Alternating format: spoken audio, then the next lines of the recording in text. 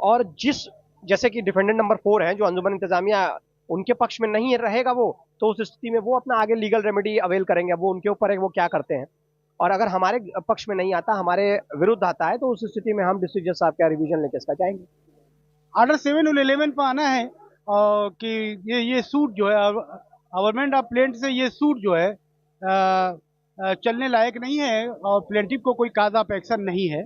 इसी पर 7-11 पर भी फिर ही ऑर्डर आना है। प्लेंट रिजेक्ट होना चाहिए। 7-11 में प्लेंट रिजेक्ट होता है।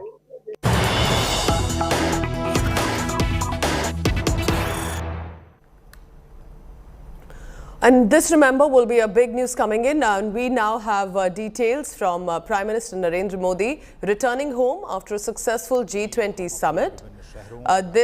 These are the latest visuals on your screen right now. This is during which he had held a series of bilaterals, including one with new UK Prime Minister Rishi Sunak, and officially taking over presidency from Indonesia for the G20 2023 summit. This, remember, has been a very significant G20 summit. It's not just about meeting the netas or the top leadership of across the world, the prime ministers and the president of other countries, at least 10 world leaders. It is also about an opportunity for India to showcase its best, specifically in the past few years and 2 years of the pandemic. With the ongoing war in Ukraine, the inflation, the consequences of the war, India managed its stability despite so many issues, and that perhaps is a reflection of a new India and a new world leader emerging in the global order.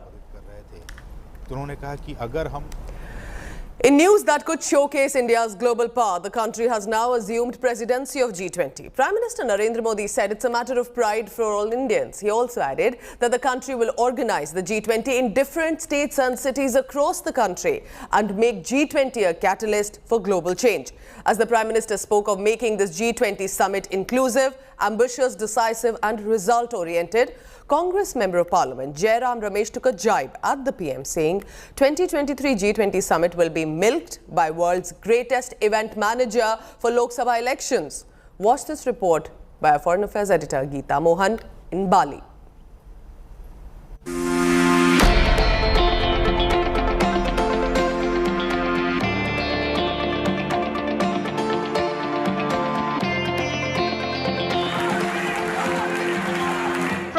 Shakes to the beaming smiles, to the friendly waves, to the unmissable body language. And the throne of the leadership I convey to Prime Minister Modi of India. India's arrival on the high chair of the G20 has been a high-profile one.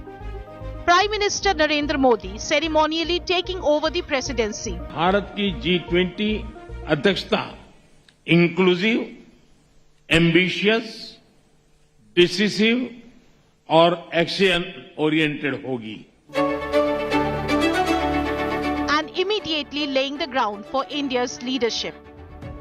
The two-day summit in Bali has been one long chain of viral images, including this evocative stopover at one of Bali's famous mangroves, a signal on sustainable living and climate change.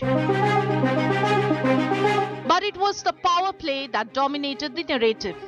From Modi's informal chat with Chinese President Xi Jinping, their first handshake since the Galwan clash, to a heartfelt meet with the new Indian origin PM of Britain. Prime Minister Modi made an excellent speech at the close of the summit, and there's a lot of positivity about about all the positive things that have come out of this summit. With Modi overseeing India's turn at the G20 high chair, he also provided a glimpse of what India's presidency would look like in 2023. G20 की अध्यक्षता ग्रहण करना हर भारतीय के लिए गर्व का अवसर है. हम अपने देश के विभिन्न शहरों और राज्यों में G20 की बैठकें आयोजित करेंगे. साथ मिलकर हम G20 समूह को वैश्विक बदलाव का कैटलिस्ट बनाएंगे. While Modi crafted India's G20 vision, back in India he was under attack by the Congress party, accusing him of event management around the G20. With Geeta Mohan, Bureau Report, India Today.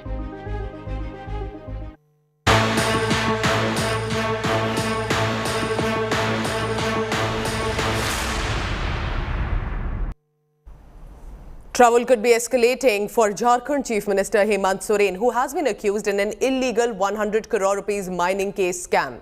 Now, the Enforcement Directorate has summoned Soren for questioning today. This after the Chief Minister's request for 3 weeks' time before appearing before the agency. CM is accused of allegedly illegally issuing mining lease to his family and aide, and he is also charged with receiving huge sum of money through shell companies and corruption in disbursement of central scheme funds in 2010. 47 search operations have been conducted in the case so far. Seizures include a folder with bank details of the Soren family.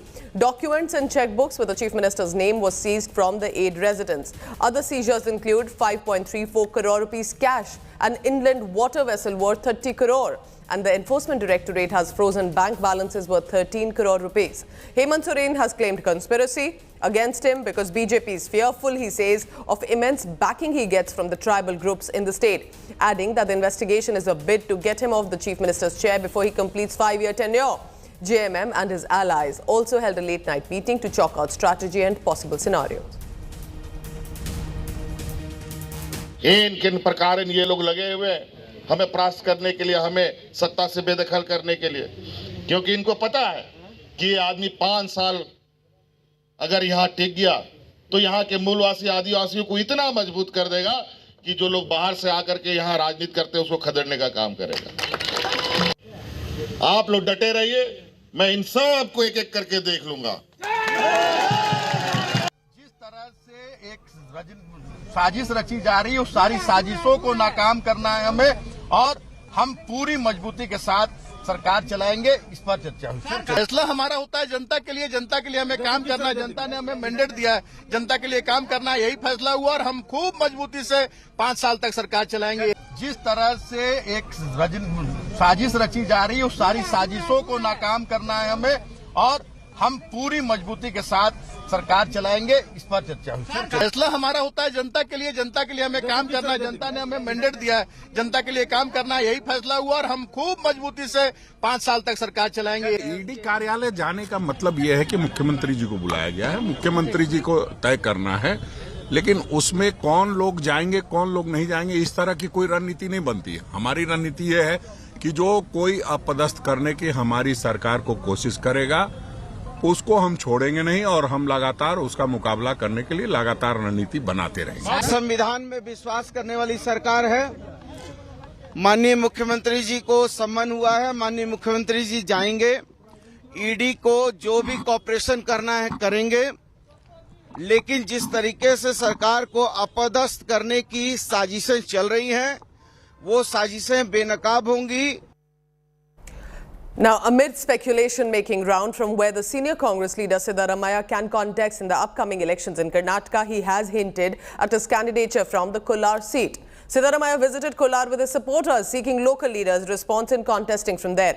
His visit in Kolar, however, has ignited a war of word in the poll-bound state, because opposition is calling it a vagabond hunting for a seat that will hold no defeat.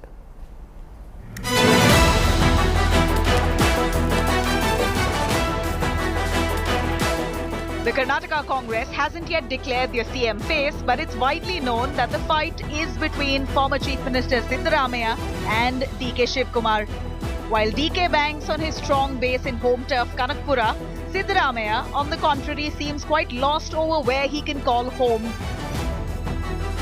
While Sidhu eyes at being the Congress's CM face yet again, the question is, does he really have the capacity to even win an assembly constituency as of today?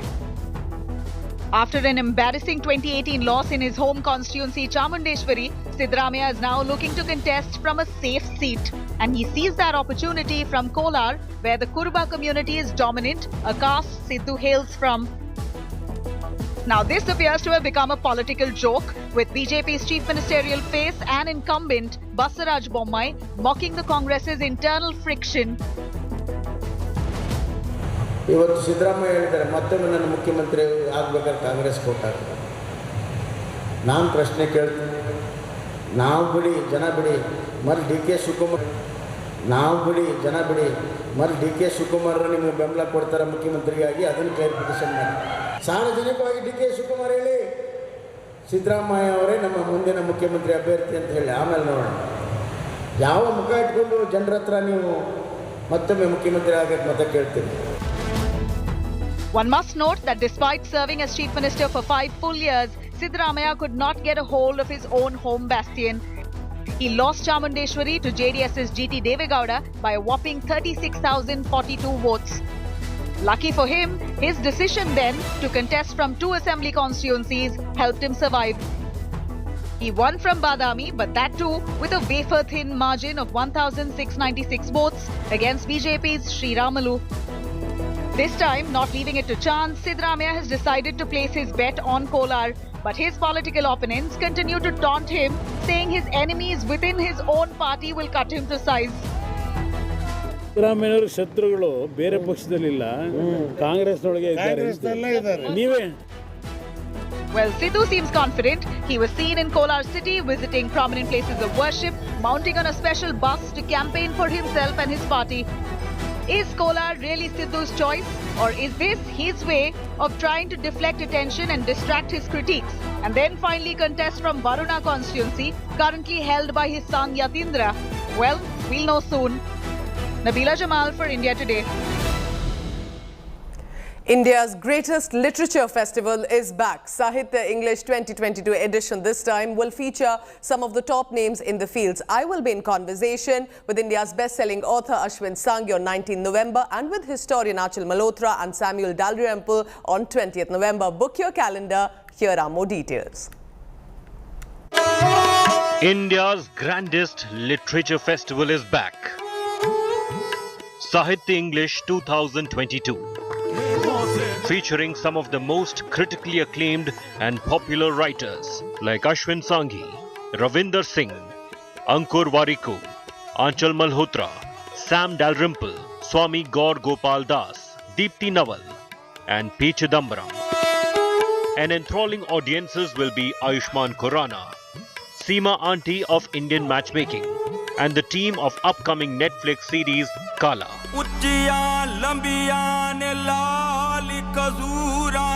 And entertainment with Kutle Khan,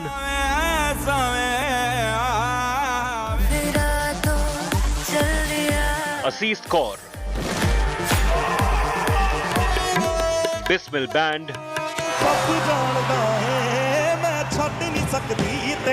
and a grand finale performance by B. Proc. So see you all at the biggest literary platform on 18th, 19th and 20th November at Major Dhyan Chand Stadium, Delhi.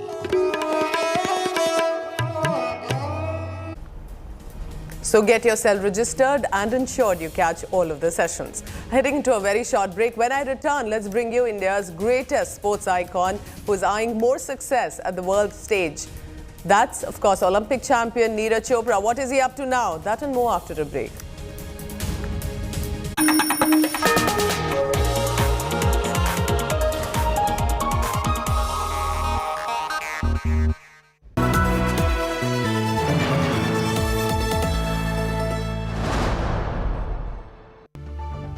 The men and women who built Indian industry, and the young guns who are shaping tomorrow's India.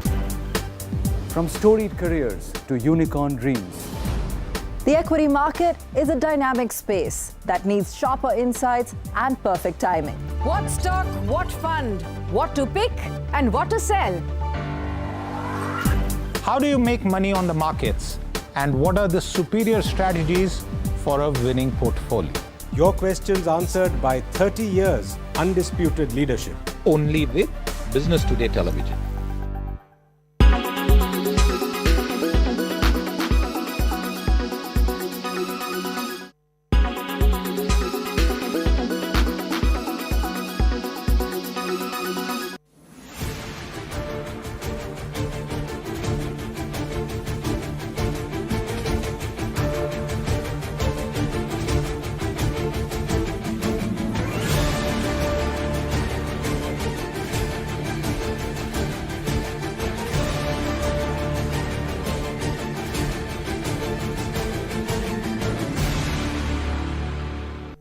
Everyone's busy finding what's trending.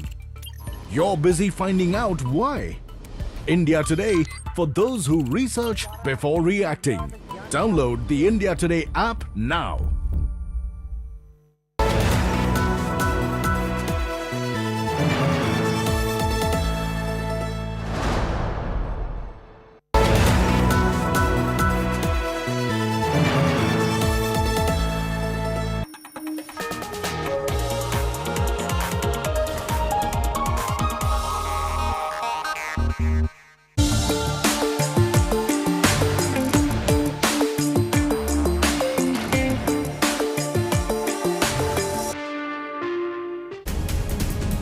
Twitter CEO Elon Musk has been taking a drastic decision. Now, there have been decisions he's taken in the past, but now giving a stern ultimatum to employees and dropping hints that he's looking for someone to lead Twitter now because he plans to take some time off from the microblogging giant website that he has taken over. Here are some of the top 5 developments. Let's bring you up to speed with that.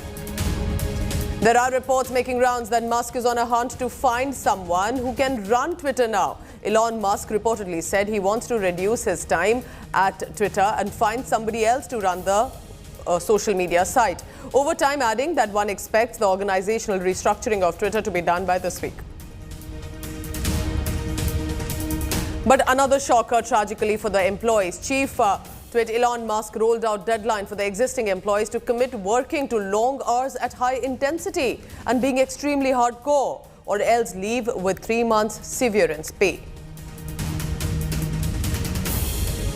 Shortly after Musk fired 3 workers for criticizing him on Twitter, reports have surfaced. Remaining employees are rushing to remove Slack messages and emoji reactions that they fear the CEO will not like. Elon Musk's mother, May Musk, urges critics to stop being mean to him. May Musk, in an interview for a documentary, described the world's richest person, that his son Elon Musk is a genius, and also said that because of his huge success, he gets a lot of hate. Jimmy Fallon asks for Elon Musk's help after a hashtag announcing that his death has happened and hashtag going viral. But the social media giant's new billionaire owner apparently snubbed the comedian. The Twitch chief replied to that, "Fix what?" Notably when the hashtag Rest in Peace Jimmy Fallon was still trending. Neeraj Chopra has had great success in the last 1 year, where he won the Olympic gold, followed by silver at the World Championship, and then finished the year with another high at the Diamond League. But what's next for India's golden boy, who has already reached pinnacle of the sporting success? Here we try to get you an answer. आपके पास world championship का medal भी है, आपके पास Olympic gold भी है, Commonwealth का भी है, एशियन गेम्स का भी है, डायमंड लीग भी है. अब आगे क्या है? रिपीट रीलोड करना ज्यादा मुश्किल है, या वो वहां पे पहुंचना मुश्किल था, या वहां पे मेंटेन करना ज्यादा मुश्किल रहेगा? नहीं, बिल्कुल मेंटेन करना तो काफी वो मुश्किल है, और वहां से मैं कोशिश करूंगा कि उसको इम्प्रूव करें. और अगले साल हमारी वर्ल्ड चैंपियनशिप है, एशियन गेम्स हैं, फिर ओलंपिक्स आ जाएंगे, तो फिर उसको मेंटेन के साथ साथ हम कोशिश करेंगे कि इम्प्रूव करें खुद को और ज्यादा. अभी फिटनेस पे काम करेंगे, प्रॉपर तरीके से अपनी अच्छी फिटनेस करेंगे, और अभी विंटर की हमारी ट्रेनिंग स्टार्ट होगी, हमारी कार्डियो वगैरह सब कुछ, रनिंग वगैरह. उसके बीच में कोशिश करेंगे थोड़ा विंटर स्पोर्ट भी ट्राई कर ले स्विट्जरलैंड में जाके. मैं ये बात बता देता हूँ कि नीरज चोपड़ा स्विट्जरलैंड टूरिज्म के फ्रेंडशिप एम्बेसडर बने हैं. उनको रिसेंटली ये फ्रेंडशिप एम्बेसडर अपॉइंट किया गया है स्विट्जरलैंड टूरिज्म की तरफ से. तो नीरज, ये फ्रेंडशिप एम्बेसडर होता क्या है? सीधे सीधे हम तो सुनते थे यार एम्बेसडर अपॉइंट कर दिया है कुछ. ये फ्रेंडशिप एम्बेसडर क्या होता है? स्विट्जरलैंड तो वैसे भी इतनी सुंदर जगह है, इतनी अच्छी जगह है, जहाँ पे मतलब सब कुछ ही फ्रेंडशिप में हो जाता है. नहीं, बिल्कुल जी, जो भी होता है, पर मुझे बहुत एक ऑनर फील हो रहा है कि ऐसी कंट्री के लिए जो जिसमें इंडियन तो बहुत ज्यादा जाते हैं वहां पे घूमने के लिए जी. तो मेरे लिए बहुत बड़ा ऑनर है कि मैं इंडिया की तरफ से स्विट्जरलैंड में, मतलब एक वो रिप्रेजेंट करना होगा कि इंडिया को रिप्रेजेंट कर रहे हैं वहां पे, स्पोर्ट्स में नहीं लेकिन घूमने फिरने के लिए, कि स्विट्जरलैंड आओ और यहाँ पे घूमो फिरो, एडवेंचर स्पोर्ट करो. तो वो एक बहुत ही मेरे लिए एक रिस्पेक्ट की बात है. और मैं सभी जो भी है, मैं अपनी पूरी फैमिली को भी घुमाऊंगा, और जितने लोग हैं मैं सबको जो मुझे मिलेंगे मैं इस चीज के बारे में बताऊंगा. I'm wrapping up this bulletin for now. For further news and updates, you can always log on to indiatoday.in for all the latest. Thank you.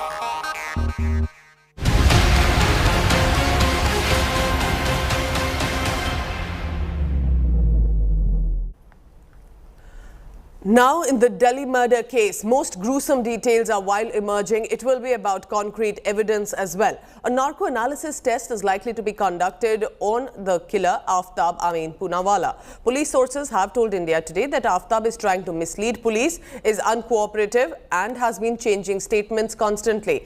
Delhi cops are still trying to hunt for the clues remaining and they will be demanding an extension of the custody today.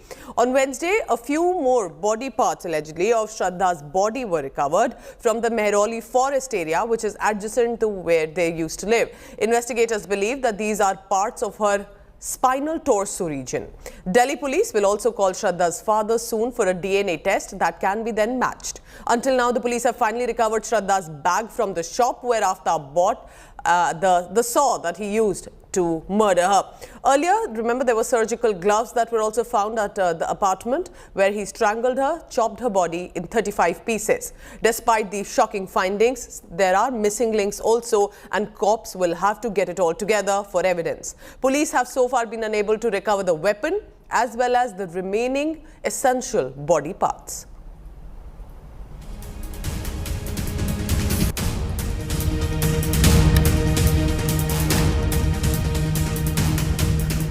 Every day in this murder case of Shraddha, there are just murkier, uglier details emerging. Just days after Aftab was eventually arrested by Delhi police after evading it for 6 months, there was a chilling confession. He did tell the police that he tried earlier as well in the past to kill this young woman, but at that point he had changed his mind. But it was specifically the argument of marriage that she wanted to have that had led to the killing.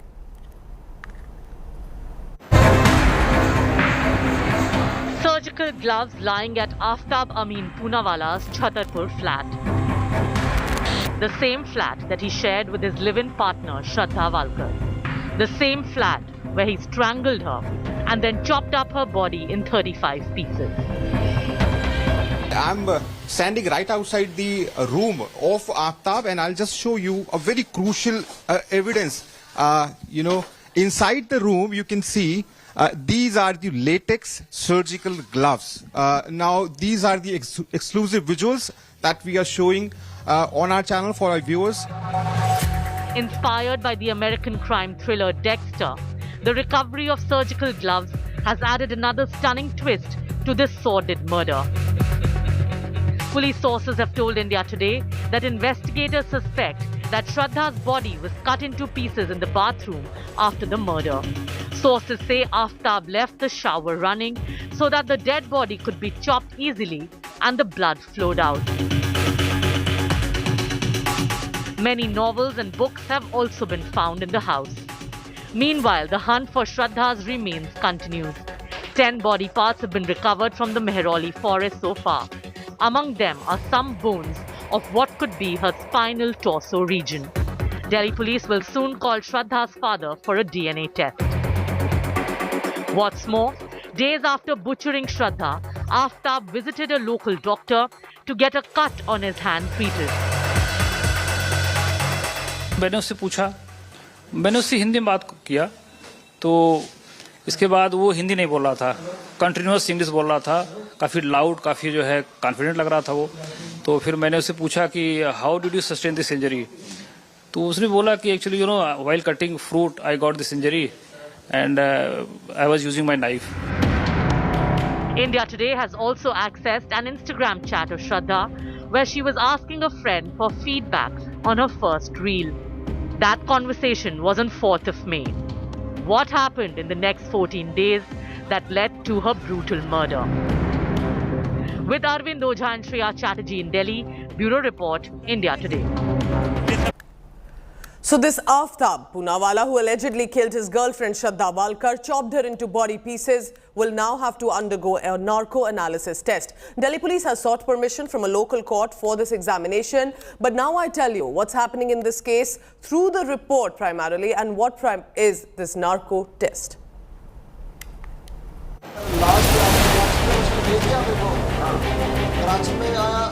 Modern world's clinical interrogation, the narco-analysis examination, is one of the trusted methods used by investigators against a non-cooperative accused. But what is a narco test? It is a psychological test with scientific tools. Sodium pentothal IV drug is given to the suspect. The patient turns dissociated. The suspect is questioned in this sedated state. The uninhibited patient reveals the truth. This whole process is done under the supervision of a doctor. Narco-analysis is like other scientific techniques like lie detector tests used by investigators.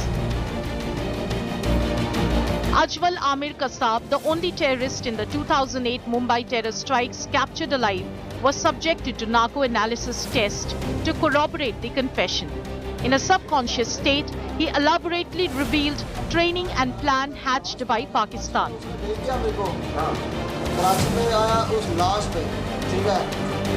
Between 2008 and 2010, Noida dentist Dr. Rajesh Talwar, his wife Nupur, and also compounder Krishna underwent the test as suspects in the Arushi murder case, but the results were inconclusive. In 2007, Moninder Singh Pandher and his servant Surender Kohli also had to face the same examination at the Directorate of Forensic Science Lab to establish involvement in serial murders of women and children in Nithari Bungalow. They were convicted later. Bureau Report, India Today. Varanasi court will be giving its verdict on a plea seeking shivling worship at the Gyanvapi mosque premises. Now, the Varanasi court is set to deliver the verdict on a plea that is seeking permission to worship the claimed shivling that was, remember, found inside the complex. Now, Varanasi civil judge Mahendra Pandey will render the decision, which was postponed earlier till November 17th. Petition initially filed in the court of civil judge Ravi Kumar Devakar was transferred to fast track court on 25th May by the Varanasi district judge A.K. Vishwesh. The plea has been filed by three netas or three members of the Vishwa Vedic Sanatan Sangh, including International General Secretary Kiran Singh. Petition mainly sought three demands: to worship the Hindu side's Swambhu Jyotirling Bhagwan Vishweshwar with immediate effect, absolute handing over of the complex to members of the Hindu community. The plea also sought a ban on the entry of members of Muslim community into the complex. देखिए, अगर ये हमारे पक्ष में आता है तो उस स्थिति में सूट आगे प्रोसीड करेगा, और जैसे कि डिफेंडेंट नंबर 4 है जो अंजुमन इंतजामिया, उनके पक्ष में नहीं रहेगा वो, तो उस स्थिति में वो अपना आगे लीगल रेमेडी अवेल करेंगे। वो उनके ऊपर है वो क्या करते हैं। और अगर हमारे पक्ष में नहीं आता, हमारे विरुद्ध आता है, तो उस स्थिति में हम डिस्ट्रिक्ट जज साहब का रिवीजन लेके इसका जाएंगे। ऑर्डर 7 और 11 पर आना है कि ये सूट जो है गवर्नमेंट ऑफ प्लेंट से, ये सूट जो है चलने लायक नहीं है और प्लेंटिव को कोई काज ऑफ एक्शन नहीं है। इसी पर 7-11 पे भी फिर ही ऑर्डर आना है। प्लेंट रिजेक्ट होना चाहिए। 7-11 में प्लेंट रिजेक्ट होता है।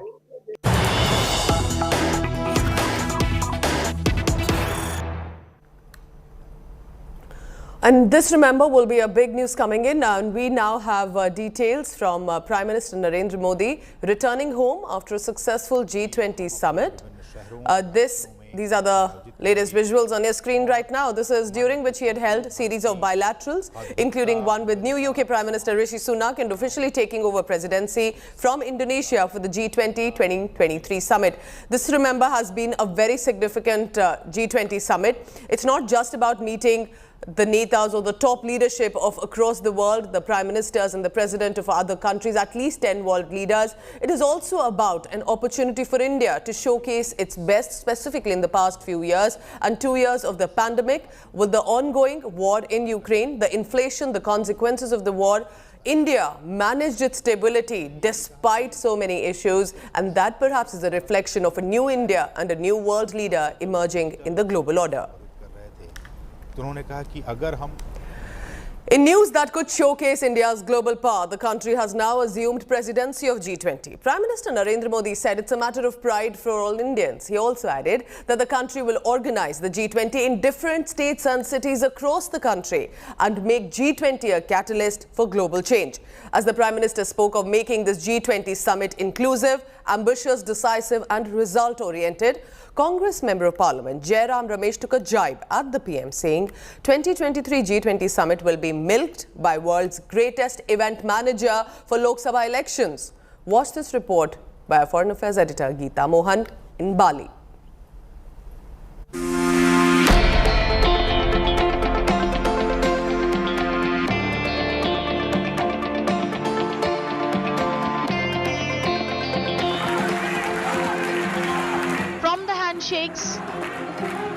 to the beaming smiles, to the friendly waves, to the unmissable body language. And the throne of the leadership I convey to Prime Minister Modi of India. India's arrival on the high chair of the G20 has been a high-profile one.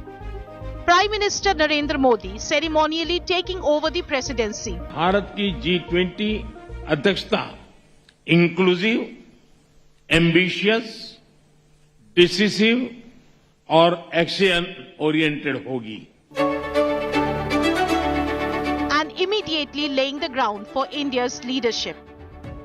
The two-day summit in Bali has been one long chain of viral images, including this evocative stopover at one of Bali's famous mangroves, a signal on sustainable living and climate change. But it was the power play that dominated the narrative. From Modi's informal chat with Chinese President Xi Jinping, their first handshake since the Galwan clash, to a heartfelt meet with the new Indian origin PM of Britain. Prime Minister Modi made an excellent speech at the close of the summit, and there's a lot of positivity about about all the positive things that have come out of this summit. With Modi overseeing India's turn at the G20 high chair, he also provided a glimpse of what India's presidency would look like in 2023. G20 की अध्यक्षता ग्रहण करना हर भारतीय के लिए गर्व का अवसर है. हम अपने देश के विभिन्न शहरों और राज्यों में G20 की बैठकें आयोजित करेंगे. साथ मिलकर हम G20 समूह को वैश्विक बदलाव का कैटलिस्ट बनाएंगे. While Modi crafted India's G20 vision, back in India he was under attack by the Congress party, accusing him of event management around the G20. With Geeta Mohan, Bureau Report, India Today.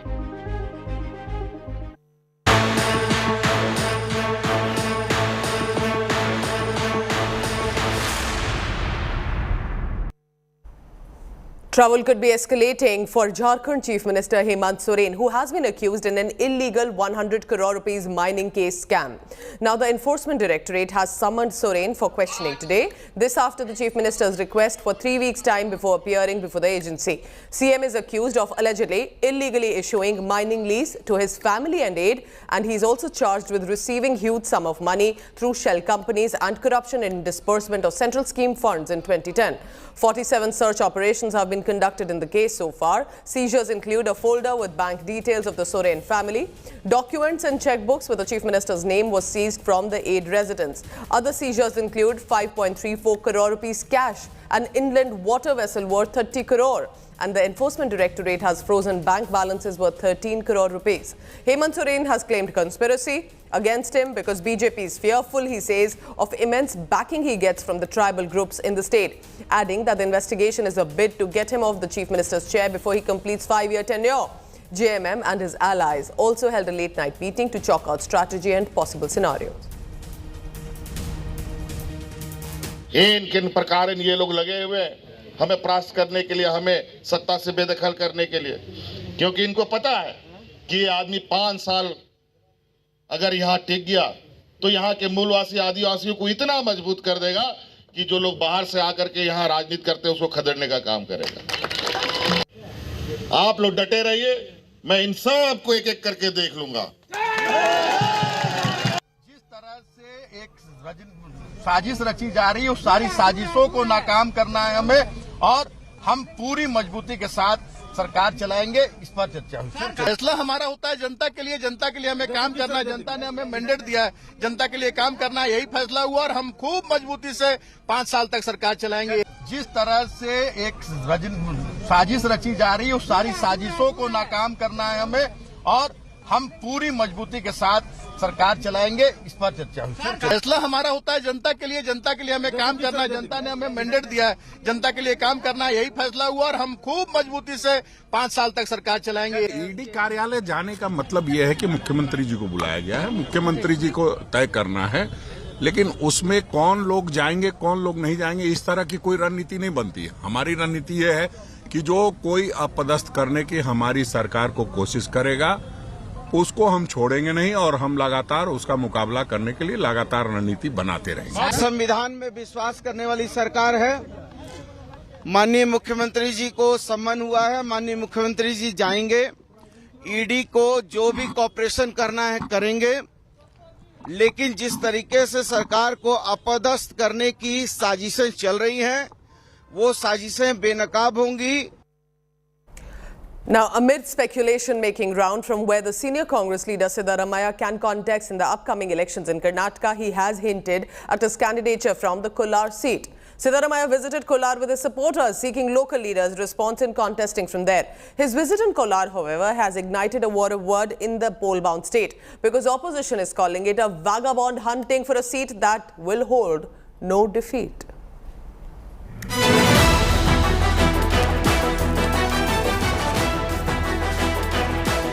The Karnataka Congress hasn't yet declared their CM face, but it's widely known that the fight is between former Chief Minister Siddaramaiah and DK Shivkumar. While DK banks on his strong base in home turf Kanakpura, Siddaramaiah, on the contrary, seems quite lost over where he can call home. While Sidhu eyes at being the Congress's CM face yet again, the question is, does he really have the capacity to even win an assembly constituency as of today? After an embarrassing 2018 loss in his home constituency Chamundeshwari, Siddaramaiah is now looking to contest from a safe seat. And he sees that opportunity from Kolar, where the Kurba community is dominant, a caste Sidhu hails from. Now this appears to have become a political joke, with BJP's chief ministerial face and incumbent Basaraj Bommai mocking the Congress's internal friction. ಇವತ್ತು ಸಿದ್ದರಾಮಯ್ಯ ಹೇಳಿದ್ದಾರೆ ಮತ್ತೊಮ್ಮೆ ನನ್ನ ಮುಖ್ಯಮಂತ್ರಿ ಆಗಬೇಕಾದ್ರೆ ಕಾಂಗ್ರೆಸ್ ಕೊಟ್ಟಾರೆ. ನಾನು ಪ್ರಶ್ನೆ ಕೇಳ್ತೀನಿ, ನಾವು ಬಿಡಿ ಜನ ಬಿಡಿ, మరి ಡಿ ಕೆ ಶಿವಕುಮಾರ್ ನಿಮಗೆ ಬೆಂಬಲ ಕೊಡ್ತಾರೆ ಮುಖ್ಯಮಂತ್ರಿಯಾಗಿ, ಅದನ್ನು ಕ್ಲಾರಿಫಿಕೇಶನ್ ಮಾಡಿ. ಸಾರ್ವಜನಿಕವಾಗಿ ಡಿ ಕೆ ಶಿವಕುಮಾರ್ ಹೇಳಿ ಸಿದ್ದರಾಮಯ್ಯ ಅವರೇ ನಮ್ಮ ಮುಂದಿನ ಮುಖ್ಯಮಂತ್ರಿ ಅಭ್ಯರ್ಥಿ ಅಂತ ಹೇಳಿ, ಆಮೇಲೆ ನೋಡೋಣ. ಯಾವ ಮುಖ ಇಟ್ಕೊಂಡು ಜನರ ಹತ್ರ ನೀವು ಮತ್ತೊಮ್ಮೆ ಮುಖ್ಯಮಂತ್ರಿ ಆಗಕ್ಕೆ ಮತ ಕೇಳ್ತೀರಿ? One must note that despite serving as Chief Minister for 5 full years, Siddaramaiah could not get a hold of his own home bastion.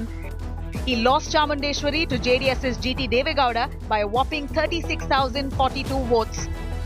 Lucky for him, his decision then to contest from 2 assembly constituencies helped him survive. He won from Badami, but that too with a wafer-thin margin of 1,696 votes against BJP's Sri Ramalu. This time, not leaving it to chance, Siddaramaiah has decided to place his bet on Kolar. But his political opponents continue to taunt him, saying his enemies within his own party will cut him to size. ಸಿದ್ದರಾಮಯ್ಯನವರ ಶತ್ರುಗಳು ಬೇರೆ ಪಕ್ಷದಲ್ಲಿಲ್ಲ, ಕಾಂಗ್ರೆಸ್ನೊಳಗೆ ಇದ್ದಾರೆ. ನೀವೇ Well, Sidhu seems confident. He was seen in Kolar city visiting prominent places of worship, mounting on a special bus to campaign for himself and his party. Is Kolar really Sidhu's choice, or is this his way of trying to deflect attention and distract his critiques, and then finally contest from Varuna constituency, currently held by his son Yatindra? Well, we'll know soon. Nabila Jamal for India Today. India's greatest literature festival is back. Sahitya English 2022 edition this time will feature some of the top names in the fields. I will be in conversation with India's best-selling author Ashwin Sanghi on 19th November and with historian Achal Malhotra and Samuel Dalrymple on 20th November. Book your calendar. Here are more details. India's grandest literature festival is back. Sahitya English 2022. Featuring some of the most critically acclaimed and popular writers like Ashwin Sanghi, Ravinder Singh, Ankur Warikoo, Achal Malhotra, Sam Dalrymple, Swami Gaur Gopal Das, Deepthi Nawal and P. Chidambaram. And enthralling audiences will be Ayushmann Khurrana, Seema Auntie of Indian Matchmaking and the team of upcoming Netflix series Kala.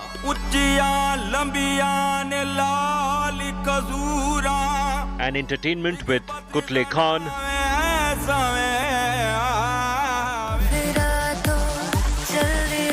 Aziz Kaur,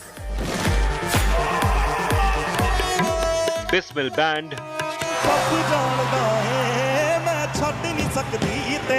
and a grand finale performance by B Proc. So see you all at the biggest literary platform on 18th, 19th and 20th November at Major Dhyan Chand Stadium, Delhi. So get yourself registered and ensured you catch all of the sessions. Heading into a very short break. When I return, let's bring you India's greatest sports icon who's eyeing more success at the world stage. That's, of course, Olympic champion Neeraj Chopra. What is he up to now? That and more after a break.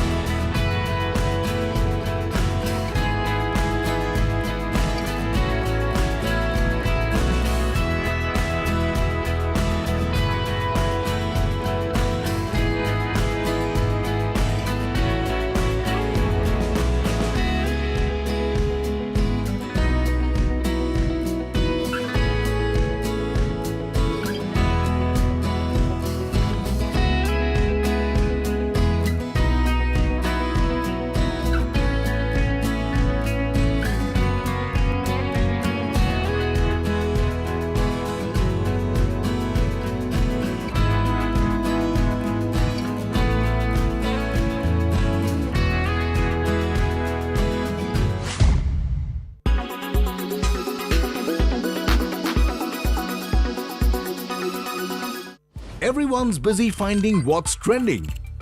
You're busy finding out why. India Today, for those who research before reacting. Download the India Today app now. Make your media plan smarter with India Today Live TV on your connected devices. Amplify your brand with 100 million smart internet viewers. To advertise, mail us at sales@aajtak.com. Everyone's busy finding what's trending. You're busy finding out why. India Today, for those who research before reacting. Download the India Today app now.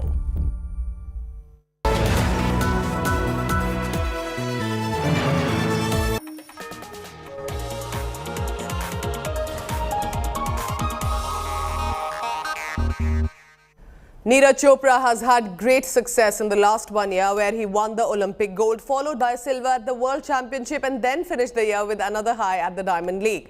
But what's next for India's golden boy who has already reached pinnacle of the sporting success? Here we try to get you an answer. आपके पास world championship का medal भी है, आपके पास Olympic gold भी है, Commonwealth का भी है, एशियन गेम्स का भी है, डायमंड लीग भी है. अब आगे क्या है? रिपीट रीलोड करना ज्यादा मुश्किल है या वो वहां पे पहुंचना मुश्किल था या वहां पे मेंटेन करना ज्यादा मुश्किल रहेगा? नहीं, बिल्कुल मेंटेन करना तो काफी वो मुश्किल है और वहां से मैं कोशिश करूंगा कि उसको इम्प्रूव करें. और अगले साल हमारी वर्ल्ड चैंपियनशिप है, एशियन गेम्स हैं, फिर ओलंपिक्स आ जाएंगे, तो फिर उसको मेंटेन के साथ साथ हम कोशिश करेंगे कि इम्प्रूव करें खुद को और ज्यादा. अभी फिटनेस पे काम करेंगे, प्रॉपर तरीके से अपनी अच्छी फिटनेस करेंगे. और अभी विंटर की हमारी ट्रेनिंग स्टार्ट होगी, हमारी कार्डियो वगैरह सब कुछ, रनिंग वगैरह.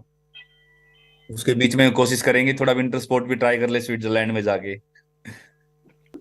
मैं ये बात बता देता हूँ कि नीरज चोपड़ा स्विट्जरलैंड टूरिज्म के फ्रेंडशिप एम्बेसडर बने हैं. उनको रिसेंटली ये फ्रेंडशिप एम्बेसडर अपॉइंट किया गया है स्विट्जरलैंड टूरिज्म की तरफ से.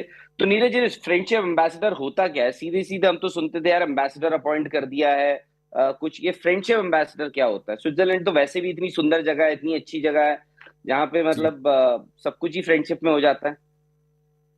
नहीं बिल्कुल जी, जो भी होता है, पर मुझे बहुत एक ऑनर फील हो रहा है कि ऐसी कंट्री के लिए जो जिसमें इंडियन तो बहुत ज्यादा जाते हैं वहां पे घूमने के लिए जी। तो मेरे लिए बहुत बड़ा ऑनर है कि मैं इंडिया की तरफ से स्विट्जरलैंड में, मतलब एक वो रिप्रेजेंट करना होगा कि इंडिया को रिप्रेजेंट कर रहे हैं वहां पे, स्पोर्ट्स में नहीं लेकिन घूमने फिरने के लिए कि स्विट्जरलैंड आओ और यहाँ पे घूमो फिरो, एडवेंचर स्पोर्ट करो। तो वो एक बहुत ही मेरे लिए एक रिस्पेक्ट की बात है। और मैं सभी जो भी है, मैं अपनी पूरी फैमिली को भी घुमाऊंगा और जितने लोग हैं मैं सबको जो जो मुझे मिलेंगे मैं इस चीज के बारे में बताऊंगा।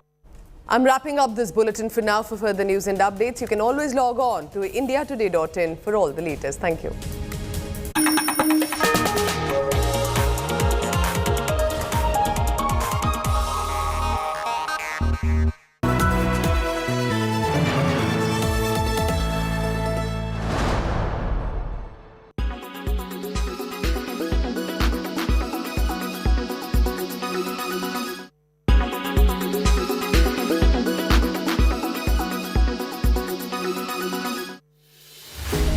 With every sunrise comes new beginnings, new opportunities and new stories. And that's why we're first up. While you're sleeping, we're hard at work to ensure you get the perfect news shot every morning. Get you all the updates. Our morning mission to get you news that's fresh and packed with flavor. Watch First Up every weekday morning with me, Akshata Nandagopal, right here on India Today.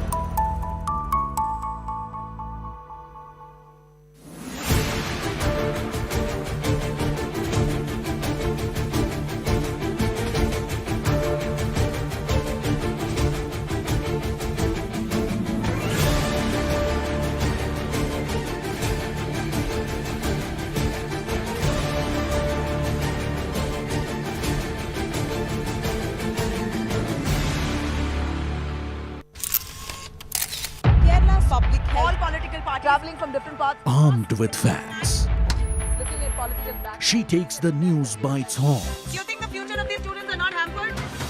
Fierce, bold, and direct, setting the tone for the biggest stories from every corner and every angle. Expect nothing but the unfiltered truth. News first, niceties later. Watch me, Nabila Jamal, on India Today.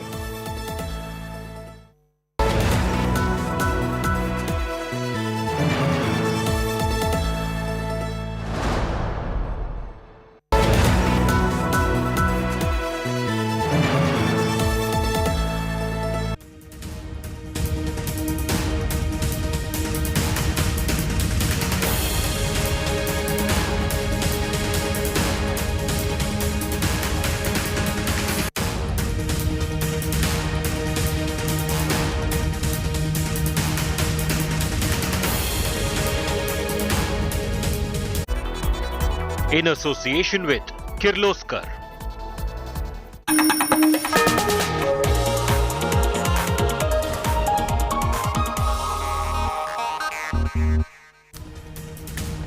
Good morning and welcome. Thank you for tuning in. It's your day to rise and shine. But first up, the news with me, Pooja Shali. Let's begin first with the headlines. 3 days on, police continue to hunt for now concrete evidence against Aftab in Shraddha's butchery. Cops are now getting a narco test and have gotten approval. Bones, meanwhile, recovered from forest to be matched with Shraddha's father DNA. Big day in Gyanvapi case. Varanasi court to pronounce verdict on the Hindu side plea seeking approval to worship the claimed Shivling.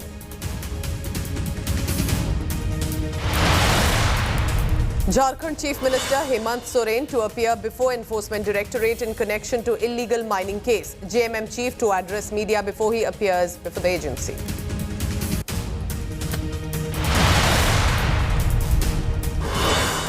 Weeks after taking over Twitter, Elon Musk hints at handing over the reign to someone else to manage to reduce his time running the microblogging giant site.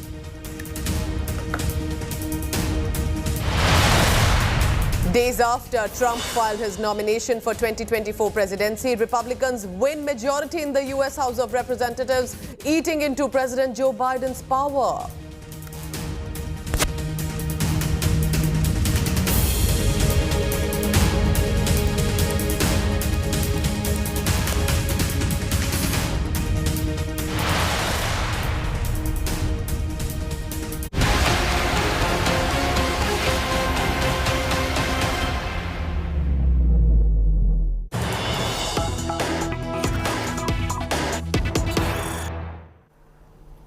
While the investigation are on, first images now on your screen coming up of Aftab, the accused who's been taken to the apartment. This is for recreation of the crime scene.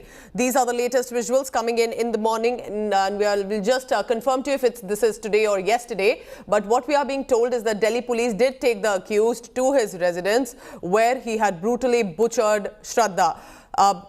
I can in fact now verify to you this is November 16th, yesterday's visual. He was taken to the apartment, as the investigators are now revealing, because you have to create and recreate the scene about what exactly would have happened. Remember, this happened 6 months ago. For 6 months, the young woman who had left her family in Maharashtra, coming to live with him despite opposition from the father, was living with him, goes missing. For 6 months, this young man takes no action until a friend notices that she's not confirming if she's alive, she's not updating her social media status, she's not available, and then via the father, they approach the police. This young man's apartment in the south part of Delhi, that is where the cops have now taken him to recreate the scenario where he allegedly butchered Shraddha. Remember, not just killed her, but chopped her into pieces and then disposed it off.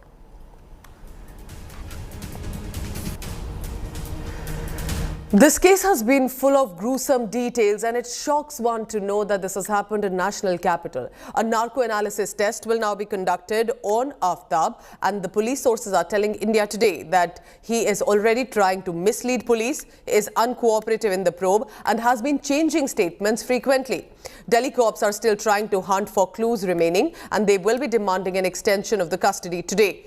On Wednesday, remember, as tragic as this sounds, a few more body parts of Shraddha's body were recovered from the Mehrauli forest, which is nearby where they used to live. Investigators believe these are parts of the spinal torso area. But the Delhi police will have to call Shraddha's father soon to get a DNA test done and confirm with the test reports. Until now, the police have finally recovered Shraddha's bag from the shop where Aftab bought the saw that he used in a murder. Surgical gloves have also been found at the Chhatarpur apartment, where he allegedly strangled her and chopped her body in pieces, 35 pieces, according to investigators.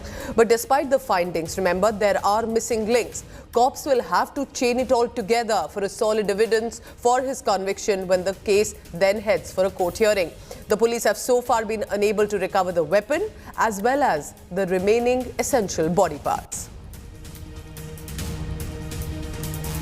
My colleague Rahul Gautam has been constantly tracking this big story. Rahul, you went to the apartment as well, tried to get us visuals, and I understand it must be logged right now. But there are missing links, and most important will be, one, the body parts to be accessed again, DNA test, and an evidence to prove that he is the one who has killed her beyond the confession. What are you picking up from the probe? Well, Pooja, I'm standing right outside the residence of Aftab. You can see this is the house number 93/1, street number 160 feet road, Chhatarpur, Pahari, New Delhi. And this is the same house where Aftab was staying with Shraddha. And you rightly pointed out that there's still a lot of work pending before Delhi police, given the fact that there are many pieces that are still missing. For example, there are many things which are yet to be recovered. For example, the chopper or the knife that was used to chop off the body of Shraddha is yet to be recovered. Then obviously the missing, the remaining body parts of Shraddha are yet to be recovered. Now the Delhi police is obviously claiming that they have got a very watertight case, given the fact that the electronics shop owner, Mr. Tilak Raj, and the home appliances shop owner, they both have identified from where Aftab bought a refrigerator and allegedly a knife also to chop off the body. Now obviously this is certainly going to help police to build a watertight case against Aftab. Now today Delhi police will be producing Aftab in Saket court, wherein they would be seeking maximum remand for Aaftab so that these things could be recovered. And obviously, the court would also be seeking an explanation from Delhi police as to why they actually need a narco test also. And if the court permits, and what we are learning from our sources, that if court permits, then at Ambedkar Hospital, a narco test analysis would be conducted upon Aaftab to piece in the information and to connect the missing dots, and then only we could be knowing that what really led to this unfortunate incident. As far as Aaftab is concerned, as we've been reporting earlier also, that he tried to mislead police earlier, saying that Shraddha had left him way back in the month of May, but it was only when he was put on intense questioning he confessed to this grisly crime and then narrated the entire ordeal. So you can expect that there's a lot of work which is pending before the Delhi police, and obviously there are many things which are yet to be recovered, and police needs to connect these missing dots so that they could have a exact chain of sequence of events and evidences which could be helpful in creating establishing a very watertight case against Aaftab. And that will be very crucial, because a man who can possibly get away for 6 months after the murder will definitely have a better strategy in mind, and the cops will have also a strong case to build against him with the evidence. Stay on with me, Rahul, because it's just days after Aaftab was arrested by Delhi police. There was a confession that came that he told the police that he did try killing her earlier as well. There had been arguments, but he changed his mind because previously she had started to cry. He's claiming that the thought of killing her was on the argument of marriage, that she wanted to get married and he was constantly refusing. Surgical gloves lying at Aaftab Ameen Poonawala's Chhatarpur flat. The same flat that he shared with his live-in partner Shraddha Walkar. The same flat where he strangled her and then chopped up her body in 35 pieces. I'm standing right outside the room of Aaftab, and I'll just show you a very crucial evidence. Inside the room you can see these are the latex surgical gloves. Now these are the exclusive visuals that we are showing on our channel for our viewers. Inspired by the American crime thriller Dexter, the recovery of surgical gloves has added another stunning twist to this sordid murder. Police sources have told India Today that investigators suspect that Shraddha's body was cut into pieces in the bathroom after the murder. Sources say Aaftab left the shower running so that the dead body could be chopped easily and the blood flowed out. Many novels and books have also been found in the house. Meanwhile, the hunt for Shraddha's remains continues. 10 body parts have been recovered from the Mehrauli forest so far. Among them are some bones of what could be her spinal torso region. Delhi police will soon call Shraddha's father for a DNA test. What's more, days after butchering Shraddha, Aaftab visited a local doctor to get a cut on his hand treated. मैंने उससे पूछा, मैंने उससे हिंदी में बात किया, तो इसके बाद वो हिंदी नहीं बोल रहा था, कंटिन्यूअस इंग्लिश बोल रहा था, काफ़ी लाउड, काफ़ी जो है कॉन्फिडेंट लग रहा था वो. तो फिर मैंने उससे पूछा कि how did you sustain this injury. तो उसने बोला कि actually while cutting fruit I got this injury and I was using my knife. India Today has also accessed an Instagram chat of Shraddha where she was asking a friend for feedback on her first reel. That conversation was on 4th of May. What happened in the next 14 days that led to her brutal murder? With Arvind Ojha and Shreya Chatterjee in Delhi, Bureau Report, India Today.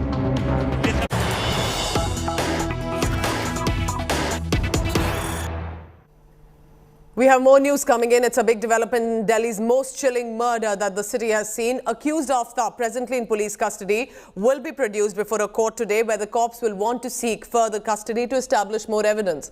The police have found new details regarding Aftab's motive to kill Shraddha. The two had been having arguments and regularly over the fight, primarily one over who would go to Mumbai and collect their belongings. So we are getting details about what precisely happened. Just remember, the two had been having arguments and fight over who will go to Mumbai and collect their belongings. They were not residents of Delhi. Just to give you a background, they were residing in Mumbai, in Maharashtra. it was after the relationship that started to face opposition and objection. For example, from Shraddha's father, who's clearly accepted that he was not okay with the relationship, but she had chosen to live with him nevertheless, and both of them together had moved to the national capital, Delhi. This, remember, appears to be any young couple in love, but this has led to a case of murder. What exactly happened? These are the details that police are now trying to stitch through. It will be, remember, earlier was a blind case, but 6 months later, the Delhi police has managed to crack it and reach to the accused.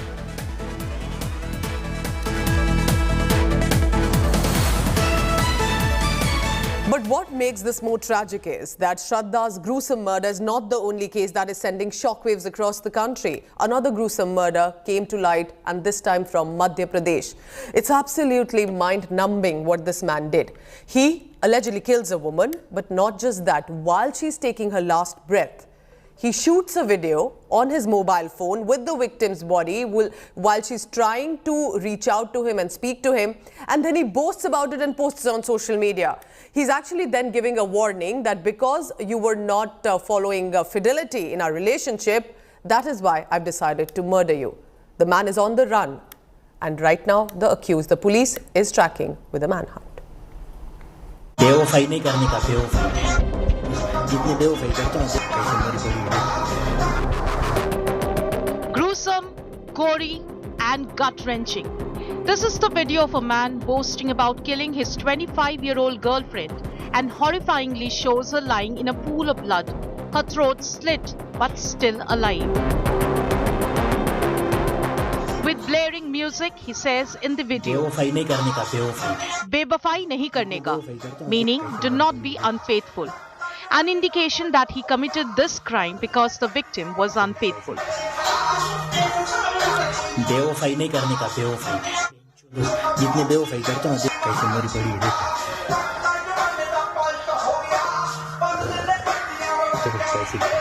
This monster Abhijit Patidar committed this act on November 8 and he's still on the run. That is right. This murderer is yet to be nabbed, and in a video he's put out on social media, he can be heard defending himself.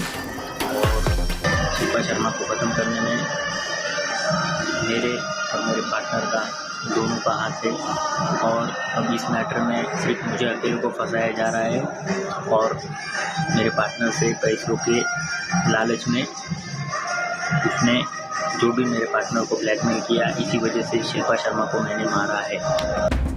Cops have arrested the man named by Abhijit in the video as he claimed he murdered 25-year-old Shilpa on the instructions of his business partner. अभी जो प्रथम दृष्टया है वहाँ पे घटनास्थल के आसपास कुछ ब्लेड्स पाई गई थी, और पीएम में भी ऐसा है कि कोई शार्प ऑब्जेक्ट का इस्तेमाल किया गया. तो अब ये पीएम के रिपोर्ट पे हम उनका एनालिसिस लेके हम उस पर अंतिम निष्कर्ष होंगे.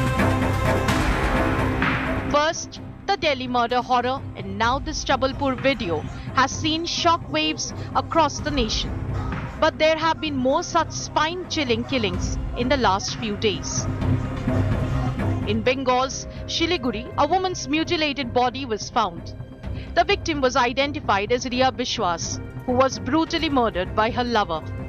The murderer, Kiran Devnath, took his own life after killing Riya and streamed it live on social media. A common thread in all of these crimes: women paying with their lives and killed by men they trusted, by their lovers for so petty reason or the other. Bureau Report, India Today.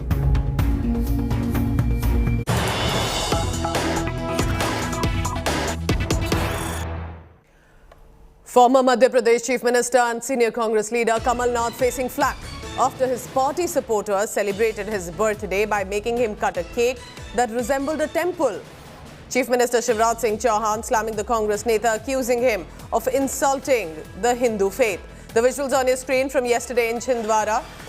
This when his birthday was being celebrated by party supporters, and in what looks like a temple is a cake that is being cut. Now the Shivraj Singh Chauhan as the Chief Minister and the party are saying that this is insulting Hindu faith. You are cutting a Hindu temple as a cake.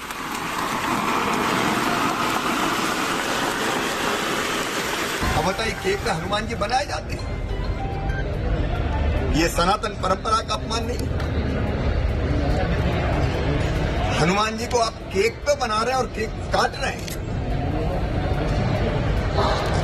ये अपमान है हिंदू धर्म का, सनातन परंपरा का, जिसको ये समाज स्वीकार नहीं करेगा।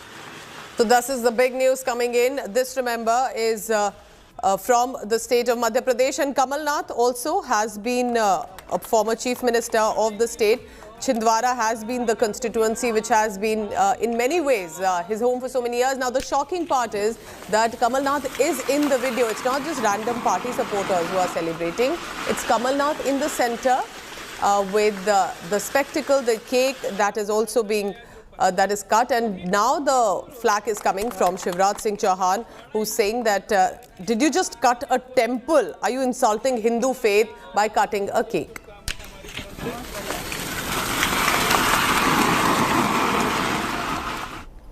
The controversy comes a day after Home Minister Amit Shah in election-bound Gujarat slammed Congress of delaying the Ram temple construction and also doubting the significance of Ayodhya. Listen in to that reaction also.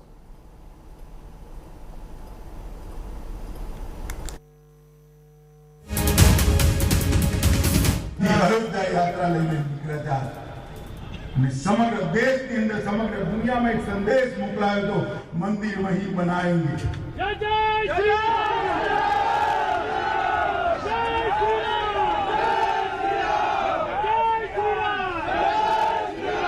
समग्र देश ना समग्र दुनिया ना आस्थावानोनी एक इच्छा कि जहाँ प्रभु श्री राम नो जन्म थयो त्या मंदिर बने। कांग्रेस से वो मेरठ ना पड़े। 10 वर्ष सत्ता में आई मनमोहन सिंह सोनिया बेन नीचे एमने पाछू એને ગુંચવાનું ચાલુ કર્યું ત્યાં સુધી તો વાજपेयी આપણને પ્રશ્ન પૂછે મંદિર વહી બનાएंगे तिथि नहीं बताएंगे।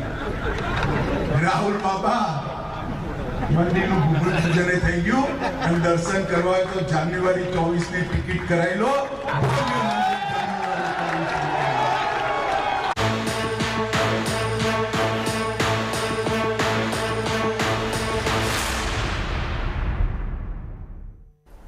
Varanasi court to give its verdict today on the plea with regard to worshipping the claimed shivling in the Gyanvapi premises. Varanasi court will deliver verdict on a plea seeking permission to allow worship of the shivling, as they are claiming to have been found inside the Gyanvapi premises, which currently also has a mosque. Varanasi civil judge Mahendra Pandey will render the decision, which was postponed till 17 November. Petition initially filed in the court of civil judge Ravi Kumar Divakar was transferred to the fast track court on 25th May by Varanasi district judge A.K. Vishwesh. The plea has been filed by 3 leaders of the Vishwa Vedic Sanatan Sangh group, including International General Secretary Kiran Singh. Petition has sought 3 demands: permission to worship the Hindu side's Swayambhu Jyotirling Bhagwan Vishweshwar with immediate effect, absolute handing over of the Gyanvapi complex to members of the Hindu community, and ban the members of the Muslim community into the premises where there is also a mosque. देखिए, अगर ये हमारे पक्ष में आता है तो उस स्थिति में सूट आगे प्रोसीड करेगा, और जैसे कि डिफेंडेंट नंबर 4 है जो अंजुमन इंतजामिया, उनके पक्ष में नहीं रहेगा वो, तो उस स्थिति में वो अपना आगे लीगल रेमेडी अवेल करेंगे। वो उनके ऊपर है वो क्या करते हैं। और अगर हमारे पक्ष में नहीं आता, हमारे विरुद्ध आता है, तो उस स्थिति में हम डिस्ट्रिक्ट जज साहब का रिवीजन लेके इसका जाएंगे। ऑर्डर 7 और 11 पर आना है कि ये सूट जो है गवर्नमेंट ऑफ प्लेंट से ये सूट जो है चलने लायक नहीं है और प्लेंटिव को कोई काज ऑफ एक्शन नहीं है। इसी पर 7-11 पे भी फिर ही ऑर्डर आना है। प्लेंट रिजेक्ट होना चाहिए। 7-11 में प्लेंट रिजेक्ट होता है। Let's go across now to India Today's Samarth Srivastav for the latest on that. Samarth, you've been tracking this case from the beginning, and today could be a big day. How has the case proceeded and how is the mood like on the ground? Well, Pooja, it could be a big day because as we know, lastly on November 17, lastly on November 12, when the fast track court had postponed in a way the judgment for this particular day, today, that means November 17, regarding the worshipping of the claimed shivling that was found in the mosque as claimed by the Hindu side, though the Muslim side kept on claiming that it's not a shivling, it's a fountain. The plea is important for the Hindu side because they have raised some some things like, number one, it was about like disallow Muslims to enter inside the mosque. Number two, it is about allow Hindus to worship that particular shivling. Number three, bear Muslims to enter inside the mosque and hand over the complete mosque to the Hindu side. So these were the claims made in the plea by the Hindu side, Vishwavaidik Sanatan Sangh. So that are the things, and that's why the Hindu side advocate kept on claiming that we are on the right track. But if court defers this particular order, the Hindu side will move forward to High Court or some other court. While the Muslim side is quite convinced that the court will defer this particular order, and in case if it doesn't go towards their side, they will also move forward. Though we also know that the Sringar Gauri case is also in the pipeline in the High Court. But at this particular time, this fast track court thing has also simultaneously happening along with that Sringar Gauri case, and that makes it because the Muslim side is very convinced. We talked to the advocates of Muslim side, they were convinced that this case won't go ahead in the fast track court today because it is something about their religion. But Hindu side is very obvious and claiming that the thing that is found inside that particular mosque is none other than a Adi Vishweshwar Shivling that has been mentioned in various Purans. That has been the claims of Hindu side advocates, and that's why this case has become an important Keep thing. tracking the latest on that, because you will be in Varanasi in just a short while when the court is set to announce the verdict, and it could be crucial about how the next day could be for Gyanvapi. Will the permission be allowed for worshipping the Shivling as many are claiming it to be, or will there be a status quo?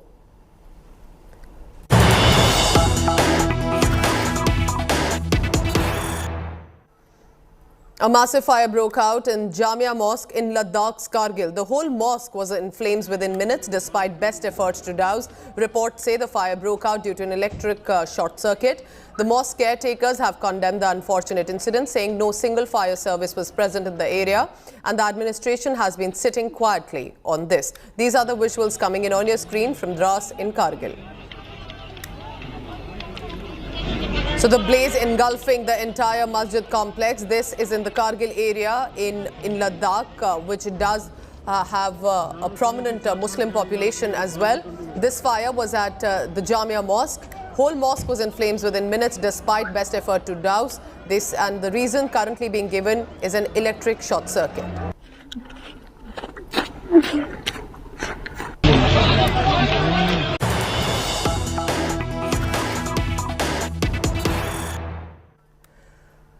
Day after, another dog attacked a 6-year-old student, a boy, and left several bite marks on his hand while he was en route to his school with his mother. The Greater Noida Authority has imposed a 10,000 rupees fine on the owner of this dog and ordered him to bear the expense of child's treatment. Take a look at this visual. The man and the dog inside the elevator, the mother and the child just heading for school in the morning. In fact, the man actually enters, as we can see, with the dog, and immediately bites the hand of the child, a 6-year-old child, and in shock, injured, while the man brings the dog to him. But the fact is, damage has been done. Remember, there are already restrictions. You cannot take your dog in the elevator when there are other people present. There are the service lifts for the dog. And importantly, you need to have a muzzle on the mouth of your pet dog, specifically if it's an aggressive breed, and therefore perhaps that restriction are still not being followed. Another child attack. What if this could have gone much worse inside the elevator when this man entered with the dog and attacking the child who's just caught shocked? Now, this owner, the parent owner of this dog, will have to not only pay 10,000 rupees, a fine that has been imposed, but he's been ordered to bear the expense of the child's treatment by the Greater Noida Authority.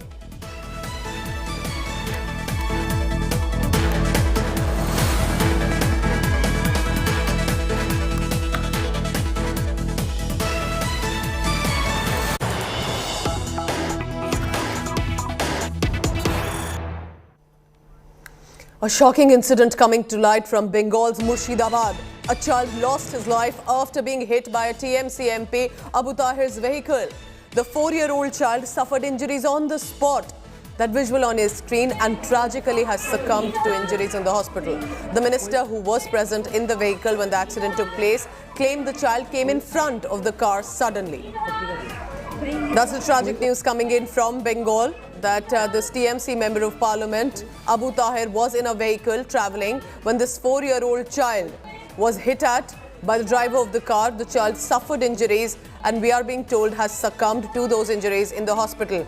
The minister was present in the car when accident took place and is claiming the child came in front of the car.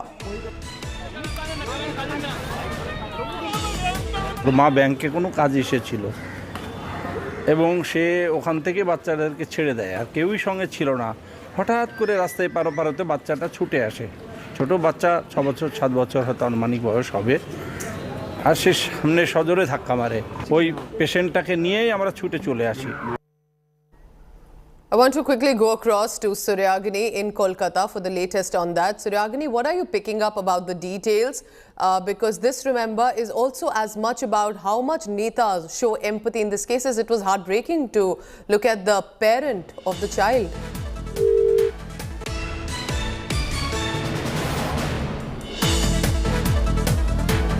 All right, we'll try and get further details in this case, but it's tragic to know that the child has passed away. And the TMC MP says it is the fault of the parents. They kept the child unattended who came in front of the car.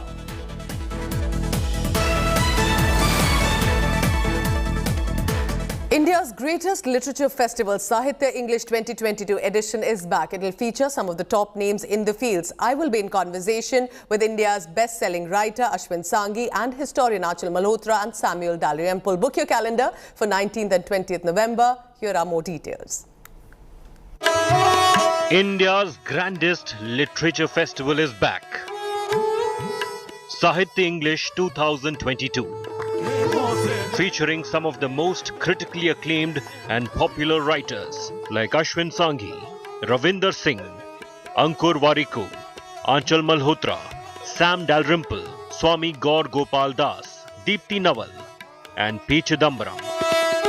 And enthralling audiences will be Ayushmann Khurrana, Seema Auntie of Indian Matchmaking and the team of upcoming Netflix series Kala.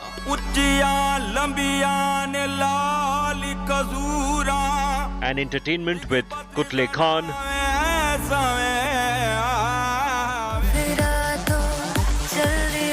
Aziz Kaur, Bismil Band,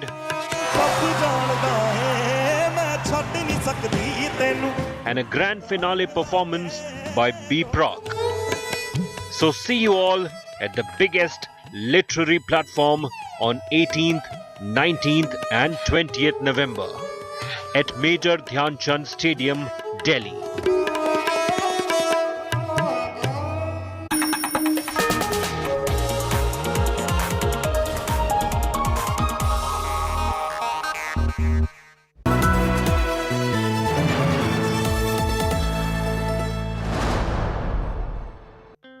The wait is over for the Business Today MTRA Best B Schools survey. More than 300 of India's best B schools compete for top honors in the most definitive guides to B schools in India. Which are the top 5 B schools? Will there be a new number 1? Who has the best placement record, the best facilities, the best technology? All this and much more in the Business Today Best B Schools survey.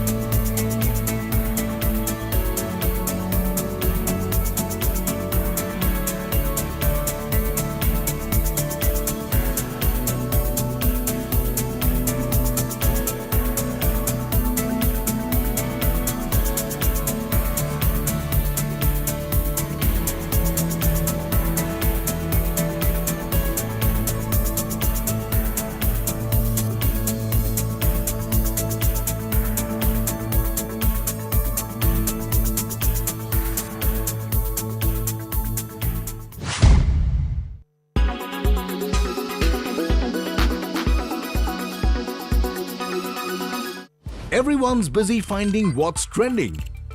You're busy finding out why. India Today, for those who research before reacting. Download the India Today app now.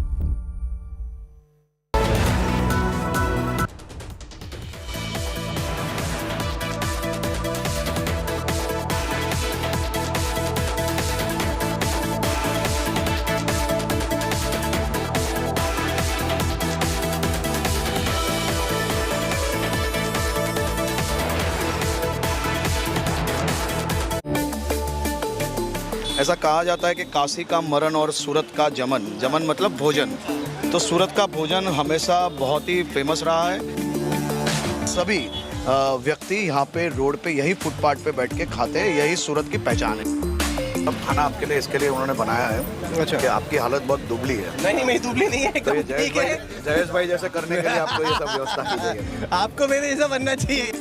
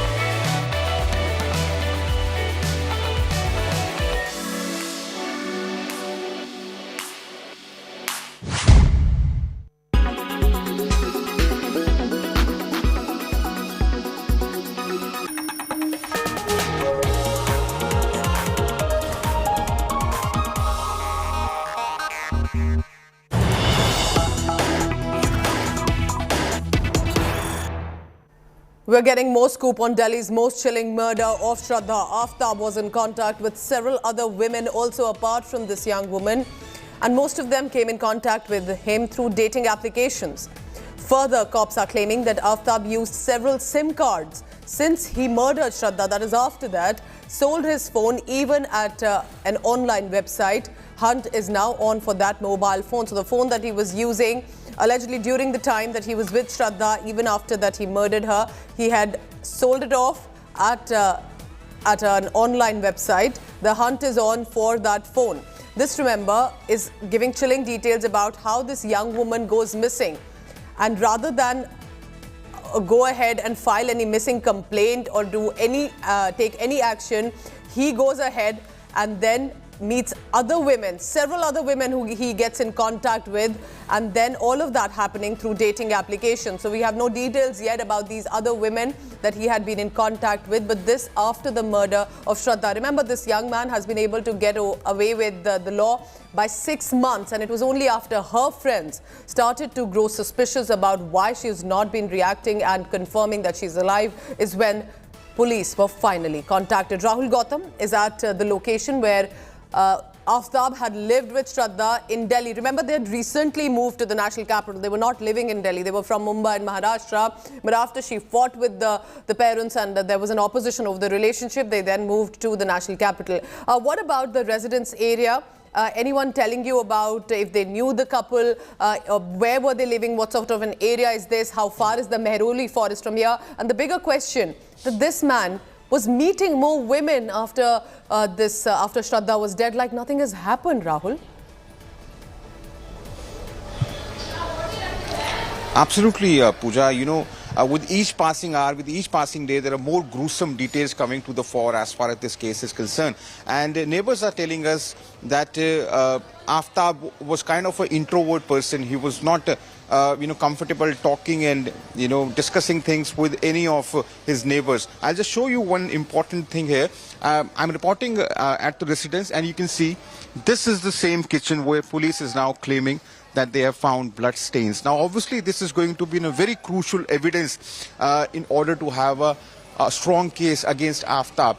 This is the same place where Aftab was staying. Remember, the couple had moved to the national capital way back in the month of May, and in fact, within 10 days of moving from Mumbai to national capital, Shraddha was murdered. Now, you rightly pointed out that even police is investigating on this theory that since Aftab was dating many girls, and there could be a possibility that he was also dating other women also while he was staying with Shraddha, which could become which might have become a bone of contention between the two, which could have led to this grisly and gruesome murder. So therefore, police is now investigating all sorts to imagine what would have happened to this young woman who was only in love and was living with this man. But clearly it appears that there's so much more that's now coming to the surface.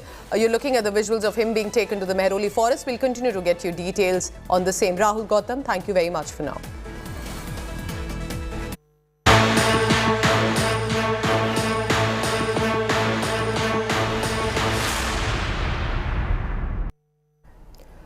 Is trouble mounting for Jharkhand Chief Minister Hemant Soren? He has been accused in an illegal 100 crore rupees mining scam. The Enforcement Directorate has summoned Soren for questioning today after Chief Minister's request for 3 weeks' time to appear before the agency.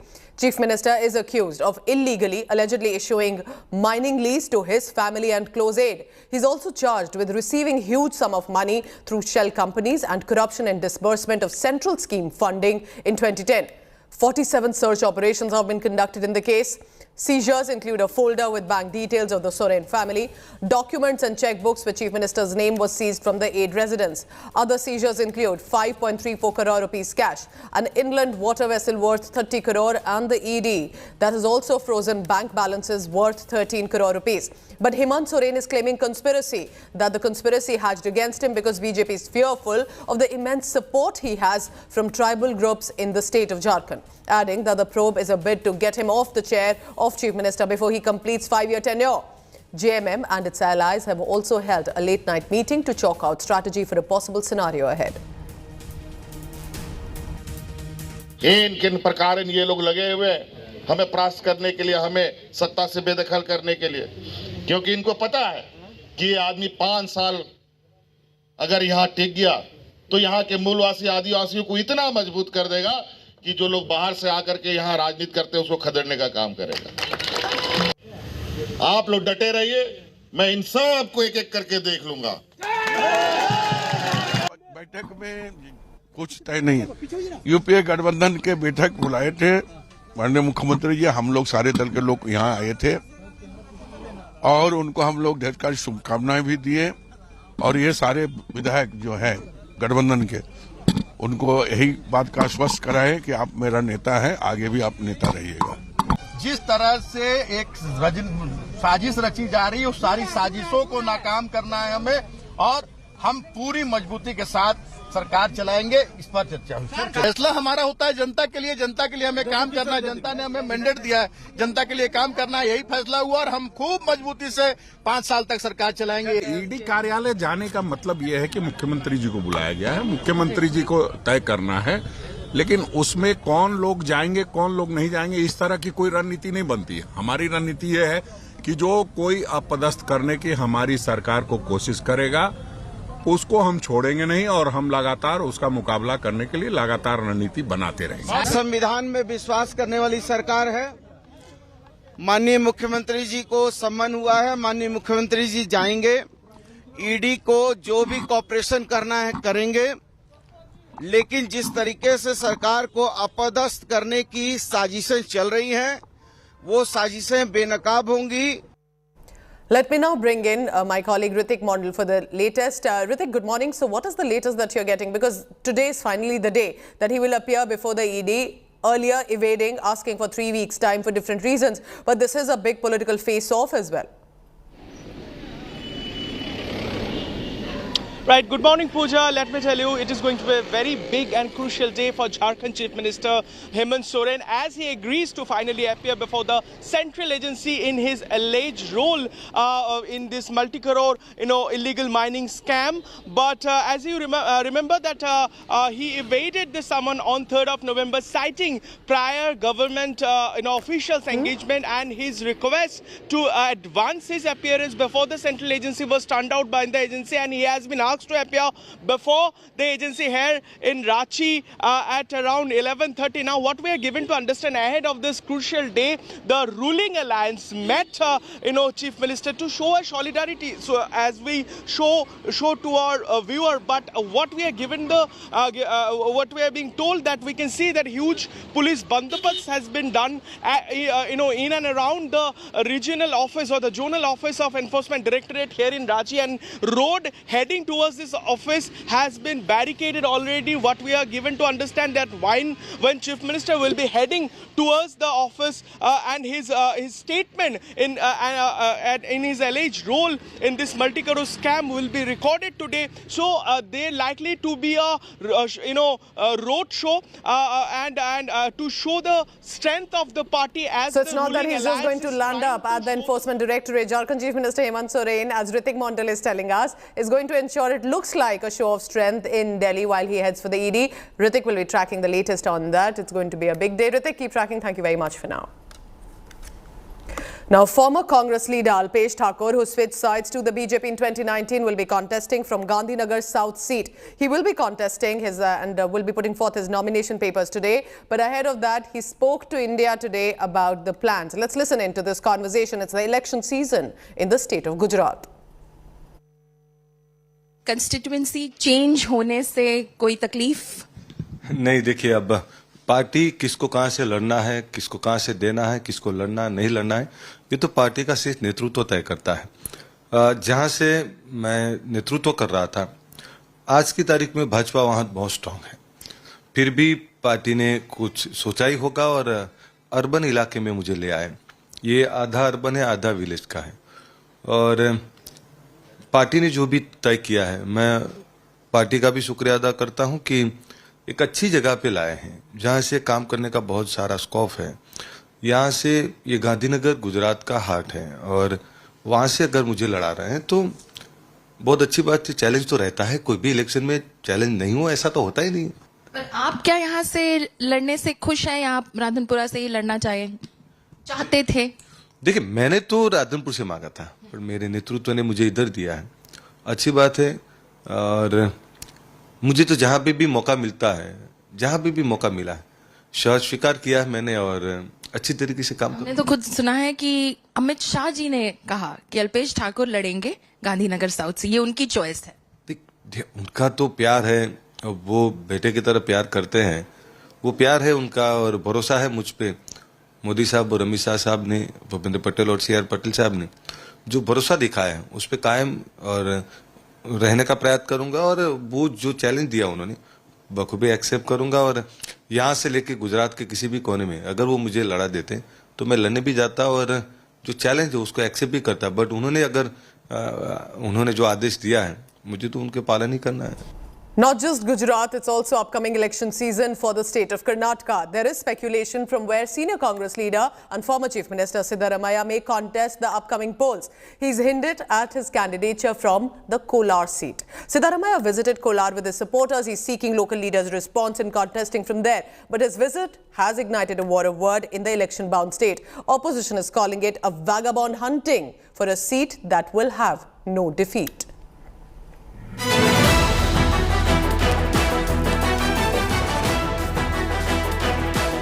The Karnataka Congress hasn't yet declared their CM face, but it's widely known that the fight is between former Chief Minister Siddaramaiah and DK Shivkumar. While DK banks on his strong base in home turf Kanakpura, Siddaramaiah, on the contrary, seems quite lost over where he can call home. While Sidhu eyes at being the Congress's CM face yet again, the question is, does he really have the capacity to even win an assembly constituency as of today? After an embarrassing 2018 loss in his home constituency Chamundeshwari, Siddaramaiah is now looking to contest from a safe seat. And he sees that opportunity from Kolar, where the Kurba community is dominant, a caste Sidhu hails from. Now this appears to have become a political joke, with BJP's chief ministerial face and incumbent Basaraj Bommai mocking the Congress's internal friction. ಇವತ್ತು ಸಿದ್ದರಾಮಯ್ಯ ಹೇಳಿದ್ದಾರೆ ಮತ್ತೊಮ್ಮೆ ನನ್ನ ಮುಖ್ಯಮಂತ್ರಿ ಆಗಬೇಕಾದ್ರೆ ಕಾಂಗ್ರೆಸ್ ಕೊಟ್ಟಾಗ ನಾನು ಪ್ರಶ್ನೆ ಕೇಳ್ತೀನಿ, ನಾವು ಬಿಡಿ ಜನ ಬಿಡಿ, ಮತ್ತೆ ಡಿ ಕೆ ಶಿವಕುಮಾರ್ ನಿಮಗೆ ಬೆಂಬಲ ಕೊಡ್ತಾರೆ ಮುಖ್ಯಮಂತ್ರಿಗಾಗಿ, ಅದನ್ನು ಕ್ಲಾರಿಫಿಕೇಶನ್ ಮಾಡಿ ಸಾರ್ವಜನಿಕವಾಗಿ ಡಿ ಕೆ ಶಿವಕುಮಾರ್ ಹೇಳಿ ಸಿದ್ದರಾಮಯ್ಯ ಅವರೇ ನಮ್ಮ ಮುಂದಿನ ಮುಖ್ಯಮಂತ್ರಿ ಅಭ್ಯರ್ಥಿ ಅಂತ ಹೇಳಿ, ಆಮೇಲೆ ನೋಡೋಣ. ಯಾವ ಮುಖ ಇಟ್ಕೊಂಡು ಜನರ ಹತ್ರ ನೀವು ಮತ್ತೊಮ್ಮೆ ಮುಖ್ಯಮಂತ್ರಿ ಆಗಕ್ಕೆ ಮತ ಕೇಳ್ತೀರಿ? One must note that despite serving as Chief Minister for 5 full years, Siddaramaiah could not get a hold of his own home bastion. He lost Chamundeshwari to JDS's GT Devegowda by a whopping 36,042 votes. Lucky for him, his decision then to contest from 2 assembly constituencies helped him survive. He won from Badami, but that too with a wafer-thin margin of 1,696 votes against BJP's Sri Ramalu. This time, not leaving it to chance, Siddaramaiah has decided to place his bet on Kolar. But his political opponents continue to taunt him, saying his enemies within his own party will cut him to size. ಸಿದ್ದರಾಮಯ್ಯನವರ ಶತ್ರುಗಳು ಬೇರೆ ಪಕ್ಷದಲ್ಲಿಲ್ಲ, ಕಾಂಗ್ರೆಸ್ನೊಳಗೆ ಇದ್ದಾರೆ. ನೀವೇ Well, Sidhu seems confident. He was seen in Kolar city visiting prominent places of worship, mounting on a special bus to campaign for himself and his party. Is Kolar really Sidhu's choice, or is this his way of trying to deflect attention and distract his critiques, and then finally contest from Varuna constituency, currently held by his son Yatindra? Well, we'll know soon. Nabila Jamal for India Today. I'm heading into a short commercial break, but when I return, it's big news coming up because Twitter CEO Elon Musk could actually take a drastic decision, from dropping a hint that he's looking for someone to lead Twitter now because he wants to reduce time. We'll get you that big news after a very short break.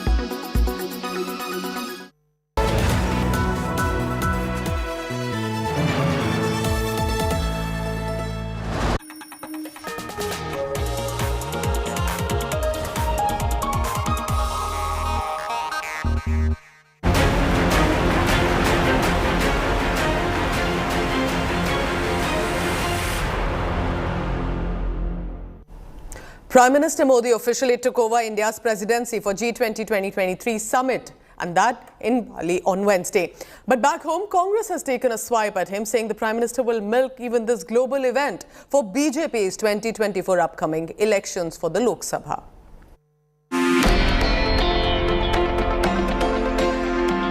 वसुधैव कुटुंबकम, यही संस्कार विश्व कल्याण का मार्ग प्रशस्त करता है।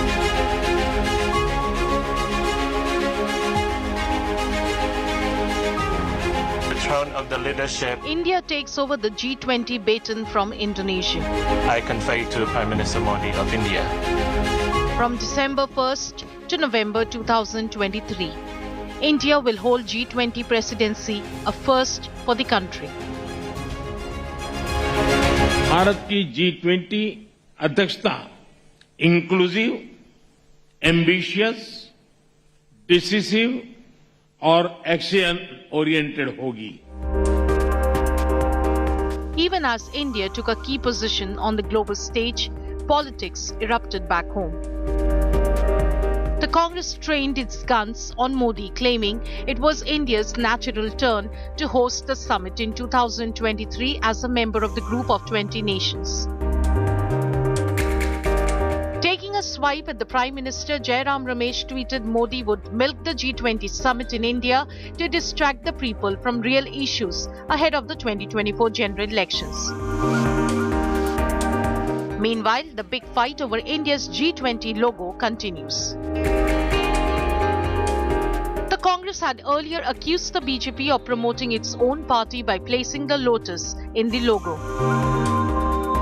Now the grand old party is asking why the logo bears the saffron color. India is proud, but I think BJP should be proud even more because the BJP symbol is now the G20 symbol. The problem is that this particular summit was politicized by the BJP, by this government and by the Prime Minister right from its very inception by including that logo. The BJP was quick to hit back at the Congress. BJP IT cell chief Amit Malviya claimed the opposition is unnerved by India's G20 presidency, alleging that the Congress's veiled attacks are just a result of their attempt to make an impact with the Bharat Joro Yatra. Will the G20 summit in India be marred by domestic politics next? Bureau Report, India Today.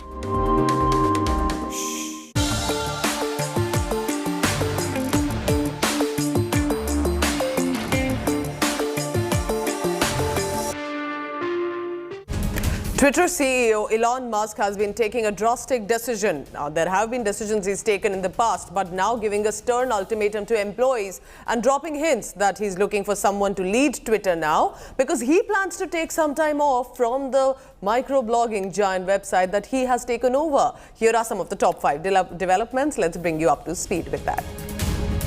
There are reports making rounds that Musk is on a hunt to find someone who can run Twitter now. Elon Musk reportedly said he wants to reduce his time at Twitter and find somebody else to run the social media site. Over time, adding that one expects the organizational restructuring of Twitter to be done by this week. But another shocker, tragically, for the employees. Chief Tweet Elon Musk rolled out deadline for the existing employees to commit working to long hours at high intensity and being extremely hardcore, or else leave with 3 months severance pay.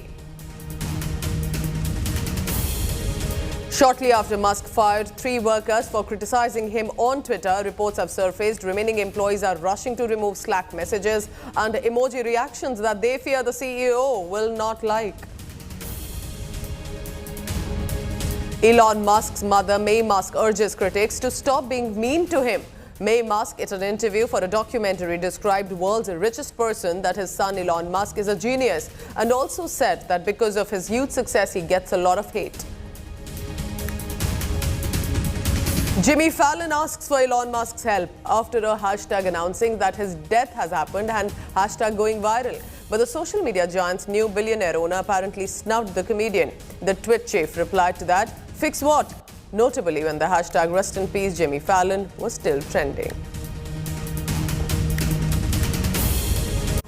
Wrapping up this bulletin for now. Thank you so much for watching. Take care of yourself. You can always log on to indiatoday.com for all the latest. Thank you.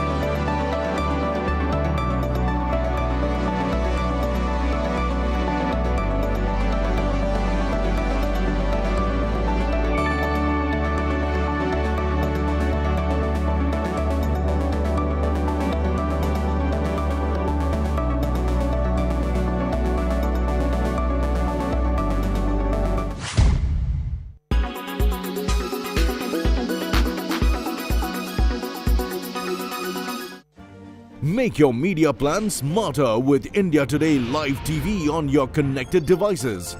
Amplify your brand with 100 million smart internet viewers. To advertise, mail us at sales@aajtak.com. Everyone's busy finding what's trending. You're busy finding out why. India Today, for those who research before reacting. Download the India Today app now.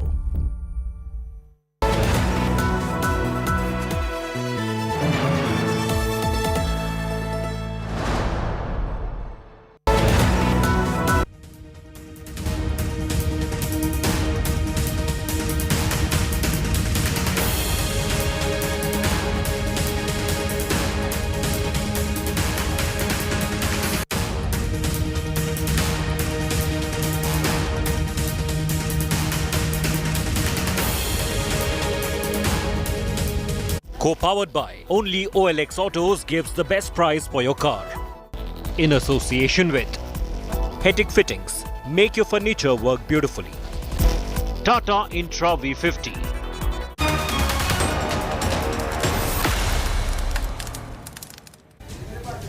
Good morning and welcome. Thank you for tuning into India Today. I'm Pooja Shali. Let's begin first with the headlines at the top of 9.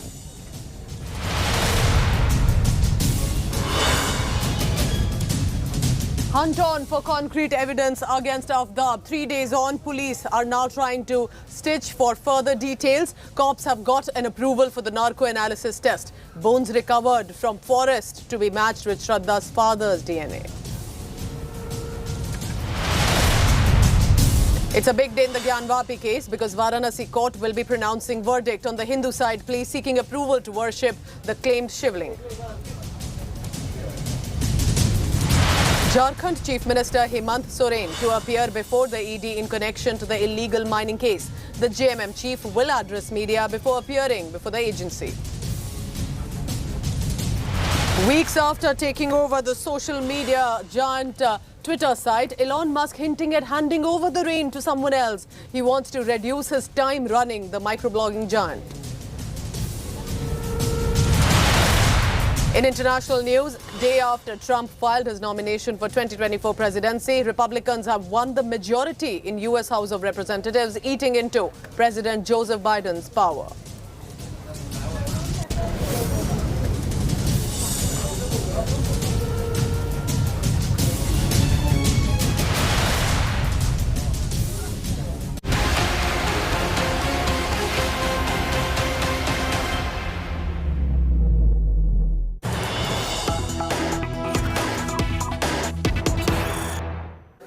In the chilling murder by Aftab of Shraddha, A young couple in love, but that woman was brutally murdered, and now one by one details are emerging as investigators are trying to get together some missing links.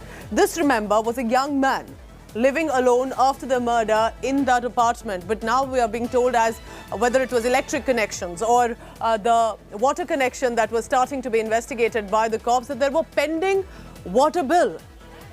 600 litres free water in the national capital, Delhi, yet this young man living alone gets to have a pending bill. And why? It is the consumption that the investigators are trying to find out. Was it more than necessary or more than usual that was being used by this man in his house? And that perhaps has caught an eye of the investigators. This, remember, any little detail that the police, that the investigators can find out to piece the missing link. So why just one person living in an apartment will have a pending bill, and precisely was there much more that was being done in their house? This, remember, are leads in the investigation.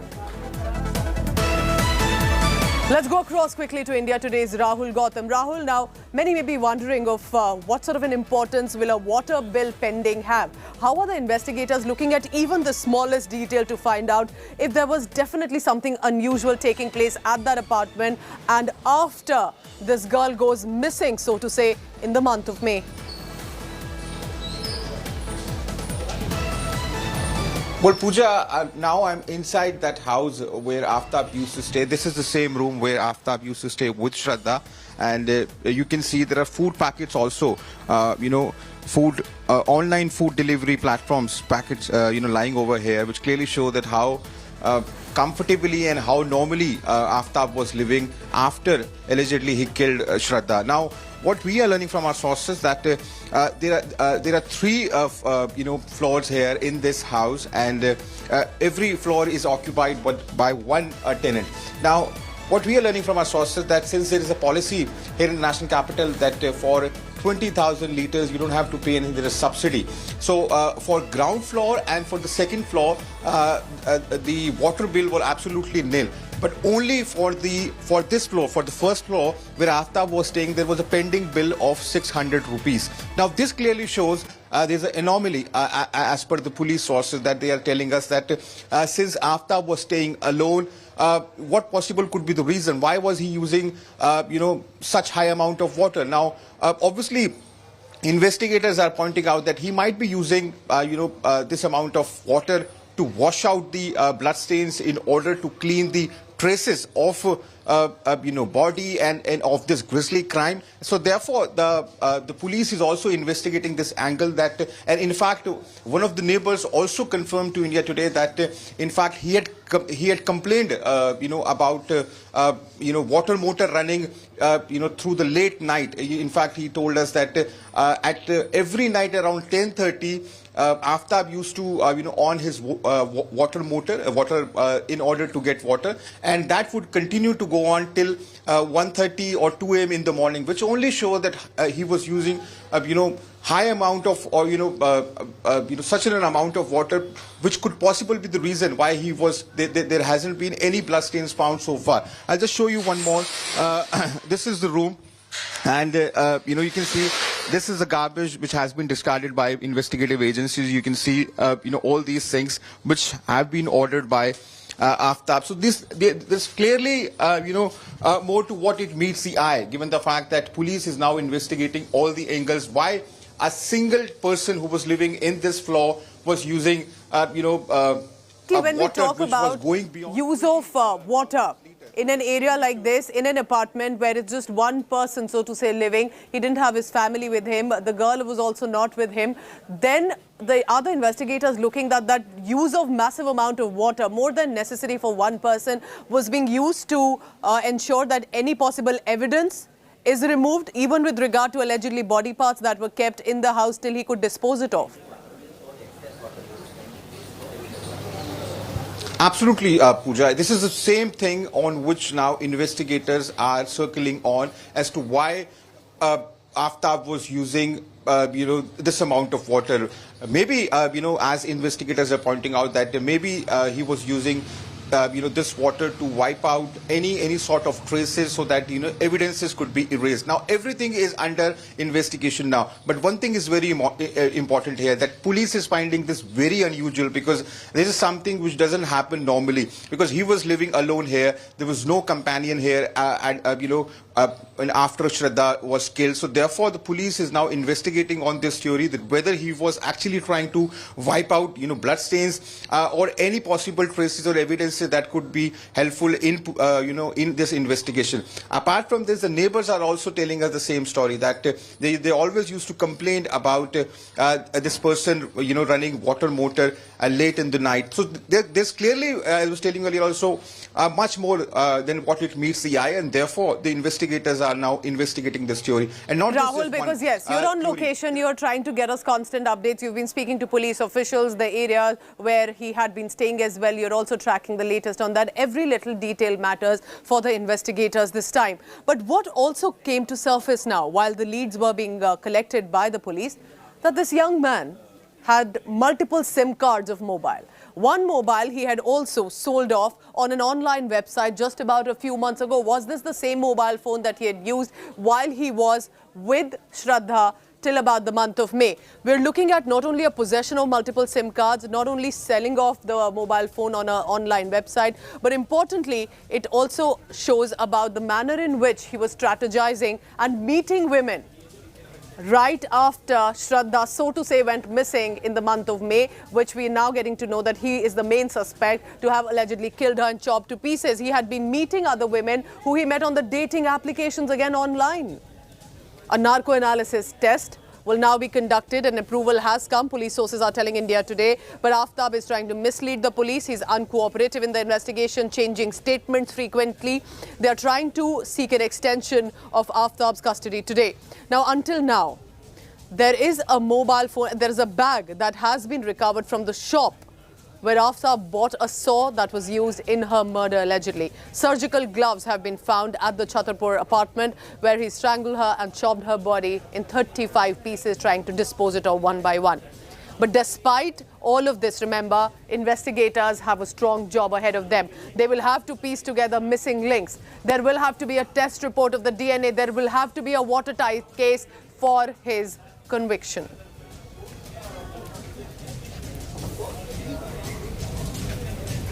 Now, this, remember, has been a case that many are also talking about with regard to how the strategy of a young man, what sort of a deranged mind would attempt such a murder? This also about a young couple in love.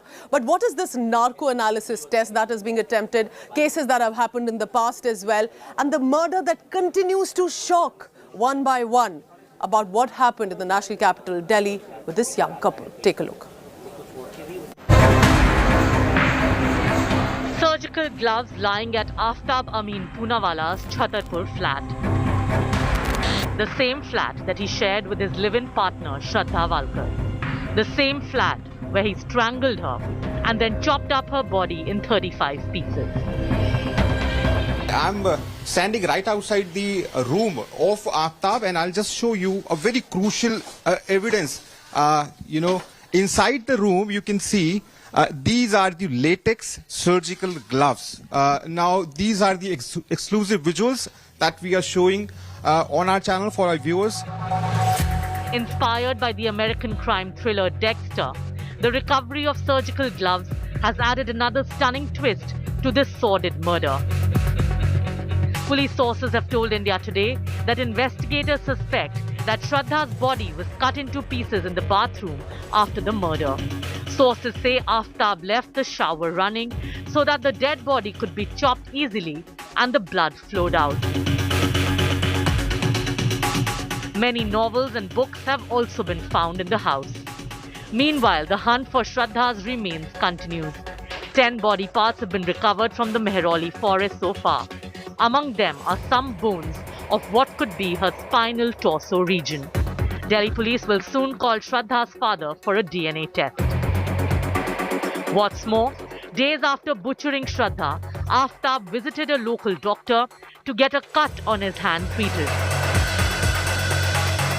मैंने उससे पूछा, मैंने उससे हिंदी में बात किया, तो इसके बाद वो हिंदी नहीं बोल रहा था, कंटिन्यूअस इंग्लिश बोल रहा था, काफ़ी लाउड, काफ़ी जो है कॉन्फिडेंट लग रहा था वो। तो फिर मैंने उससे पूछा कि how did you sustain this injury, तो उसने बोला कि actually you know while cutting fruit I got this injury and I was using my knife. India Today has also accessed an Instagram chat of Shraddha where she was asking a friend for feedback on her first reel. That conversation was on 4th of May. What happened in the next 14 days that led to her brutal murder? With Arvind Ojha and Shreya Chatterjee in Delhi, Bureau Report, India Today. For 6 months, Aftab managed to get away with the law. But when the investigators caught up, they're looking at every possible lead. And here are some of the fresh developments that have come in about what was he up to in the past 6 months. Aftab dated women after Shraddha's murder. That is, after the month of May and June, he was meeting consistently women on online applications, dating apps as they are called. Aftab frequently used these dating applications to call women. We are being told that he also had some women in the house that he had called at the Chhatarpur apartment. Now, there were multiple SIM cards. Why would a young man who's going on about his job needs to have multiple SIM cards, and why? There was also a mobile phone that he had that he sold off. All of this are little details, but investigators are trying to pitch together if all of this can make for a strategy that he was using to get away by law. This, remember, are details that investigators are looking at to get a watertight case against him. We have some big news coming in. Let's take a look at that.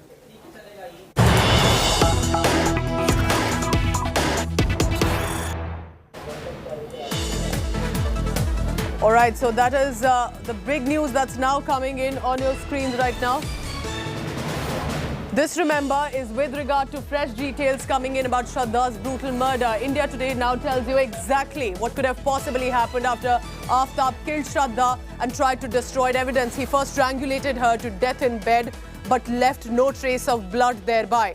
There was a test that was done by investigators to find traces that have come negative in all parts of the house, except the kitchen, because he apparently used chemicals to clean the area off. Do you see? And this perhaps is what the investigators are looking at. And I want to get an update on that from my colleague Rahul Gautam. Rahul, now I repeat that to the viewers it may seem very ordinary and perhaps a very small detail of why they are checking for traces of blood, why are they checking for chemicals in the kitchen.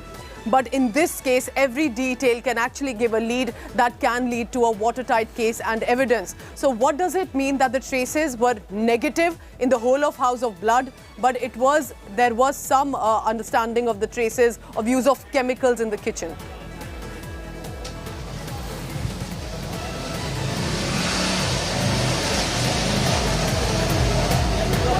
Rahul, if you can hear me, and we're talking about the investigation and what you're also telling us via the sources, that there was no trace of blood, that he tried to destroy evidence, and that there was something that the investigators have found in the kitchen that is now trying to ascertain further evidence in this case. All right, we'll just get that audio line back with Rahul Gautam. He's been trying to remember, reporters on the ground trying to pitch together as many details as possible in this shocking murder. Now the next step in this brutal murder case will be the narco-analysis test. What is this narco test? Why do the investigators today depend heavily sometimes as clinical interrogation in such cases, specifically when the accused is non-cooperative? They will need an approval. And when they go ahead with the case, could they get the sort of evidence and clarity that they need? Here are details about not just the narco test, but has it been used in the past as well?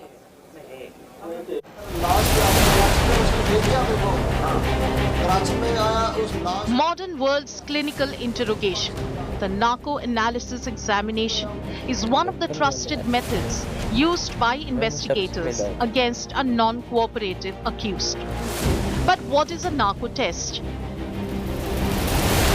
It is a psychological test with scientific tools. Sodium pentothal IB drug is given to the suspect. The patient turns dissociated. The suspect is questioned in this sedated state. The uninhibited patient reveals the truth. This whole process is done under the supervision of a doctor. Narco-analysis is like other scientific techniques like lie detector tests used by investigators. Ajwal Amir Kasab, the only terrorist in the 2008 Mumbai terror strikes captured alive, was subjected to narco-analysis test to corroborate the confession. In a subconscious state, he elaborately revealed training and plan hatched by Pakistan.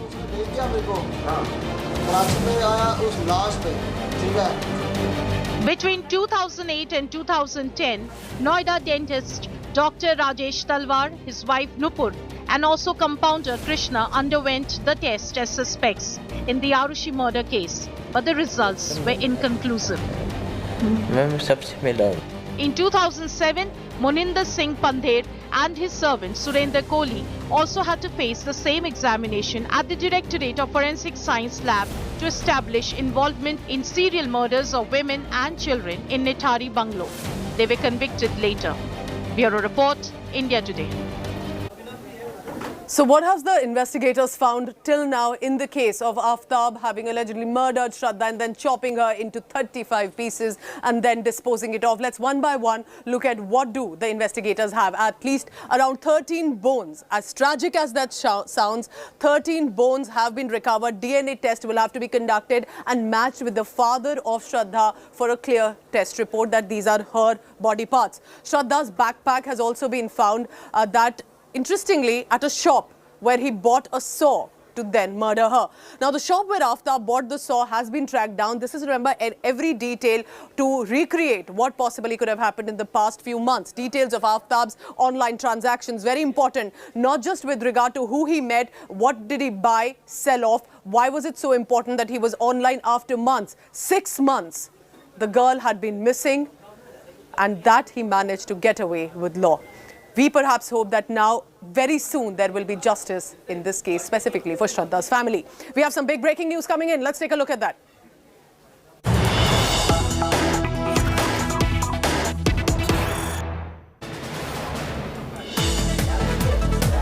The Aam Aadmi Party has attacked the BJP has attacked the Aam Aadmi Party ahead of the MCD elections. They are releasing posters of Delhi ke Thug, featuring Aam Aadmi Party's National Convener Arvind Kejriwal, Deputy CM Manish Sisodia, Kailash Gehlot, Amanatullah Khan. Take a look closely at this poster. This poster has been released with Arvind Kejriwal in the centre. This is, remember, not just Gujarat, Himachal or Karnataka upcoming elections. It's also Delhi's MCD elections, and both the BJP, which is currently ruling the Municipal Corporation of Delhi, and Aam Aadmi Party that wants to make inroads, are looking at these posters. So look closely at the poster with Arvind Kejriwal in the centre and the close coterie of his closest netas around. They're being called Delhi ke Thug. This is an offensive by the BJP against the Aam Aadmi Party.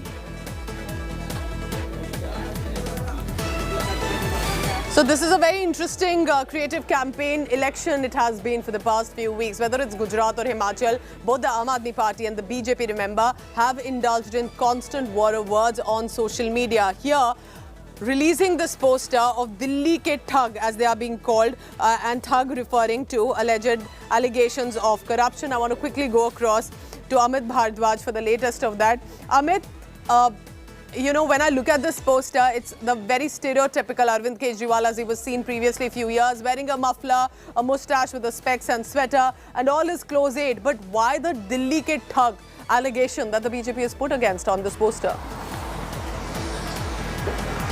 Pooja, we know for a matter of fact that it's election season, be it the national capital or Gujarat, and Aam Aadmi Party and Bharatiya Janata Party are locking horns. When it comes to Gujarat, you have Aam Aadmi Party accusing the BJP of allegedly kidnapping its candidate in Surat East and trying to train guns at the Bharatiya Janata Party.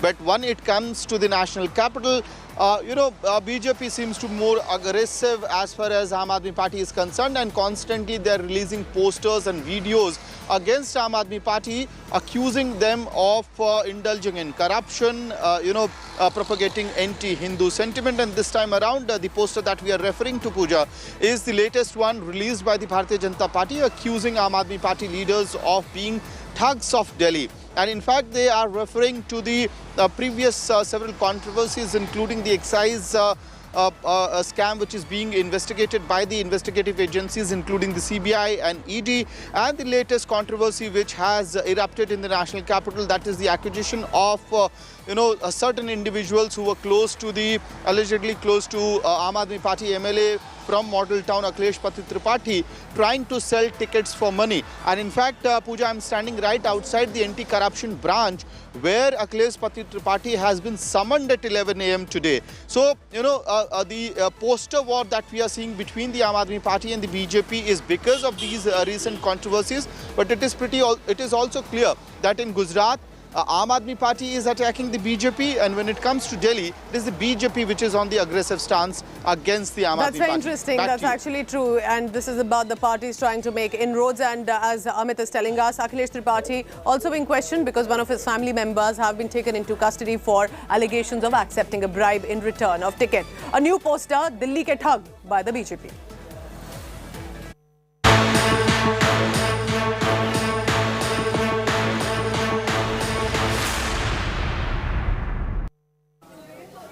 Is trouble mounting for Jharkhand Chief Minister Hemant Soren, because remember he's now finally been summoned and he's come and he'll be appearing before the agency today. This after he had asked for time for at least 3 weeks to come before appearing before the agency. What are the allegations? It's an illegal 100 crore rupees mining scam. The allegation is that the Chief Minister is accused of illegally, allegedly issuing mining leases to his family members and close aid. Also charged with receiving huge sum of money through shell companies and corruption in disbursement of central scheme funding in 2010. 47 search operations conducted in the case. Seizures include a folder with bank details of the Soren family, documents and checkbooks with the Chief Minister's name seized from his aid residence. Other seizures include 5.34 crore rupees cash, inland water vessel worth 30 crore rupees. But Soren has responded. Soren says that this is a conspiracy hatched against him because the BJP is fearful of the immense support he has from the tribal groups in his state. किन प्रकार ये लोग लगे हुए हमें परास्त करने के लिए, हमें सत्ता से बेदखल करने के लिए, क्योंकि इनको पता है कि ये आदमी 5 साल अगर यहाँ टिक गया तो यहाँ के मूलवासी आदिवासियों को इतना मजबूत कर देगा कि जो लोग बाहर से आकर के यहाँ राजनीति करते हैं उसको खदेड़ने का काम करेगा। आप लोग डटे रहिए, मैं इन सब को एक एक करके देख लूंगा। बैठक में कुछ तय नहीं है।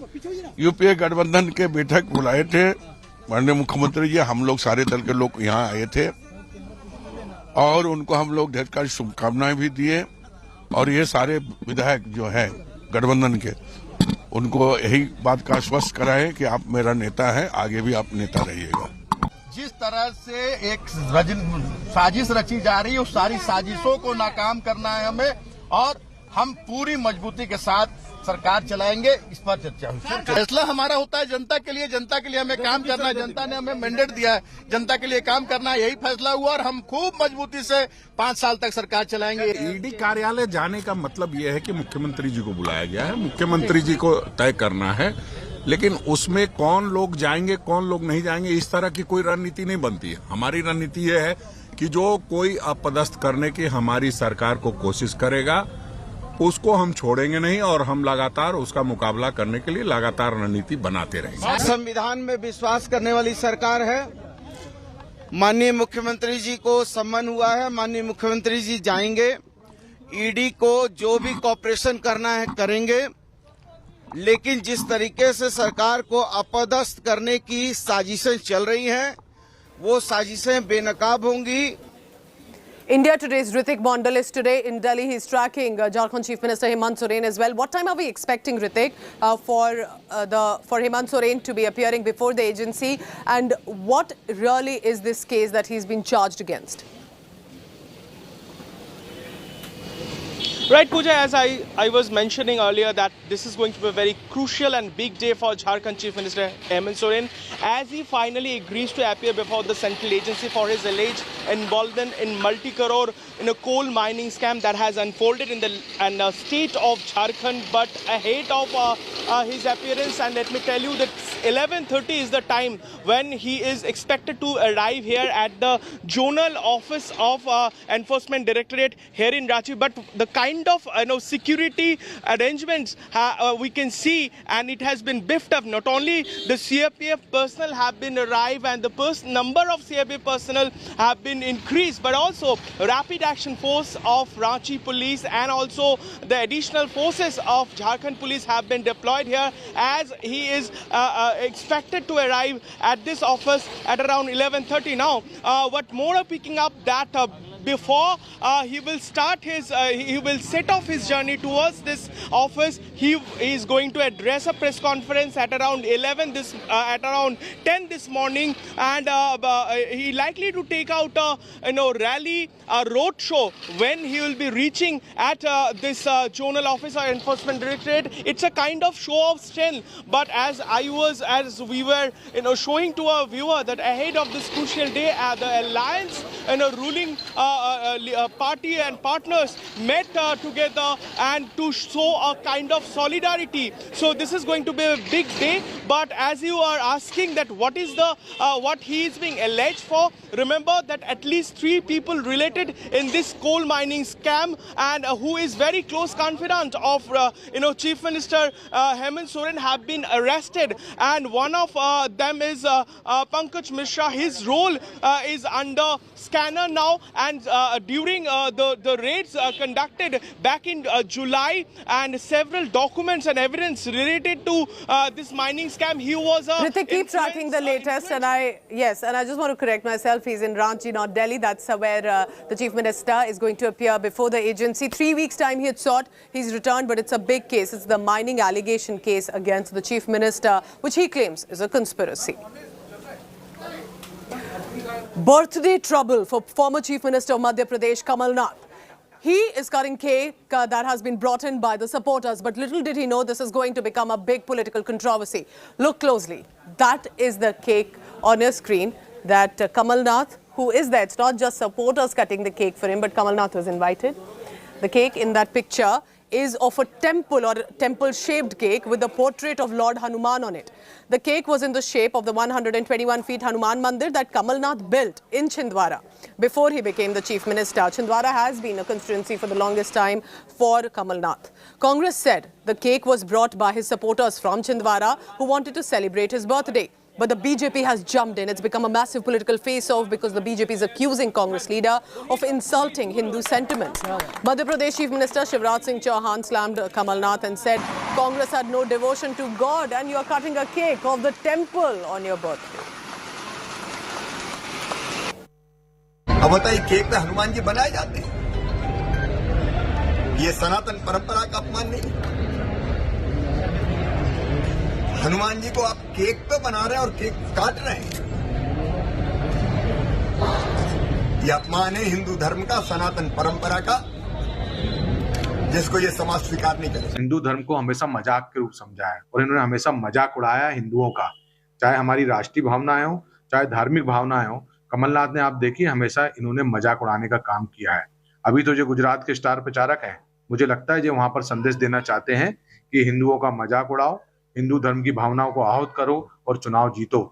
जन्मदिन जैसे मौकों पर कार्यकर्ता समर्थक विभिन्न तरह के तोहफे, केक, फूल मालाएं लेके आते हैं, तो किसी कार्यकर्ता द्वारा इस तरह की कलाकृति का केक लाया गया और कार्यकर्ताओं की भावनाओं को टालना नेताओं के लिए मुश्किल हो जाता है। इसलिए भारतीय जनता पार्टी को ऐसे मुद्दों को तूल नहीं देना चाहिए। कमलनाथ जी वही नेता हैं जिनने मध्य प्रदेश में महाकाल मंदिर से लेकर पशुपति नाथ मंदिर तक के लिए काम किया। भारतीय जनता पार्टी नेता अपना घर संभालें।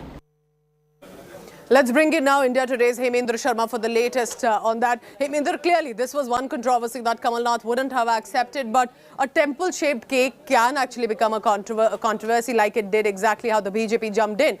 How is this a political controversy and what precisely has the BJP said? Well, as you said, Kamal Nath wouldn't have liked it, but the fact is that in Madhya Pradesh, the Congress party too is trying to play soft Hindutva. So to counter that, the Bharatiya Janata Party has got an opportunity, and the Chief Minister has also jumped into it. Yes. The fact that Kamal Nath, the former Chief Minister of the state, he cut a temple-shaped cake, and on which Lord Hanuman was also there. So the BJP is saying that this is hurting the sentiments of the Hindus. So, and Kamal Nath is anti-Hindu, and they are launching all sorts of attacks on him from all sides. Having said that, the Congress party has defended it, saying that this cake was brought by his supporters, and the leader could not say no to his supporters, and that's the reason why this all happened. And they are also Stay on with me, Heminder, because I'm joined by Minister in the government presently, Vishwas Sarang. Why precisely is a temple-shaped cake a problem, Mr. Sarang? ऐसा क्या objection है इस cake को लेके कि कमलनाथ इसको cut कर रहे हैं और ये बहुत गलत कर रहे हैं, हिंदू सेंटिमेंट्स को हर्ट कर रहे हैं? नहीं, देखिए, इससे ज्यादा आपत्तिजनक क्या हो सकता है कि हमारे आस्था का केंद्र राम मंदिर का केक बनाकर उसको काटना। पहले तो देखिए, इस तरह की प्रतिमूर्ति बनानी ही नहीं चाहिए। यह बहुत ही अनफॉर्चुनेट है कि इस तरह का कांग्रेस के नेता लगातार हिंदू धर्म को, हिंदू देवी देवताओं को, हिंदू मतावलंबियों का सम्मान करते हैं। और ये तो इंतहा हो गई कि कमलनाथ जी केक बनाते हैं, केक को काट रहे हैं और उसको सेलिब्रेट कर रहे हैं। मुझे आश्चर्य होता है कि ये भी दिन हिंदुस्तान में देखने को मिले। ये बात तो सही है कि कांग्रेस पहले से ही हिंदू विरोधी है और राम मंदिर का उन्होंने विरोध किया, राम मंदिर ना बन पाए, इसके लिए कपिल सिब्बल ने एफिडेविट सुप्रीम कोर्ट में दिया था कि राम मंदिर की को डिले किया जाए। ये वही कांग्रेस है जिसकी नेता सोनिया गांधी ने राम सेतु तोड़ने का षड्यंत्र किया था। परंतु अब इस तरह की हरकतें करके ये एस्टेब्लिश होता है कि कांग्रेस की मानसिकता है और कांग्रेस ये जानबूझकर करती है कि हिंदुओं का अपमान हो, हिंदू देवी देवताओं का अपमान हो, हिंदू धर्म का अपमान हो। ये बहुत अनफॉर्चुनेट भी है और मुझे लगता है कि ये क्षमा योग्य भी नहीं है। कांग्रेस का कहना है कि ये तो वर्कर्स और सपोर्टर्स लाए थे क्योंकि हनुमान मंदिर छिंदवाड़ा में कमलनाथ जी ने ही बनवाया था, तो इसलिए as a word of respect वो लाए, नेता मना नहीं कर पाए। क्या आप मानते हैं कि ये बात हो सकती है? वाह, ये तो बहुत ही अच्छी बात है कि कल उनके समर्थक बोलेंगे कुएं में कूद जाओ, तो क्या कमलनाथ जी कुएं में कूद जाएंगे? ये मतलब कहने का भी चोरी ऊपर से सोना सीना चोरी। इस पे उनको माफी मांगनी चाहिए, प्रायश्चित करना चाहिए, उसकी जगह इसको जस्टिफाई कर रहे हैं। यदि कल उनके समर्थक आएंगे और ये बोलेंगे कि जाके कुएं में कूद जाइए, तो क्या वो कुएं में कूद जाएंगे? और इतने नादान है क्या? एक वो व्यक्ति जो 50-55 साल से राजनीति में है, एक वो व्यक्ति जो कांग्रेस का शीर्ष नेता है, एक वो व्यक्ति जो बहुत बार केंद्र में मंत्री रहा है, एक सूबे का 15 महीने तक मुख्यमंत्री रहा है, जो ये क्लेम करता है कि वो बहुत एक्सपीरियंस्ड है, जो क्लेम करता है कि मैं राजनीति में बहुत आगे हूँ, वो इतनी नादानी की बात करता है और ये कहा जाता है कि समर्थक ले आए और हमने काट दिया। सारंग जी हमें बता रहे हैं इस पे माफी मांग। जी बोलिए सर, बोलिए। पूजा, लेट मी फिनिश। देखिए, ये सब मामला हो रहा है, होड़ लगी है कांग्रेस में कि हिंदू धर्म का तो अपमान करना ही है पर अपने आप को हिंदू भी प्रदर्शित करना है। इसीलिए देखिए, राहुल गांधी मंदिर जाने की बात करते हैं, वही राहुल गांधी जो केरल में उन पादरी के साथ डायस शेयर करते हैं जिन पर हिंदू धर्मांतरण का इल्जाम लगता है, वही राहुल गांधी लगातार और उनके नेता, चाहे वो दिग्विजय सिंह जी हो, मणिशंकर अय्यर हो, वो हिंदू देवी देवताओं का अपमान करते हैं। So clearly, you know, a very costly cake for Kamal Nath, not sweet enough, clearly making it a bitter moment for him because the BJP has jumped in saying you're cutting the cake of a temple. That shows that you disrespect Hindu sentiments. The Congress says it was just supporters getting together with a temple-shaped cake for Kamal Nath. It's a big controversy there in Madhya Pradesh. We'll continue to track the latest on that. But what happened was that Union Home Minister Amit Shah also spoke about the Congress and specifically Rahul Gandhi over disrespecting Hindu sentiments, and that in context to the construction of the Ram temple. Here's what the Home Minister said.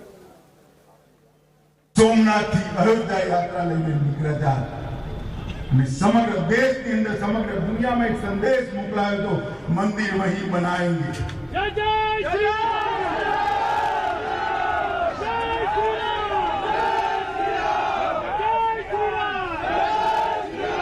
समग्र देश ना समग्र दुनिया ना आस्थावानों एक इच्छा कि जहाँ प्रभु श्री राम नो जन्म थयो ત્યાં મંદિર બને।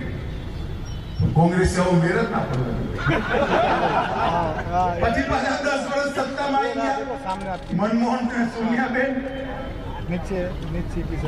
એમણે પાછું એને ગૂંચવવાનું ચાલુ કર્યું ત્યાં સુધી તો આપણને પ્રશ્ન પૂછે मंदिर वही बनाएंगे, तिथि नहीं बताएंगे। राहुल बाबा मंदिर નું ભૂગોળ પૂજન થઈ ગયું અને દર્શન કરવા તો જાન્યુઆરી 24 ની ટિકિટ કરાવી લો।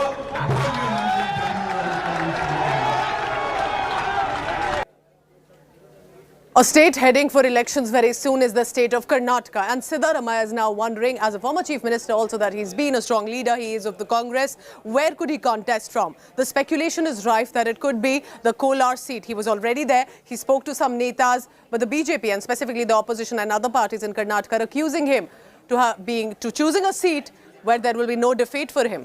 In this report, we tell you what Siddaramaiah is up to.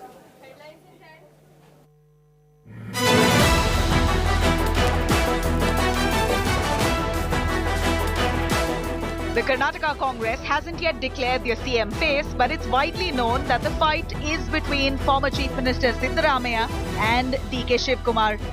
While DK banks on his strong base in home turf Kanakpura, Siddaramaiah, on the contrary, seems quite lost over where he can call home.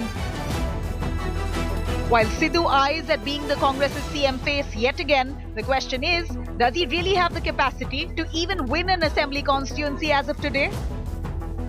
After an embarrassing 2018 loss in his home constituency Chamundeshwari, Siddaramaiah is now looking to contest from a safe seat.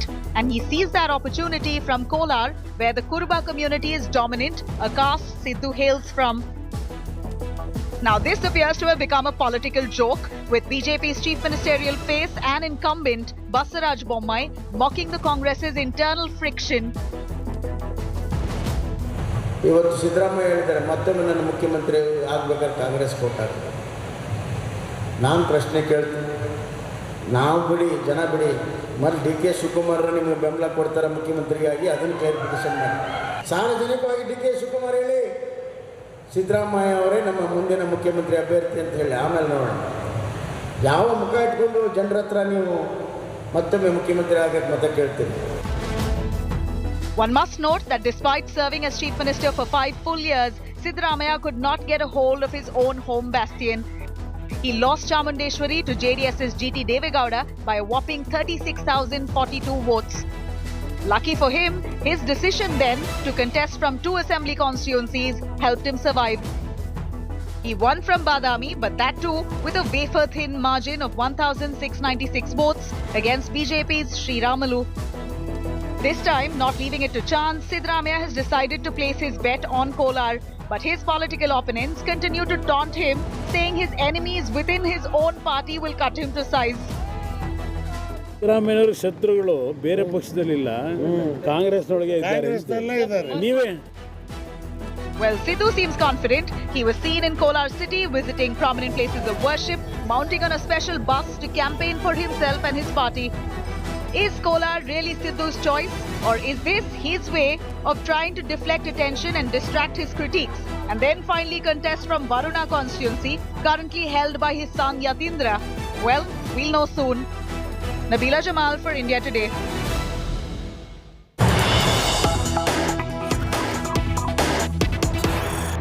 Congress Party's spokesperson Randeep Singh Surjewala is conducting a press conference right now. Let's cut across to that quickly.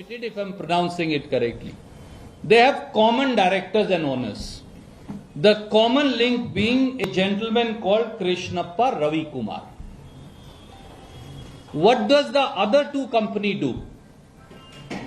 They publicly profess, if you go to them, they say we are election management companies. And the interesting part they say, and I quote unquote, they say we do EVM preparation. Please mark. EVM preparation for political parties. I have heard EVM preparation by government for election. I have never heard a company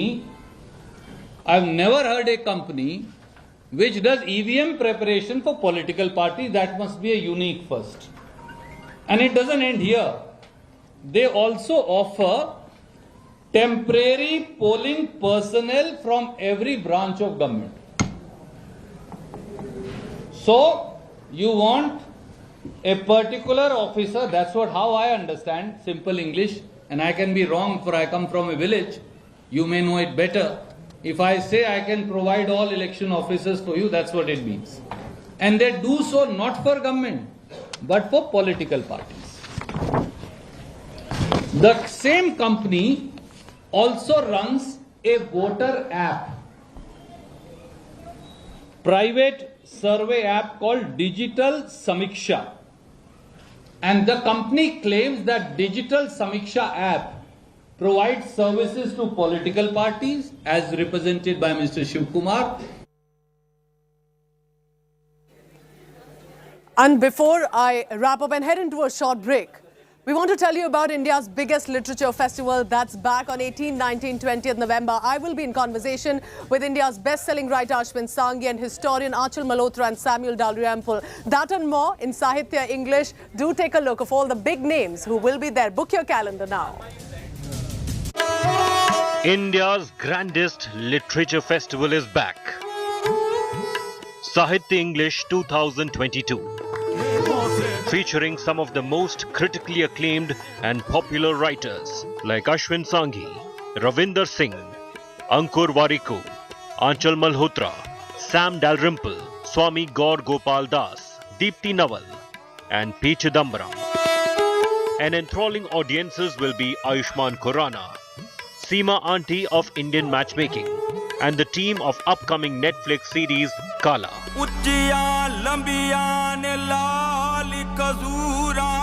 And entertainment with Kutle Khan,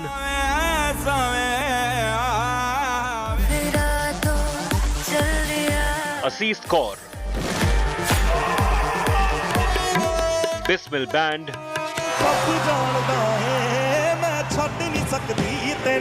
and a grand finale performance by B. Proc.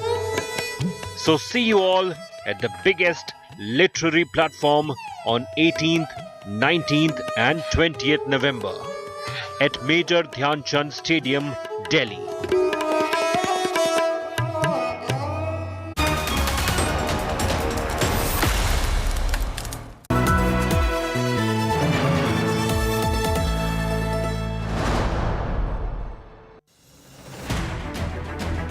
I don't read the news. I read between the lines to tell you the true version of events. The true story of our times. To document grief, the toughest assignment for any journalist to be. From those who matter. Women politicians going to stick up for each other. Of those who should matter. I document the truth. I don't distort the truth. I don't glamorize the truth. I don't gloss over the truth. The ghosts of India's contentious medieval history have come knocking again. I hustle for the truth. On the ground, in the newsroom, in the studio.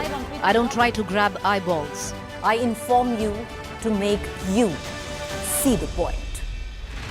To the Point with Preeti Chaudhary. At these times, only on India Today.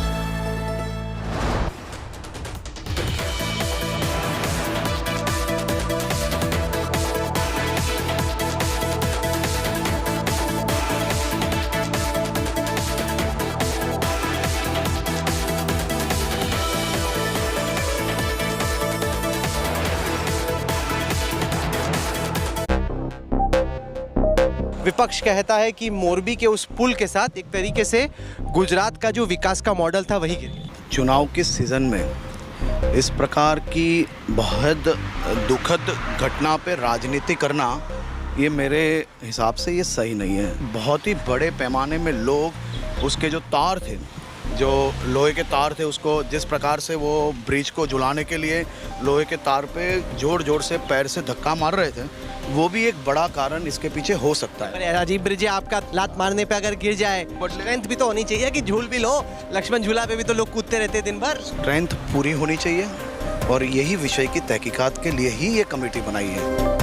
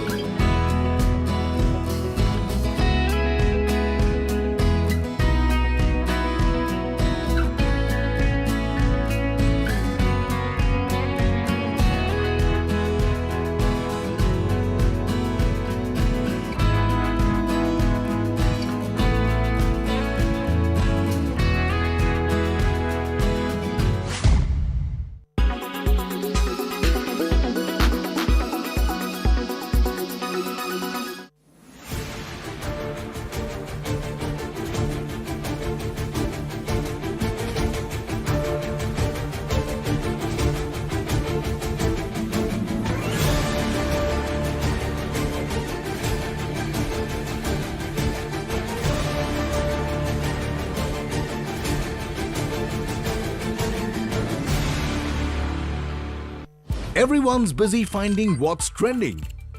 You're busy finding out why. India Today, for those who research before reacting. Download the India Today app now.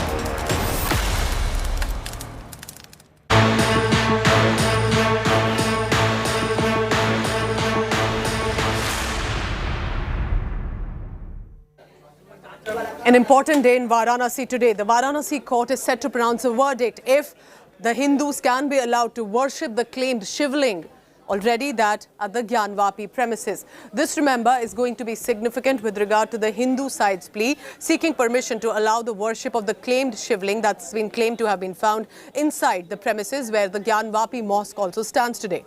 Varanasi civil judge Mahendra Pandey will render the decision, which was postponed till 17th of November. Now, in this case, the petition initially filed in the court of civil judge Ravi Kumar Divakar was transferred to fast-track court on 25th May by the Varanasi district judge A.K. Vishwesh. Plea has been filed by 3 members of a group, Vishwa Vedic Sanatan Sangh, including its international general secretary Kiran Singh. Petition demands are 3. Permission to worship the Hindu side's Swayambhu Jyotirling Bhagwan Vishweshwar with immediate effect, an absolute handing over the Gyanvapi premises to the members of the Hindu community, and seeking a ban also now on the entry of the members of the Muslim community to enter into the complex. देखिए, अगर ये हमारे पक्ष में आता है तो उस स्थिति में सूट आगे प्रोसीड करेगा, और जैसे कि डिफेंडेंट नंबर 4 हैं जो अंजुमन इंतजामिया, उनके पक्ष में नहीं रहेगा वो, तो उस स्थिति में वो अपना आगे लीगल रेमेडी अवेल करेंगे। अब वो उनके ऊपर है वो क्या करते हैं, और अगर हमारे पक्ष में नहीं आता, हमारे विरुद्ध आता है, तो उस स्थिति में हम डिस्ट्रिक्ट जज साहब का रिवीजन लेके इसका जाएंगे। ऑर्डर 7 और 11 पर आना है कि ये सूट जो है गवर्नमेंट ऑफ प्लेंट से ये सूट जो है चलने लायक नहीं है और प्लेंटिव को कोई काज ऑफ एक्शन नहीं है। इसी पर 7-Eleven पे भी फिर ही ऑर्डर आना है। प्लेन रिजेक्ट होना चाहिए। 7-Eleven में प्लेन रिजेक्ट होता है। Elon Musk took over the biggest microblogging giant online website Twitter, but now he's giving hints that he could step down or perhaps take time off and give reins to someone else. Here are the top 5 developments for the big story that Twitter still is. Just weeks after taking over Twitter, now there is speculation doing the rounds that Elon Musk wants to find someone who can run Twitter. Musk has reportedly said he wants to reduce his time at Twitter and find somebody who can perhaps run Twitter over time, adding he expects organizational structuring to be done by this week.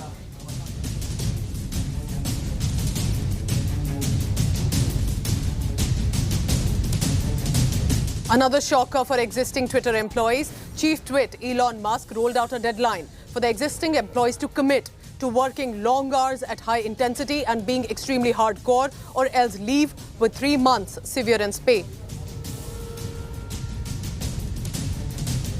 Shortly after Musk fired 3 workers for criticizing him in public on Twitter, reports surfacing that remaining employees are rushing to remove Slack messages and emoji reactions that they fear the CEO may not like. Elon Musk's mother, May Musk, has urged critics to stop being mean to him. May, at an interview for a documentary, described the world's richest person, that his son Elon Musk is a genius, and has also said that because of his massive success, he gets a lot of hate. Jimmy Fallon asked for Musk's help after a hashtag went viral announcing his death. But the social media giant's new billionaire owner apparently snubbed the comedian. The Twitch chief replied to that, asking, "Fix what?" Notably, when the hashtag Rest in Peace Jimmy Fallon was still trending.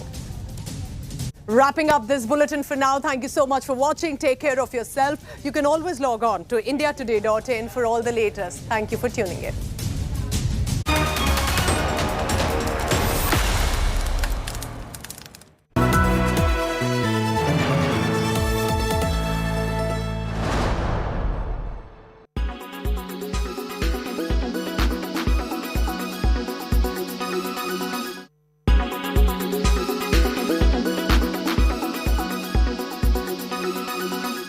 Everyone's busy finding what's trending.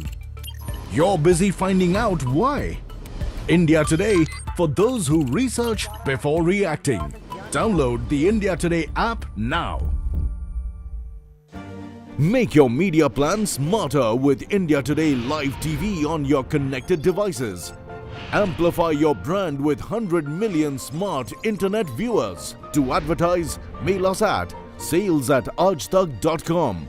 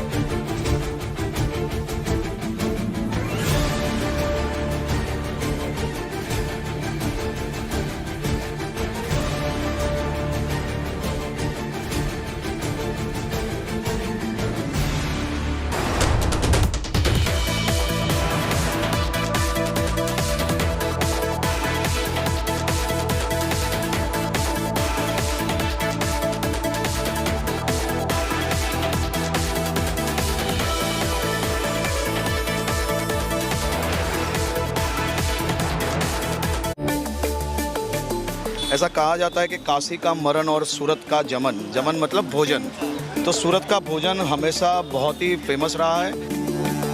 सभी व्यक्ति यहाँ पे road पे यही footpath पे बैठ के खाते हैं, यही सूरत की पहचान है। अब खाना आपके लिए इसके लिए उन्होंने बनाया है। अच्छा। कि आपकी हालत बहुत दुबली है। नहीं, मेरी दुबली नहीं है, तो जयेश भाई जैसे करने के लिए आपको ये सब व्यवस्था की गई है। आपको मेरे जैसा बनना चाहिए।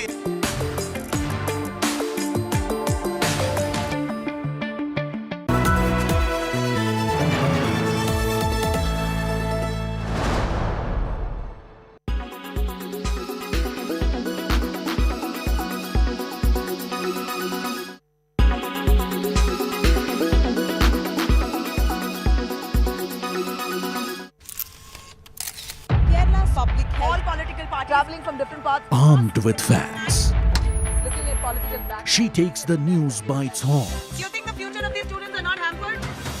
Fierce, bold, and direct, setting the tone for the biggest stories from every corner and every angle. Expect nothing but the unfiltered truth. News first, niceties later. Watch me, Nabila Jamal, on India Today. Everyone's busy finding what's trending. You're busy finding out why. India Today, for those who research before reacting. Download the India Today app now. Make your media plan smarter with India Today Live TV on your connected devices. Amplify your brand with 100 million smart internet viewers. To advertise, mail us at sales@aajtak.com.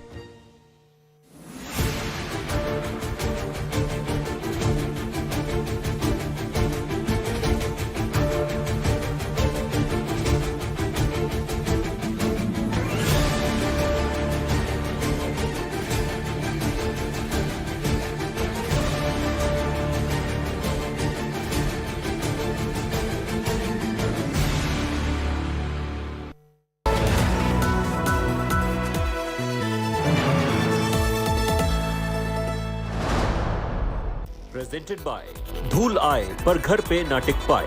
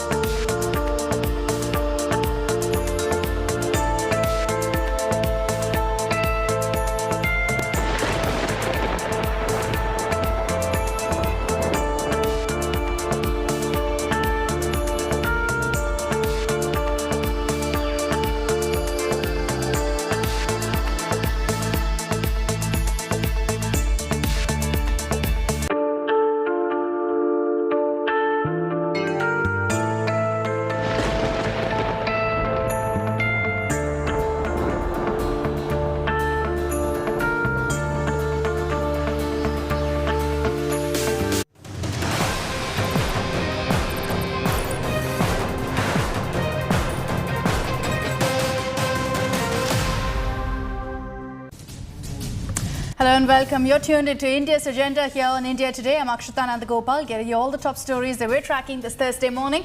As always, beginning with the headlines. 3 days on, police continue to hunt for concrete proof against Aftab in Shraddha's butchery. Cops get narco test nod. Bones recovered from forest matched with Shraddha's father's DNA. Congress leader Kamal Nath faces flak for cutting a temple-shaped cake which had Hanuman on top of it during his birthday celebrations.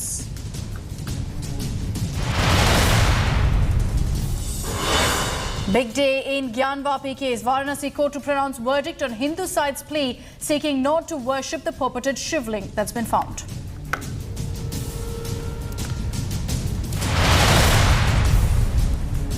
Jharkhand Chief Minister Hemant Soren to appear before ED in connection with the illegal mining case. The JMM chief will address media before appearing before probe agency.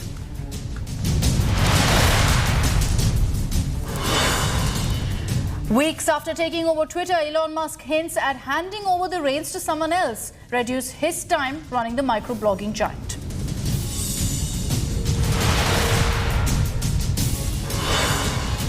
A day after Trump filed his nomination for 2024 presidency, Republicans win majority in U.S. House of Representatives, eating into President Joe Biden's power.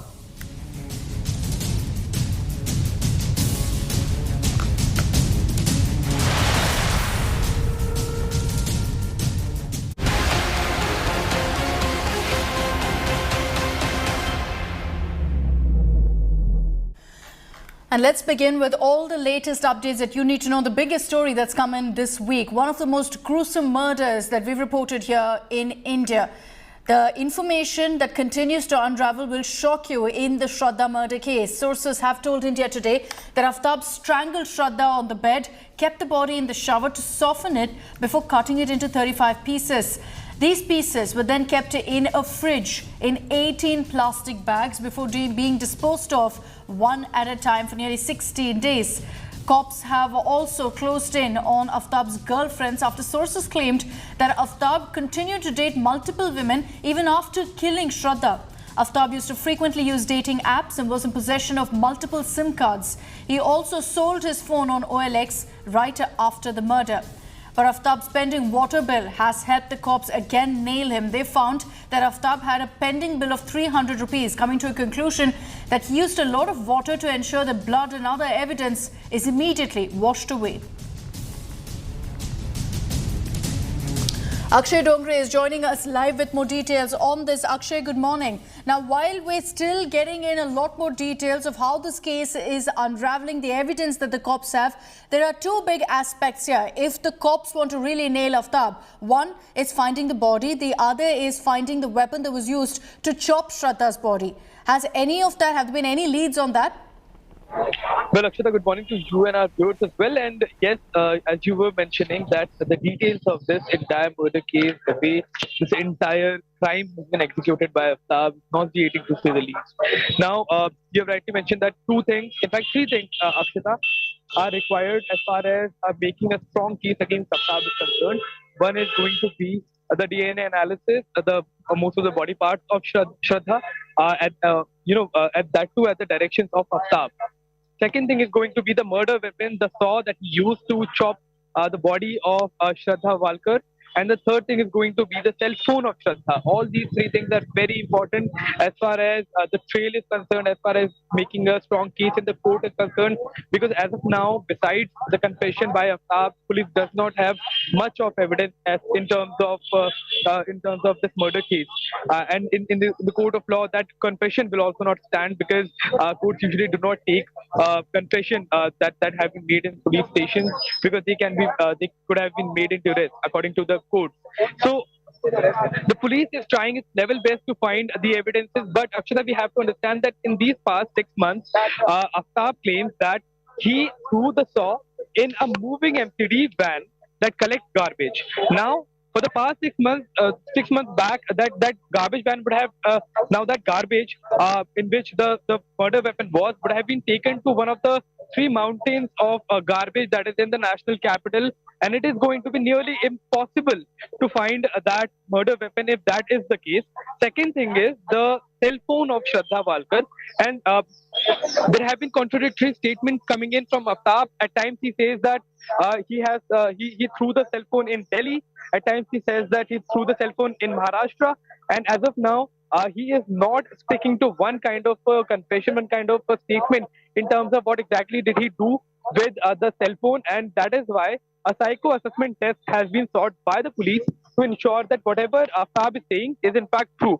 Also, the clothes that Shraddha Walkar was wearing and the clothes that he was wearing, where exactly are those clothes? And according to Aftab, missing links that hopefully the cops will be able to get some leads on over the next few hours. Actually, stay on with me. A lot of updates that have really come in on this case. Let's round it up for you. India Today bringing you the 10 biggest revelations in this chilling murder.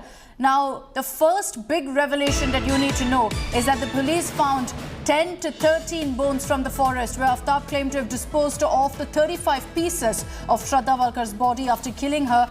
Her skull is yet to be found.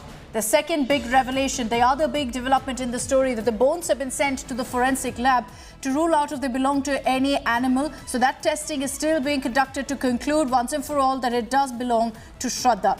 Bloodstains were found in the kitchen of the Chhatarpur flat in which Aftab lived. These samples have again been sent for examination to confirm that it was Shraddha's blood. DNA samples of Shraddha's father have been taken to match that of the blood and the recovered body parts. That will be a big breakthrough really for the cops if it does match. Now, there's a pending water bill of 300 rupees at Aftab's flat. Cops believe this proves that he used a huge amount of water, probably to wash off blood and all other evidence after the murder. Investigators are also sourcing CCTV footage of the area. It's a huge challenge because most of the CCTVs capture records of 15 days. In this case, remember that cops have to go back in time by 6 months to actually pull out all relevant CCTV footage, catch Shraddha maybe moving into her house. A bag with Shraddha's belongings has been found. It remains to be identified, however, by the family. The Delhi police has applied for a narco test of Aftab, which will prove whether he's telling the truth or misleading the investigation. Another big update is that Aftab had visited a doctor in May for the treatment of a knife wound. We spoke to the doctor. He said Aftab was restless, claimed that he got hurt while cutting fruit. It wasn't a deep injury, is what the doctor said. And finally, the other update that you need to know about this case is that after killing Shraddha, Aftab operated her bank account and transferred 54,000 rupees. That, in a sense, is what nailed his role in the murder of Shraddha. Akshay Dongre is still with us with all the details on this. So, Akshay, as we round up the latest updates, today we know that Aftab is also going to be produced in court, and there's no doubt that the police is going to be seeking additional custody, considering all the loopholes that are yet to be plugged, all the details that Aftab is yet to give them. Well, absolutely, Akshita, because we were just talking about the lack of evidences as far as this case is concerned, and the case still remains very weak in terms of the police investigation. That exactly is the reason that police is going to seek extra time as far as the police remand is concerned to ensure that the police gets ample time and there is no rush in this case in terms of giving a judicial custody to Aftab. Now, the second thing is going to be the evidences that the police have right now, and you have rightly mentioned that the transfer of about 54,000 rupees that was done around 26th of May. However, Aftab had told the police initially that Shraddha left him somewhere around 20th of May. But the location of this transaction was found to be in the same area where Shraddha used to live. The second thing was the Instagram account of Shraddha. To ensure that her friends do not get suspicious of Aftab, or rather of the entire incident, Aftab continued to use the Instagram account of Shraddha Walkar and continue to impersonate her on and talk to her friends. And the location of those messages has also been found somewhere around 28th of May, much after he claimed that Shraddha has left, and the location was exactly the same. And these two things were the main evidences to nail this case in terms of a remand is concerned, and that is when the police started interrogating him very strictly, and that is when he confessed to his crimes. Now, these are the evidences that the police have, and the water bill that we are talking about. But the question mark right now is that how is police going to find the hard evidences, and that is going to be a challenge. In fact, the police will have to justify to the court as well that his guilt has been proved. But for this to actually hold in a court of law, there is a need for a lot more substantial evidence. Akshay, stay on with me. Now, the information that we've got from the Delhi police has helped us piece together this sequence of how Aftab actually murdered Shraddha and tried to cover up the evidence. So let's get that for you. Aftab first strangled Shraddha on the bed of their home. They were sharing a flat in Mehrauli. He continued to stay there, remember, after murdering her as well. After he strangled her to death, Aftab then cut up Shraddha's body using a saw. He packed 35 pieces in 18 separate bags, 18 plastic bags in all. Now, there was also blood that's been found in the kitchen shelf where the gas cylinder was kept. And this is leading to speculation that perhaps the weapon that was used was also kept in the kitchen. Aftab clearly had pending water bills also of 300 rupees. The cops believe that this was because water was used to wash away a lot of the evidence, including the blood, soon after he killed Shraddha. Cops are also closing in on Aftab's girlfriends, or girls that he had dated after murdering Shraddha. Using several dating apps, he got in touch with girls across the capital. Now, Aftab frequently used dating apps as well. Initially, it was suspected that he was active just on one. Yesterday, cops confirmed that he was using several dating apps to get in touch with women. Not just that, in a sense, to cover up his trails, Aftab was also using multiple SIM cards. After the murder, the mobile phone that he was using at that point, this was in May, 6 months back, Aftab sold that mobile phone on OLX, perhaps in a bid to actually cover up his tracks. So these are several steps that he took to actually ensure that nobody gets suspicious. He got away with it for 6 months. But fortunately, after that, Shraddha's family approached the cops. At a matter of days, they arrested this monster. Now, with each passing minute, with every news break that we're getting in, this murder case is only getting murkier. Days after Aaftab was arrested by the Delhi police, he's given out a chilling confession. He told the police that he actually tried to kill Shraddha previously as well. Once before he tried to kill her, he changed his mind because she broke down and started crying. He claims at that time too, he considered killing her following an argument over marriage. Surgical gloves lying at Aaftab Ameen Poonawala's Chhatarpur flat.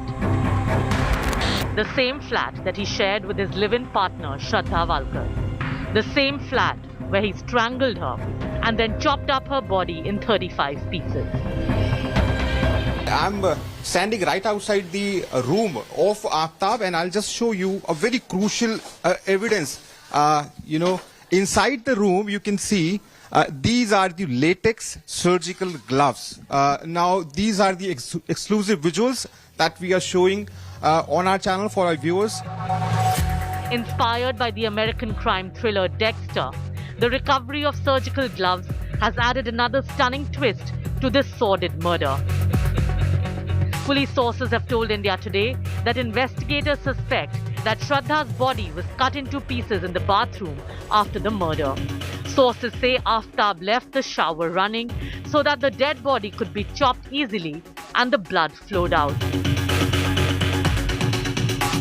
Many novels and books have also been found in the house.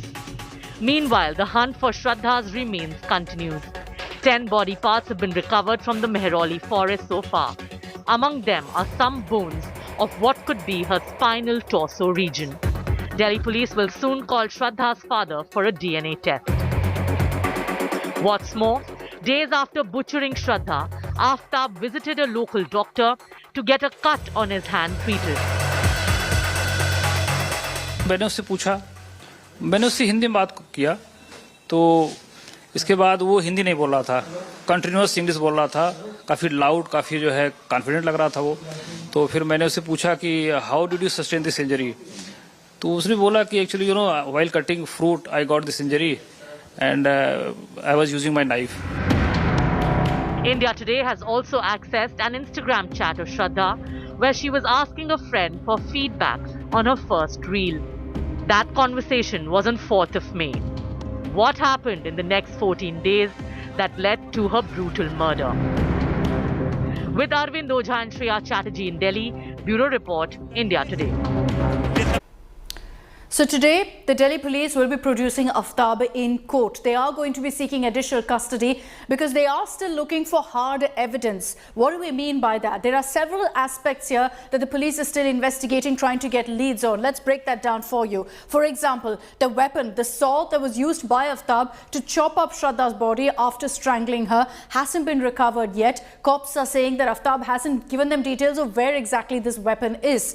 While the hunt continues for Shraddha's body parts, her skull, which is reportedly also dumped in the same area of the Chhatarpur forest, hasn't been found by the cops. They're continuing their operation across the forest area to hope that they will be able to find the skull. Her cell phone hasn't been recovered yet. Some reports suggest Aftab was using it after her murder as well, like her bank app as well as the social media. So he had the cell phone with him. He's not given any information to the cops as to where he's kept it.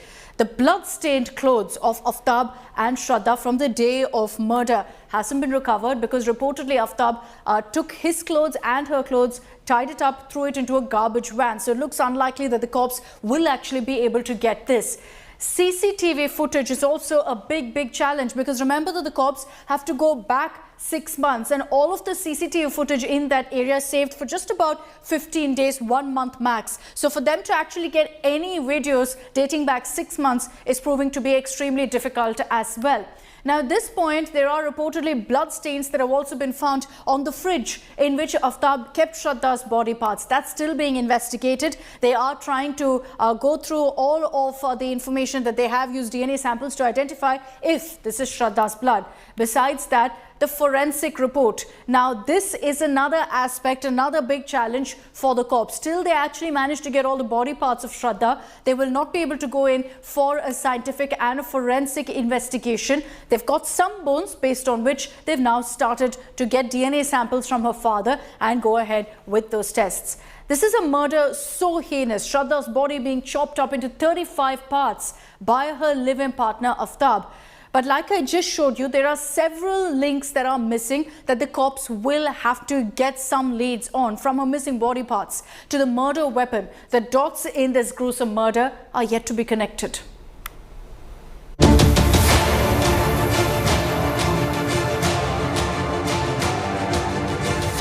One of India's most blood-curdling murders.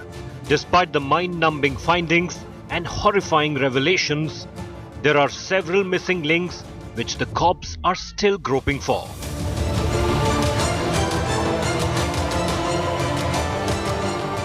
While the police have found 10 to 12 pieces of body parts, including pelvic bones, DNA match results are awaited.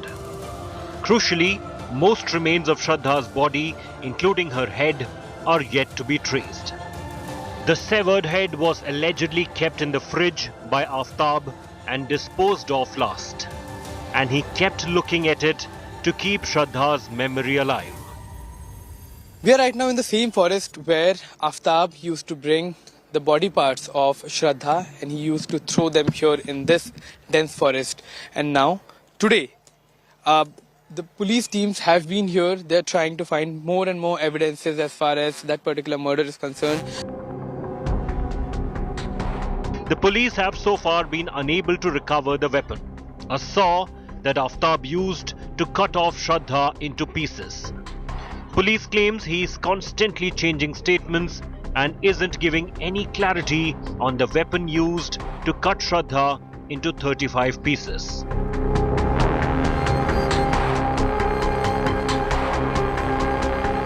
As Aftab used to make 2 AM trips every day to dispose of his slain girlfriend's body parts, cops suspect he used a carry bag or a backpack. Finding it can join many missing dots. Aftab tried his best to hide the murder by removing every bit of physical evidence that he could. He, however, failed in eliminating digital evidence. He used Shraddha's phone, interacted with her friends after killing her, and the location was tracked back to Delhi, getting him eventually arrested by the Delhi police.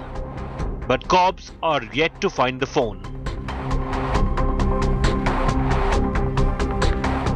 Aftab managed to dispose of blood-stained clothes in a garbage van right after strangling Shraddha and cutting her body.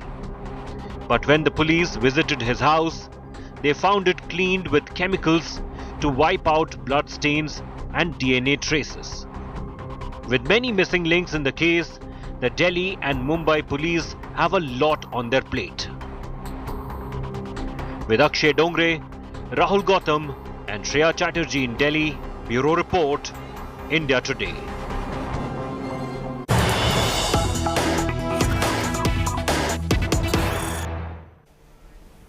So in a matter of hours from now, accused Aftab in police remand presently will be produced before a court where the cops will seek his further custody. The police have found new details regarding Aftab's motive to kill Shraddha.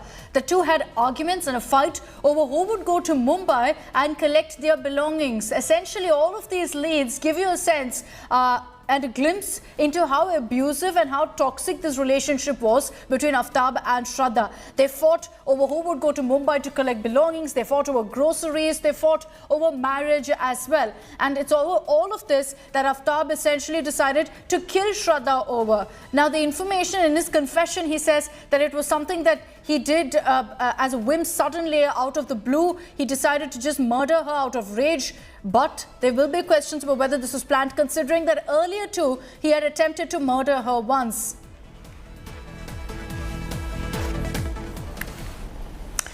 Now, Shraddha's gruesome murder is not the only case that currently is being talked about across the country. Another horrifying murder has come to light, this time from Madhya Pradesh, where a man killed a woman, shot a video then with the victim's body and posted it on social media. He's sending across a warning in that video that infidelity will lead to murder. The video itself is extremely chilling, and believe it or not, that accused, who's seen boasting about killing his girlfriend, is at this point absconding. बेवफाई नहीं करने का, बेवफाई जितने बेवफाई करते हैं कैसे मेरी बड़ी। Gruesome, gory, and gut-wrenching. This is the video of a man boasting about killing his 25-year-old girlfriend and horrifyingly shows her lying in a pool of blood, her throat slit but still alive. With blaring music, he says in the video, बेवफाई नहीं करने का, बेवफाई बेवफाई नहीं करने का, meaning do not be unfaithful. An indication that he committed this crime because the victim was unfaithful. बेवफाई नहीं करने का, बेवफाई जितने बेवफाई करते हैं कैसे मेरी बड़ी।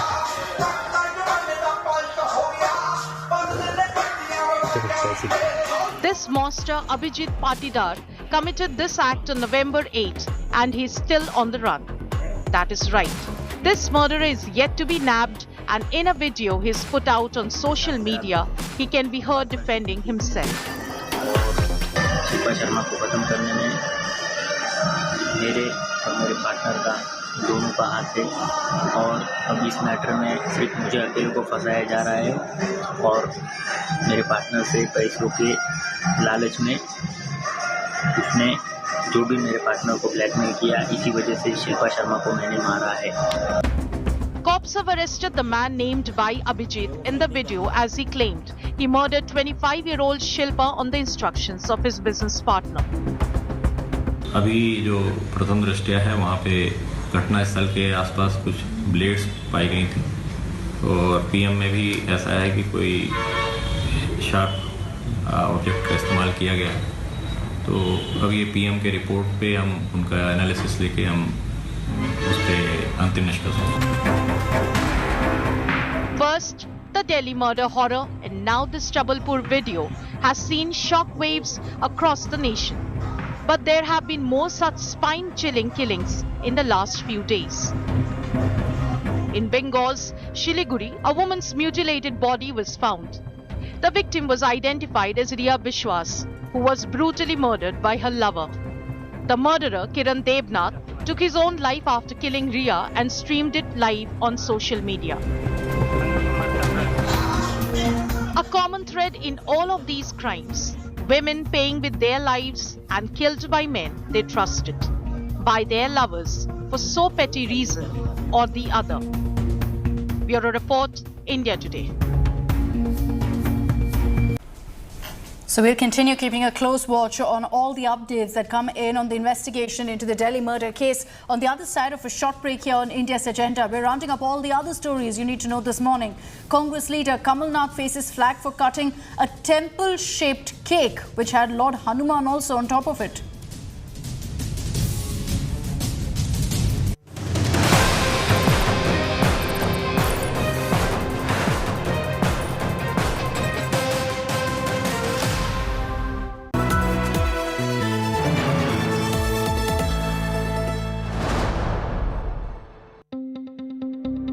News is about putting people first. Just look at the queues right across.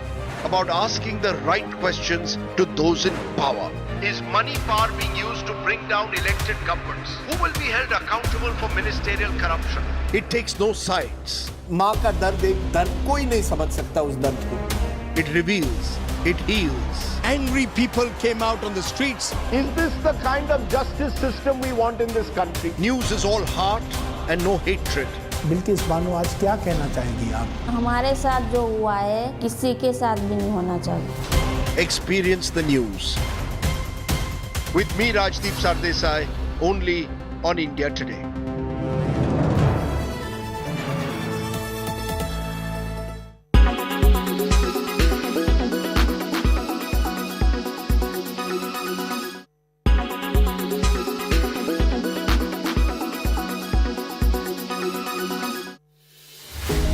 With every sunrise comes new beginnings, new opportunities and new stories. And that's why we're first up. While you're sleeping, we're hard at work to ensure you get the perfect news shot every morning. Get you all the updates. Our morning mission to get you news that's fresh and packed with flavor. Watch First Up every weekday morning with me, Akshita Nandagopal, right here on India Today.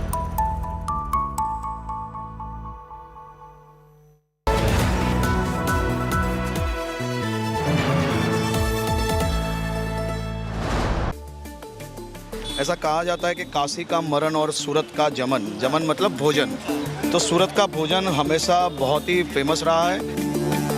सभी व्यक्ति यहाँ पे road पे यही footpath पे बैठ के खाते हैं, यही सूरत की पहचान है। अब खाना आपके लिए इसके लिए उन्होंने बनाया है।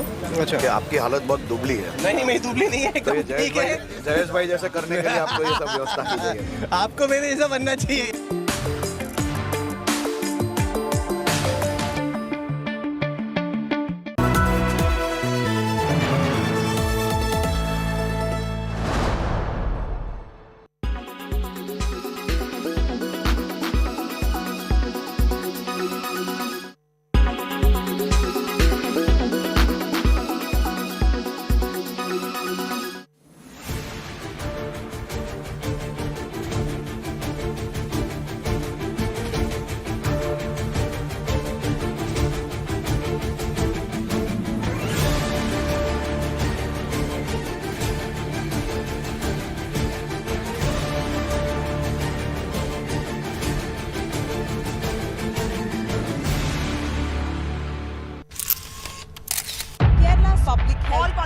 Traveling from different parts. Armed with facts, Looking at political back. she takes the news by its horns. You think the future of these students are not hampered? Fierce, bold, and direct, setting the tone for the biggest stories from every corner and every angle. Expect nothing but the unfiltered truth. News first, niceties later. Watch me, Nabila Jamal, on India Today.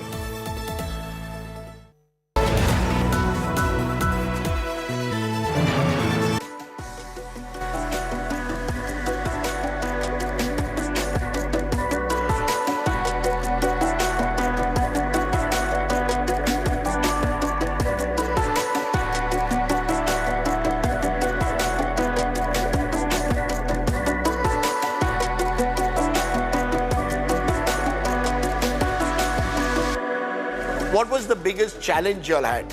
Was it to just prove yourself when you came back, for example, to take over the family business in a way almost 20 years ago? I never felt I had to prove myself. I never felt that pressure. He just trusted us so much.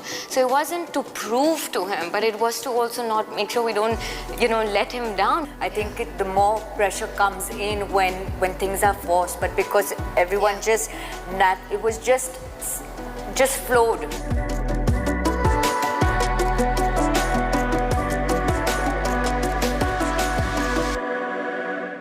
Presented by only OLX Autos gives the best price for your car. Co-presented by Macho Hint, fashion बड़े आराम से. Powered by आशीर्वाद शुद्ध चक्की आटा, रहो 4 कदम आगे.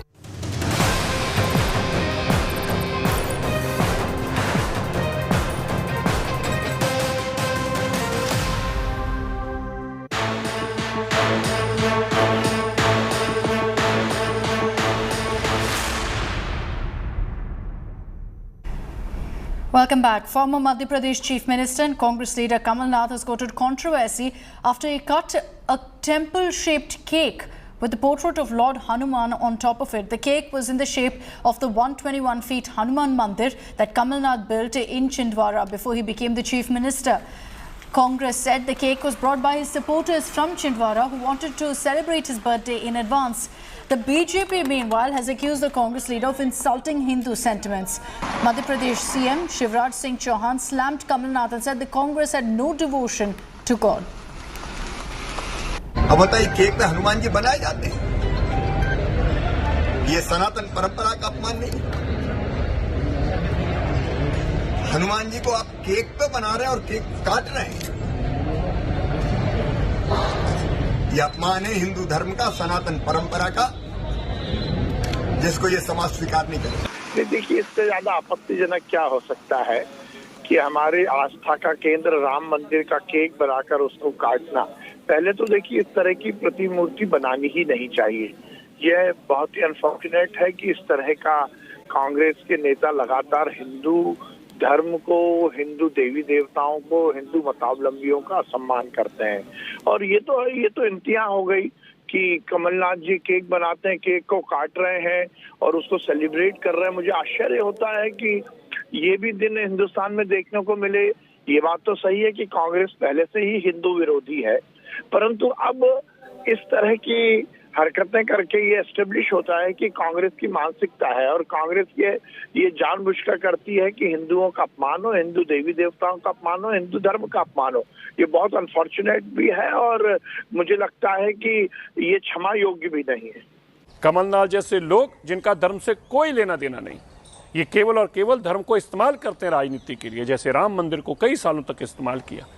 और ऐसे में कमलनाथ को भी और सोनिया गांधी को भी, राहुल गांधी को भी और खड़गे जी को भी हिंदू धर्म के लोगों से माफी मांगनी चाहिए, सनातन से माफी मांगनी चाहिए। ये केवल चुनावी हिंदू है। चुनाव आते तो मंदिर चले जाते, जनेऊ पहन देते हैं, परंतु जब बार बार हिंदू धर्म का, हिंदू देवी देवताओं का अपमान किया जाता है और जिस प्रकार से हिंदू आस्था पर चोट की। And joining us on this broadcast is the Madhya Pradesh Home Minister, Mr. Narottam Mishra. Narottam Mishra जी, आपको क्या कहना है इसके बारे में? कमलनाथ दिख रहा है वहाँ पे एक केक जो मंदिर जैसा दिख रहा है उसको काट रहे हैं। मंदिर की प्रतिकृति बनाना, नरोत्तम मिश्रा जी, उस पर मंदिर की प्रतिकृति बनाना, उस पर हनुमान जी का चित्र बनाना और फिर उसके टुकड़े टुकड़े करना चित्र के, ये हमें महमूद गजनबी और मोहम्मद गौरी की याद दिलाता है। ये जो कृत्य किया है उन्होंने, ये कमोबेश उसी तरह का है। ये चुनावी हिंदू है और इसका ऐसे कृत्य करके जानबूझ के आस्थाओं पर चोट करते हैं और इसलिए इन्हें भगवान से माफी मांगना चाहिए कमलनाथ जी को।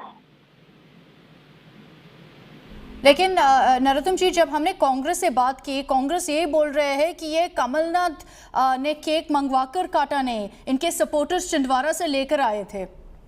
आए होंगे, कोई भी लेके, काटा किसने? और वो सामने दिख रहे हैं ना। अभी उनका बेटा रघुपति राघव राजा राम में जूते पहने के गा रहे थे संगीत को, पिछले 2 दिन पहले की बात है। आप विजुअल फुटेज निकालेंगे तो आपको दिख जाएंगे, मंच पर जूते पहन के वो 2 गांधी जयंती वाले उसके। वे किस तरह से कर रहे हैं ये लगातार चुनावी हिंदू बन करके। अब राहुल गांधी जी की यात्रा है, पूरी यात्रा में कहीं मंदिर नहीं गए, पर मध्य प्रदेश में मंदिर जाएंगे। बड़ा विचित्र टाइप का कांग्रेस ये खेल करी, जिसका परिणाम वो भोग भी रही है और आने वाले कल गुजरात में आप देखेंगे भी क्या स्थिति में कांग्रेस होगी। ठीक है, Narottam Mishra ji, thank you for joining us here on India Today. So you've got the Home Minister of Madhya Pradesh speaking to us here on India Today, saying once again, firing the Chunavi Hindu jibe at the Congress and at Kamal Nath. They're saying that he must apologize for hurting Hindu sentiments. Remember, this entire controversy comes a day after Home Minister Amit Shah in Porband, Gujarat, slammed the Congress for delaying the Ram Mandir construction and doubting the significance of Ayodhya. Somnath की अयोध्या यात्रा लेने निकला था ने समग्र देश के अंदर, समग्र दुनिया में एक संदेश मोकलायो तो मंदिर वहीं बनाएंगे। जय जय श्री राम, जय Shri Ram,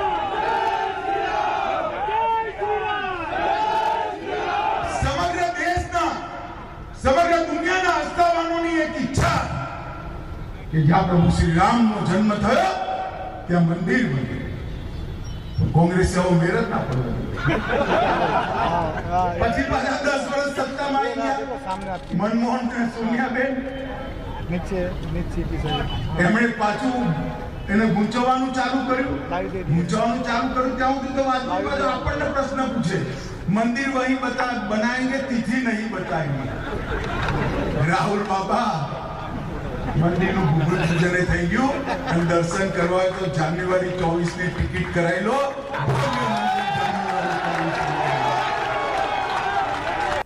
And let's move on to news from Karnataka. Amid speculation doing the rounds from where senior Congress leader, former Chief Minister Siddaramaiah would contest in the upcoming election, he's hinted at his candidature from the Kolar constituency. Siddaramaiah visited Kolar with his supporters, seeking local leaders' response on him contesting from this seat. His visit to the constituency has ignited a war of words in the poll-bound state, with the BJP saying that this is a vagabond hunting for a seat that would hold no defeat.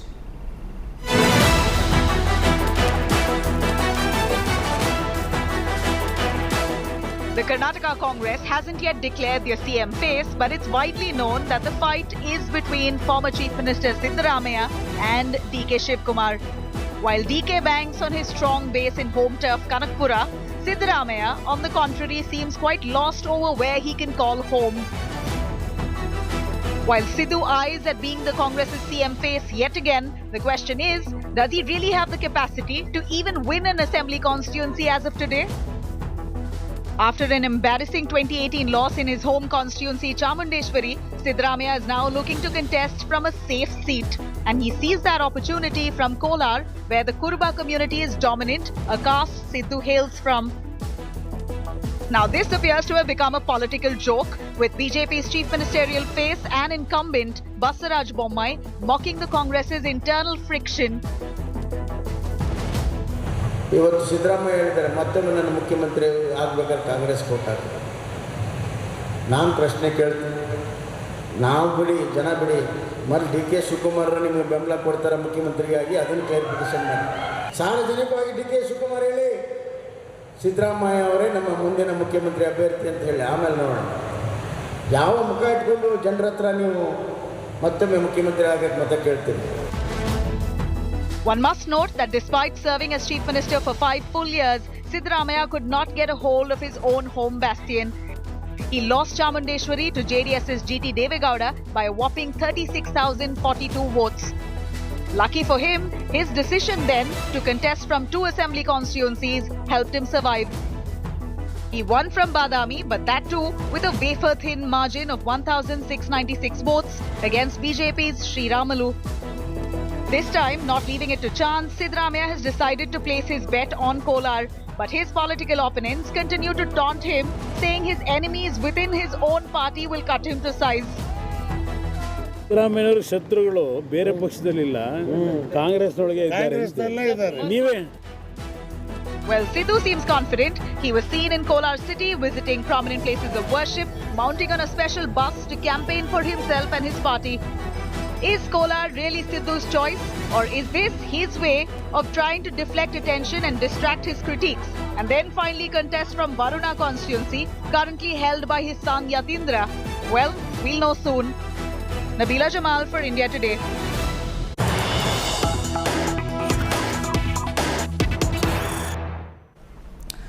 A West Bengal MLA has stirred controversy by allegedly asking TMC workers to ensure that only those Bangladeshi immigrants who support the ruling party in the state find a place in the voters list. In a purported video that's gone viral on social media, the Bardhaman Dakshin MLA Kokhandas is heard saying many new people are coming. They're from Bangladesh. Many of these people then vote for BJP based on Hindu sentiments. Ensure that only those who support our party, meaning the TMC, gets a place in the voters list. Huge controversy that's been stoked by this comment, this video that's going viral now. অনেক নতুন voter বিভিন্ন জায়গা থেকে এসে আমাদের শহরে এসেছে, কিংবা অনেক ভোটার হয়তো কোনো ক্ষেত্রে বাদ চলে গেছে, আর নতুন লোক তো আসছেই। নতুন লোক মানে তো বুঝতে পারছেন সব বাংলাদেশের লোক আসছে, তাদের ভোট আমরা বেশি তুলতে গেলে আরো ক্ষতি, কারণ তারা তো বেশি হিন্দু হিন্দু করে বেশিটাই ভোট দিয়ে দেয় বিজেপিকে, কারণ আমরা দেখেছি, এটা নিয়ে অস্বীকার করার কিছু নাই। তা ভোটটা যেই তুলবে, সে নতুন লোক আসলেও যারা আমাদের দলের সঙ্গে যুক্ত থাকবে তাদেরই চেষ্টা করবেন, অকারণে ওই এখন সবাই আমাদের সঙ্গে ভিড়ে গেছে। Now, meanwhile, a big number of crude bombs recovered from West Bengal's Birbhum after Trinamool group clashed on Monday, resulting in 2 TMC workers being severely injured. Several crude bombs were hurled in the clashes that took place in Barapur village, following which 12 people were arrested. With a huge deployment of police in the village, it's only the women folk who now live there. The men have all fled the area. The village wears a deserted look with the empty classrooms as children are now too scared to go to school. The BJP has claimed that this clashes took place between 2 local factions of the TMC.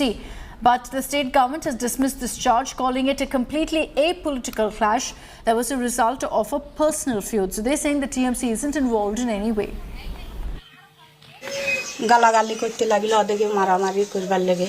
আর ওদের বমে ওরাই যখন আহত হয়ে গেল দ্বিতীয় নি তখন বমটা বন্ধ হইল। আমগুনা এই ধার থেকে আইছে, এই ধার থেকে, হ্যাঁ এই ছাতের উপর থেকে। আচ্ছা, তো তখন বাড়িতে শুধু আপনি একা ছিলেন?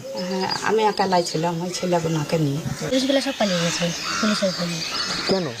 কেন মানে ধরে নেবে নাকি সেই জন্য। মানে এখানে কি বোমাবমি হয়? হ্যাঁ হয়। আর যে এখন পুলিশ যে আছে? পুলিশ তো এই ক্যাম্প বসে আছে। ক্যাম্প বসে আছে, তখন ভয় লাগে? না, ভয় এখন কিছু ভয় না। কেন পুলিশ চলে গেলে? বাবা পুলিশ চলে গেলে বুঝতেই তো পারছেন, পুলিশ চলে গেলে ভয় লাগে। আচ্ছা, এবার আমরা যখন গতকাল আর কি স্কুলটা ছুটি ছিল বিরসা মুন্ডার জন্মদিন উপলক্ষে, সেই জন্য কালকে তো ধরুন আপনারা হয়তো স্কুল বা আমরা আসতে এখানে আসার ব্যাপার ছিল না, বাট আজকে এসে দেখছি তো পরিস্থিতি এরকম আর কি, পুরো ফাঁকা, তো কেউই আসেনি। The biggest impact of any kind of violence falls on kids or students. These empty benches of Bohra Primary School in Birbhum lie testimonial to what I said. On Monday, this particular village in Birbhum saw major violence when crude bombs were hurled on two groups over here in Birbhum's Bohra, following which the kids, they fear coming to school over here. Now these are empty classrooms where it should have been a completely filled, packed class where students would be participating in classes. The teachers are here to make sure that if any student comes, education will be imparted. But sadly, in fear, these kids are still at home and they are not leaving their residences. With camera person Shamshuddar Ghosh, this is Suryagni Roy for India Today.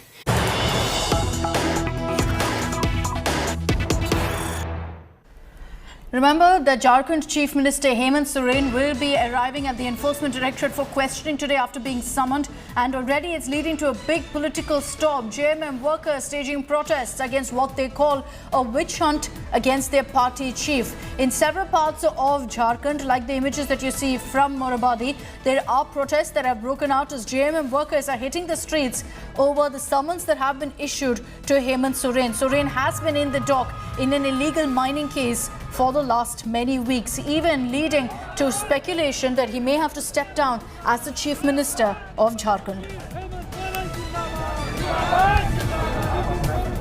And a bit of a backgrounder into that story. Jharkhand Chief Minister Hemant Soren has been accused in an illegal 100 crore mining scam. The Enforcement Directorate has summoned Soren for questioning today. This after the Chief Minister's request for 3 weeks' time before appearing in front of the agency. The Chief Minister is accused of illegally issuing mining leases to his family and aides. He is also charged with receiving huge sums of money through shell companies and corruption in disbursement of central scheme funds in 2010. 47 search operations have been conducted in this case so far. Seizures including a folder with bank details of the Soren family, documents, checkbooks with the Chief Minister's name. All of that has been seized so far from Soren's aides' residence. Other seizures include 5.34 crore rupees in cash, an inland water vessel worth 30 crores. Soren, of course, has maintained through this entire case that a conspiracy has been hatched against him because the BJP is fearful of the immense backing that he gets from tribal communities in his state. किन प्रकार ये लोग लगे हुए हमें परास्त करने के लिए, हमें सत्ता से बेदखल करने के लिए, क्योंकि इनको पता है कि ये आदमी 5 साल अगर यहाँ टिक गया तो यहाँ के मूलवासी आदिवासियों को इतना मजबूत कर देगा कि जो लोग बाहर से आकर के यहाँ राजनीति करते हैं उसको खदेड़ने का काम करेगा। आप लोग डटे रहिए, मैं इन सब को एक एक करके देख लूंगा। जिस तरह से एक साजिश रची जा रही है उस सारी साजिशों को नाकाम करना है हमें, और हम पूरी मजबूती के साथ सरकार चलाएंगे। इस पर चर्चा हुई। फैसला हमारा होता है जनता के लिए हमें काम करना है। जनता ने हमें मैंडेट दिया है, जनता के लिए काम करना है, यही फैसला हुआ और हम खूब मजबूती से 5 साल तक सरकार चलाएंगे। विरोधियों के खिलाफ ईडी और सीबीआई का जिस तरह से दुरुपयोग हुआ है, बराबर सत्ता आपके पास नहीं होगी, और जब सत्ता नहीं होगी तो फिर आपके इन कुकर्मों की सजा भी आपको मिलेगी। आने वाले विधानसभा चुनाव में जो कुछ भी वहाँ हेमंत सोरेन और वहाँ के विपक्षी गठजोड़ के नेताओं के साथ हो रहा है, इसका खामियाजा भाजपा को चुनावी दृष्टि से वहाँ भुगतना पड़ेगा।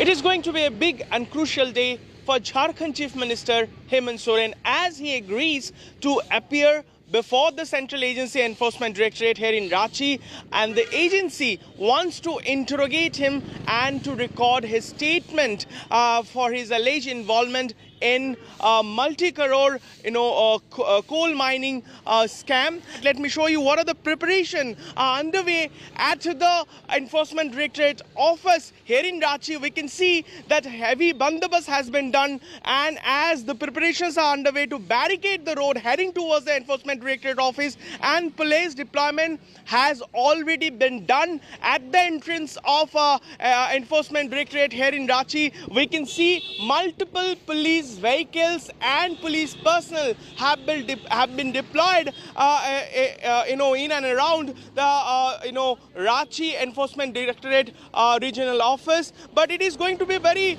crucial day, as I mentioned, and as per the sources inside government is concerned, that the Chief Minister will be heading to this place at around 11:30 a.m. And perhaps it will be his first appearance before the Enforcement Directorate, and they're gonna record his statement related to this multi-crore illegal mining scam that have been unfolded in the state of Jharkhand. With camera person Orgo Ghosh, this is Diktik for India Today.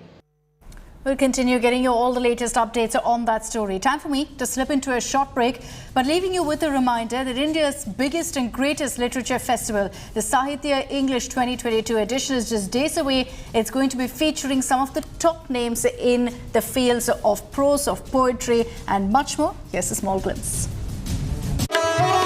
India's grandest literature festival is back. Sahitya English 2022. Featuring some of the most critically acclaimed and popular writers like Ashwin Sanghi, Ravinder Singh, Ankur Warikoo, Aanchal Malhotra, Sam Dalrymple, Swami Gaur Gopal Das, Deepthi Nawal, and P. Chidambaram. And enthralling audiences will be Ayushmann Khurrana, Seema Auntie of Indian Matchmaking, and the team of upcoming Netflix series Kala.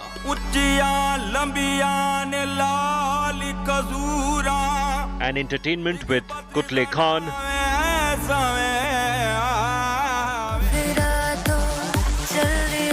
Aziz Kaur, Bismil Band,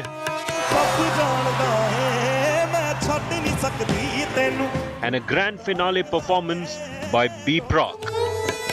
So see you all at the biggest literary platform on 18th, 19th and 20th November at Major Dhyan Chand Stadium, Delhi.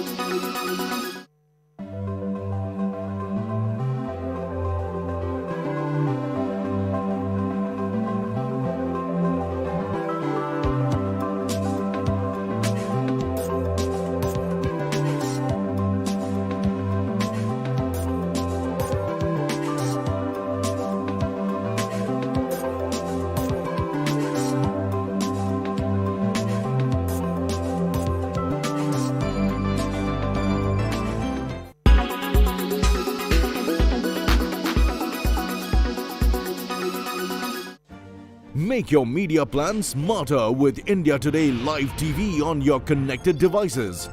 Amplify your brand with 100 million smart internet viewers. To advertise, mail us at sales@aajtak.com.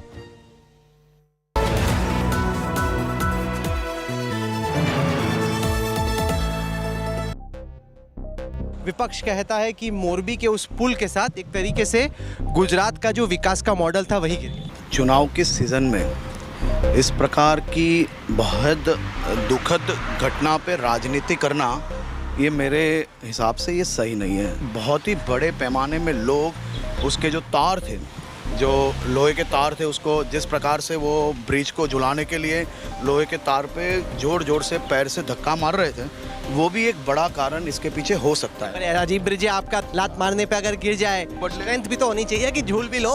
Lakshman झूला पे भी तो लोग कूदते रहते दिन भर। Strength. All right, as we track the latest updates coming in the Delhi murder case, joining us this morning here on India Today is Shraddha, the victim's father, Mr. Vikas Walkar. विकास जी, क्या आप अभी दिल्ली में हैं? क्या आपने आपके DNA samples Delhi police को दिया है? जी जी, दे दिए मैंने। और उससे क्या आपको कुछ कंफर्मेशन मिला है कि जो भी बॉडी पार्ट्स फॉरेस्ट में मिला है वो श्रद्धा की है? नहीं, अभी रिपोर्ट तो आई नहीं है, ऐसे बोल रहे हैं वो लोग। आप दिल्ली में हैं अभी? नहीं, अभी मुंबई में हूँ। और आपको दिल्ली पुलिस अब तक क्या कम्युनिकेशन दिया है विकास जी इन्वेस्टिगेशन के बारे में आफ्ताब के खिलाफ, कि क्या सबूत मिला है उनको? नहीं, फिलहाल तो कुछ बता नहीं रहे वो लोग कि अभी रिपोर्ट DNA रिपोर्ट जब तक नहीं आती है तब तक कुछ नहीं बोल सकते, तो बोल रहे। विकास जी, हमको ये जानकारी मिला है कि मई के पहले भी एक बार आफ्ताब ने श्रद्धा को मारने के लिए कोशिश की। क्या उस समय श्रद्धा ने आपको कॉल किया? नहीं, मुझे कुछ बताया नहीं कभी। तो आपको कुछ जानकारी नहीं था कि श्रद्धा ने शायद एक अब्यूसिव रिलेशनशिप में थी? क्या बताइए। नहीं, आप पूछिए। आपने लास्ट कब बात की श्रद्धा से, और क्या उस समय आपने आफ्ताब के बारे में, उनकी रिलेशनशिप के बारे में पूछा था विकास जी? नहीं, उनके रिलेशनशिप के बारे में तो पहले ही पता था मुझे, 2020 में जी। लेकिन और लास्ट बात मेरी 2021 में हुई है, अराउंड अगस्त में। और उस समय कुछ नहीं बोली थी रिलेशनशिप के बारे में, आफ्ताब के बारे में? नहीं, ऐसे तो उनके मतलब रिलेशनशिप के बारे में, मतलब झगड़े के बारे में कुछ बताया नहीं था मुझे, लेकिन मेरे वाइफ को बताया था उसके पहले, जो 2020 से पहले। ओके, विकास जी, हमारे साथ अरविंद ओझा भी है। अरविंद इस केस को बहुत फॉलो कर रहा था। अरविंद, विकास जी से क्या आपको कुछ सवाल है? विकास जी नमस्कार। देखिए, अब इन्वेस्टिगेशन में ये सामने आ रहा है लगातार कि किस तरीके से उसने एक एक करके तमाम एविडेंस मिटाए। आपने FIR में जिक्र किया है, जो पुलिस को, दिल्ली पुलिस को आपने बताया था कि उसने कई बार मारपीट की श्रद्धा से।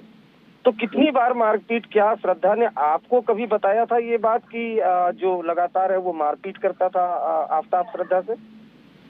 मुझे डायरेक्टली बात नहीं की उन्होंने कि ऐसे मारपीट करता है, वो मेरे वाइफ को बताया था। और वाइफ ने फिर, मेरा बेटा है, उसने फिर मुझे बताया कि ऐसे मारपीट करता है करके। नहीं, तो क्या एक बार ब्रेकअप भी हो गया था? वो घर पर आया था, वो श्रद्धा आपके घर पर आ गई थी, क्या वो वापस आया था आफ्ताब श्रद्धा के पास माफी मांगने, ऐसा कुछ है? नहीं, ऐसा कुछ नहीं।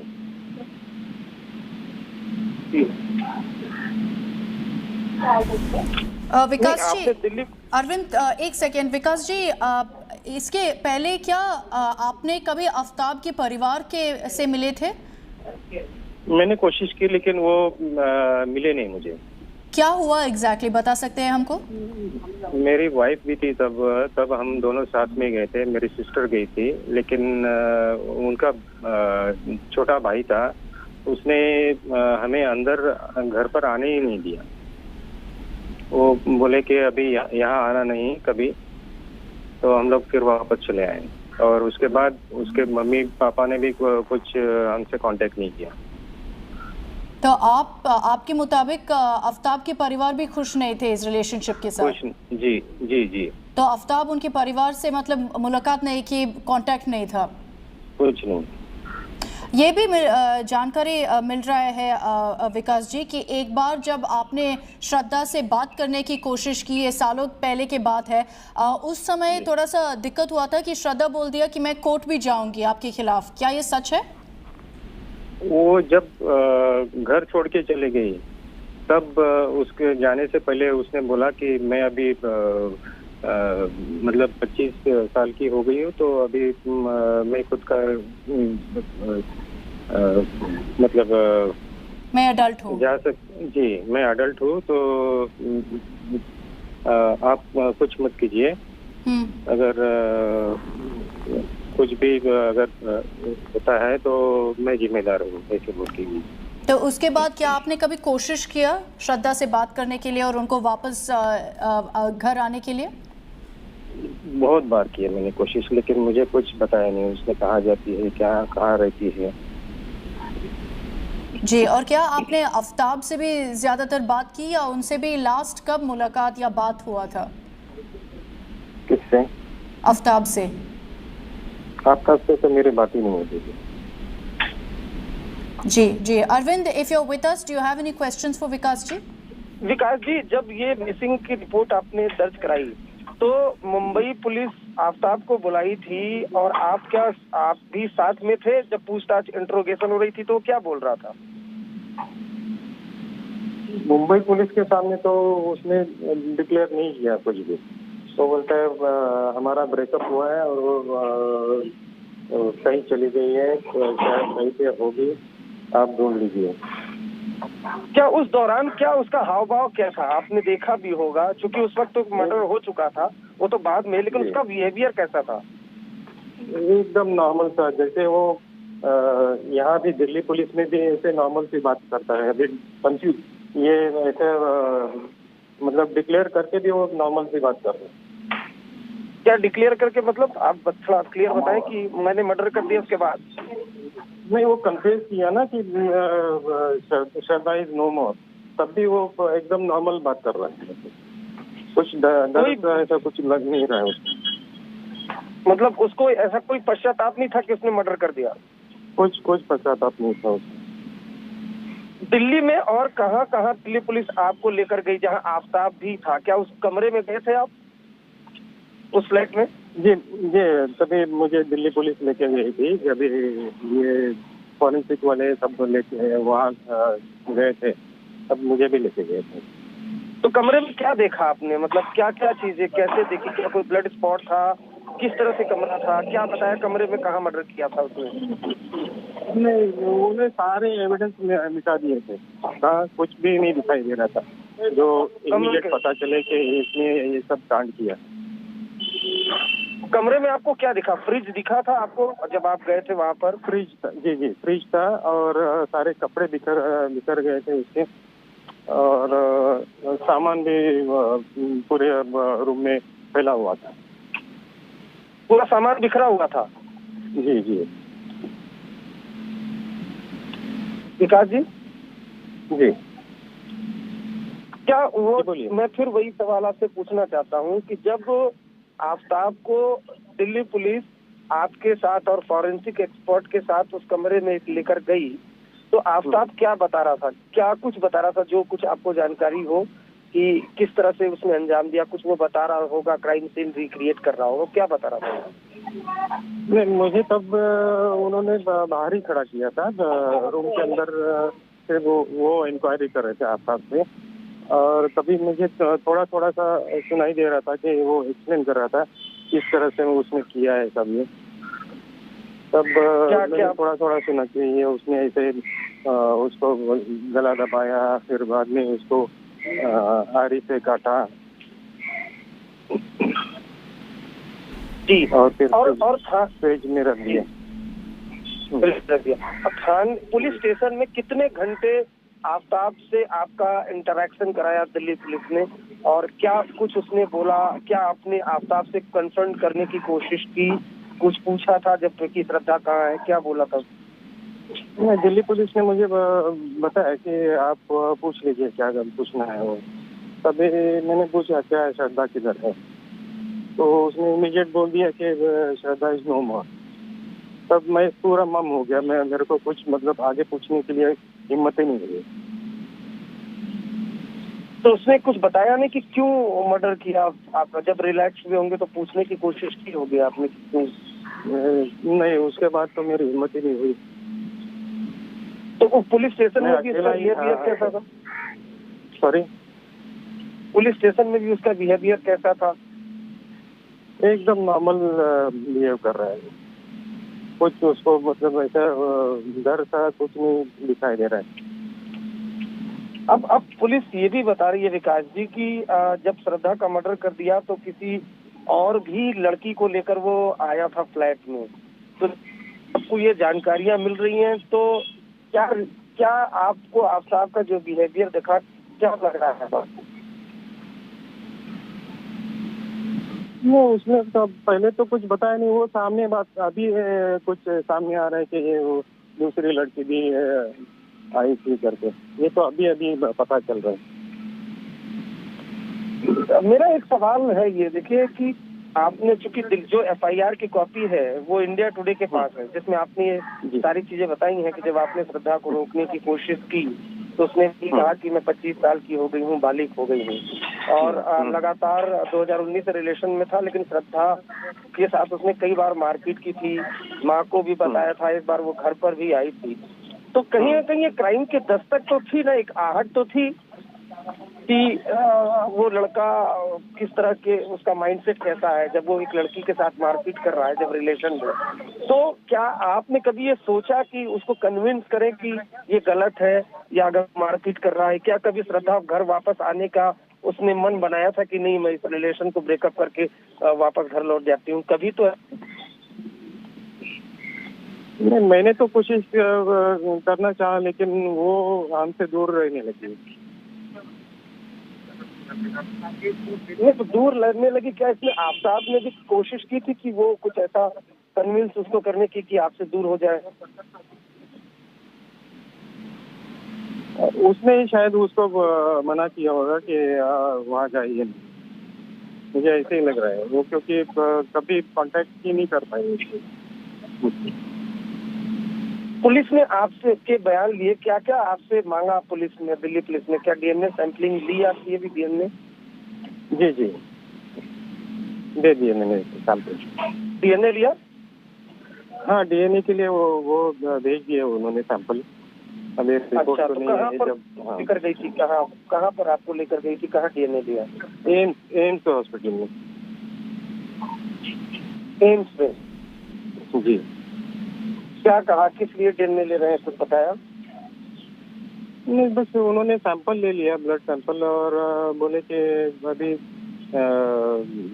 इसका रिपोर्ट आ जाएगा, पता नहीं अभी कब आएगा, वो 8 दिन भी लग सकते हैं, 15 दिन भी लग सकते हैं, तो जब रिपोर्ट आएगी तब आपको बताया जाएगा। बस मेरा एक सवाल है विकास जी से। विकास जी, जैसे हम अभी रिपोर्ट कर रहे थे कि अभी भी एविडेंस पुलिस ढूंढ रहे हैं, जैसे श्रद्धा के बॉडी पार्ट्स अभी देख रहे हैं छतरपुर के फॉरेस्ट में, मर्डर वेपन नहीं मिला है, क्या आपको डर है कि ज़्यादा स्ट्रॉन्ग एविडेंस नहीं मिलेगा और as a result of that Aftab को ज़्यादा स्ट्रॉन्ग पनिशमेंट नहीं मिलेगा? नहीं, मुझे ऐसा लग तो रहा है कि उसको पनिशमेंट मिलेगा ही, अगर उसने ये किया है, अगर पॉजिटिव रिजल्ट आते हैं तो। क्योंकि अब तक मर्डर वेपन नहीं मिला विकास जी, श्रद्धा के फोन भी नहीं मिला अब तक। जी, वो दिल्ली पुलिस अभी ढूंढ रहे हैं। तो आपको लगता है, और आप पूरे सेटिस्फाइड हो दिल्ली पुलिस के जांच से? जी, उनकी तो इन्वेस्टिगेशन अच्छी चल रही है, मुझे लगता है कि इसका नतीजा अच्छा ही निकलेगा।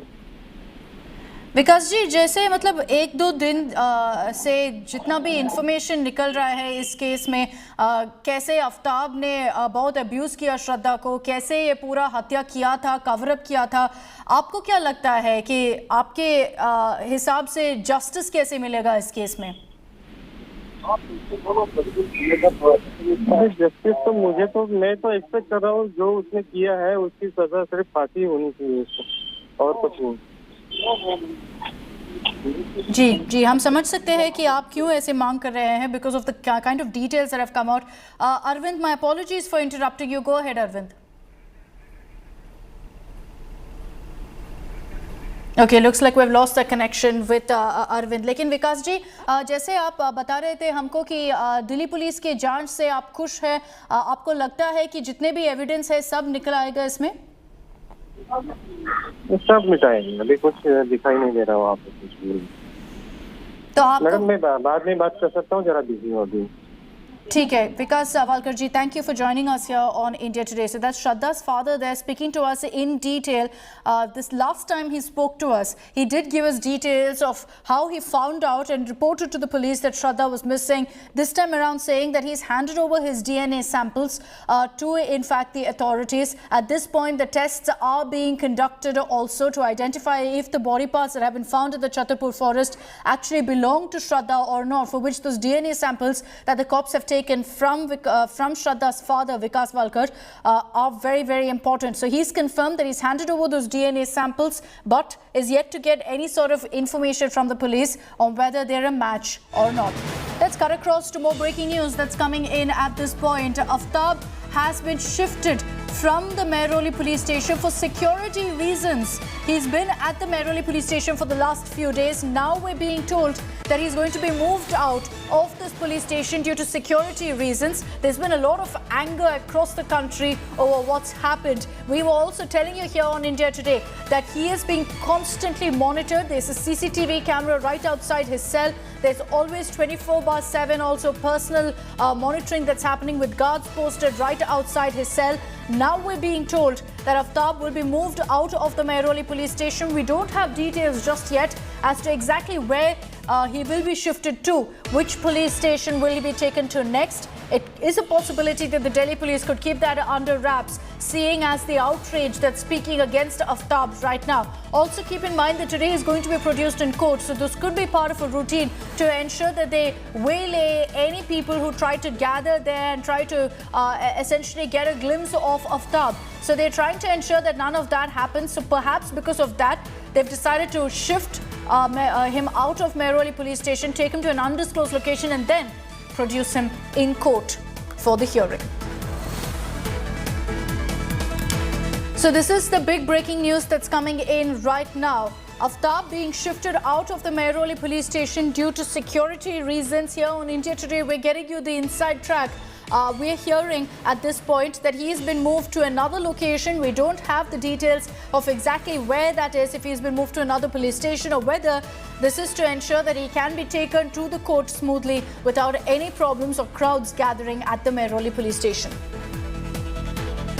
Let's get you also all the latest updates that have come in the last few hours in the Shraddha murder case and the latest on the investigation. Sources have told India Today that Aftab strangled Shraddha on the bed and then chopped her into pieces. These pieces were then kept in the fridge. Now, according to Aftab's confession, he chopped Shraddha up into 35 pieces, transferred the body parts into 18 plastic bags after disposing of them one at a time. Cops have also closed in on Aftab's girlfriend, many girlfriends really, after sources claim that he continued to date multiple women even after the murder. He used to frequently use dating apps and was in possession of multiple SIM cards as well. Now, the phone that he had used actually during the time of the murder, that he sold off on OLX, essentially in a bid to cover up his tracks. While hunting for evidence, cops have also found bloodstains in one of the shelves where the gas cylinder was kept inside the kitchen. There's a suspicion that perhaps that's where the weapon was kept after the murder, but that's something that's yet to be confirmed. Akshay Dongre is joining us live with more details on this. Akshay, we were just putting out a news break earlier that Aftab has been shifted out of the Mehrauli police station. Any details that we've been able to pick up as to where he's been moved and why? Well, Akshita, that is a piece of information that the police is not ready to reveal as of now because of security reasons. But what our sources are telling us that he's either moved to Malvinagar police station or Saket police station, because both of these police stations are very close to the Saket court where he is going to be presented today as far as the police is concerned, because they are seeking an extension of remand in this Shraddha Walkar murder case. Now, the police is yet to find the key evidences as far as the entire murder is concerned, and that exactly is the reason that police is going to seek an extension of the police remand, because if Aftab is given judicial custody, then the police will not be able to interrogate and find the other key evidences that are required in order to build a case against Aftab as far as this murder is concerned. Other information that we are getting right now is that at AIIMS in the national capital, the DNA samples of Shraddha's fathers have already been taken, and they will be matched with the DNA samples of the bones that have been found in the Chhatarpur forest to ensure that the bones that have been found as of now by the police on the directions of Aftab are indeed of Shraddha Walkar, who was murdered, and according to Aftab only, according to his own confession, the body parts were thrown into that forest. Now these also will be key piece of information as far as the entire investigation goes. But even right now, the focus of the police will be to seek an extension of the remand. In fact, yesterday we reported that the police will also seek a narco test. However, that will not be an evidence as far as the court is concerned, but that will be a supporting evidence to support all the claims that have been made as far as this entire case goes. And the second thing will be the police will try to do a psycho assessment test to ensure that all the claims that he's making regarding the skull of Shraddha, that police is yet to found, or the murder weapon, or the cell phone of Shraddha, that will be confirmed, that what exactly happened to those pieces of information, because evidence, that remains the most important thing as far as the police investigation is concerned, to make a watertight case, to build a watertight case against Aftab so that he doesn't escape the law as far as this murder is concerned. Stay on with me. I think with all the details that are coming out right now of this case, it's something that's shocked to all of us, shaken our conscience essentially, as to why Aftab resorted to this kind of a grisly murder of his own girlfriend, someone he was with for many, many years. Dr. Prashant Mishra, psychiatrist, is joining us on this broadcast. Dr. Mishra, good morning. Thank you for joining us here on India Today. Now, for the last few days, we've been essentially trying to piece together, try to understand what went through Aftab's mind that really made him resort to something as extreme as this. In your expert opinion, Doctor, what do you think it really was that drove him to murder Shraddha and then, of course, cover up the way he did? Yes, thank you so much for inviting. I've been following this incident since the day as it has been reported. We, not only I, we as a doctor's fraternity and all psychological enthusiasts who are there who are following this case. As far as I am concerned, the opinion that I have or the information that I have gathered, I think this total case consists of two parts. One is the incident itself, and the other what happened after the incident. Okay, so if you will understand, you're hearing me? Go ahead. Hello, am I audible? Very much. Okay, so if you will see that, you will find that this incident consists of two parts. One is the actual incident that happened, and the other incident that happened after that. So, and what is the most astonishing part in this particular incident is, this sort of incident has happened in the past also. We have seen incident murders and multiple murders in the past also. We have seen cases like the same Rukma Gulati case, Naina Sani case, then Tandoor case, Thari case. Each and every case we have seen like this. But the most specific thing about this case is the culprit or the person is a young boy of this age. Society, we don't expect the guy from this age to do such thing. We expect them to grow, to study, to learn, and to feed their family. Not just that, Dr. Mishra. I think what's also shocked us is that in many of these cases, it's always a trend or a thread of a serial killer, of someone who's targeted multiple people, women, etc. In this case, it's one murder, one killing that Aftab has gone to such great lengths to cover up over. Dr. Mishra, just stay with me because I'd love to get you in on another aspect also of this story. I just want to briefly also cover one particular investigative input that we received here on India Today. As more evidence is now piling up, there's been a lot of talk about Aftab having pending water bills, which is unusual considering Delhi gives about 20,000 litres of free water every month. That's why the cops suspect that this particular pending water bill is further proof that he used it to kind of wash away all of the evidence. Shraddha's body, according to sources, and this is extremely gruesome, Shraddha's body was kept in the shower to soften it, and then a lot of water was used to clean the blood inside the house. The neighbors also claimed that they never had to pay for a water bill, but that Aftab's bill of 300 rupees was pending since May. May is the month when he had murdered Shraddha. Let's play out for your conversation that we've had with a plumber who worked at Aftab's house.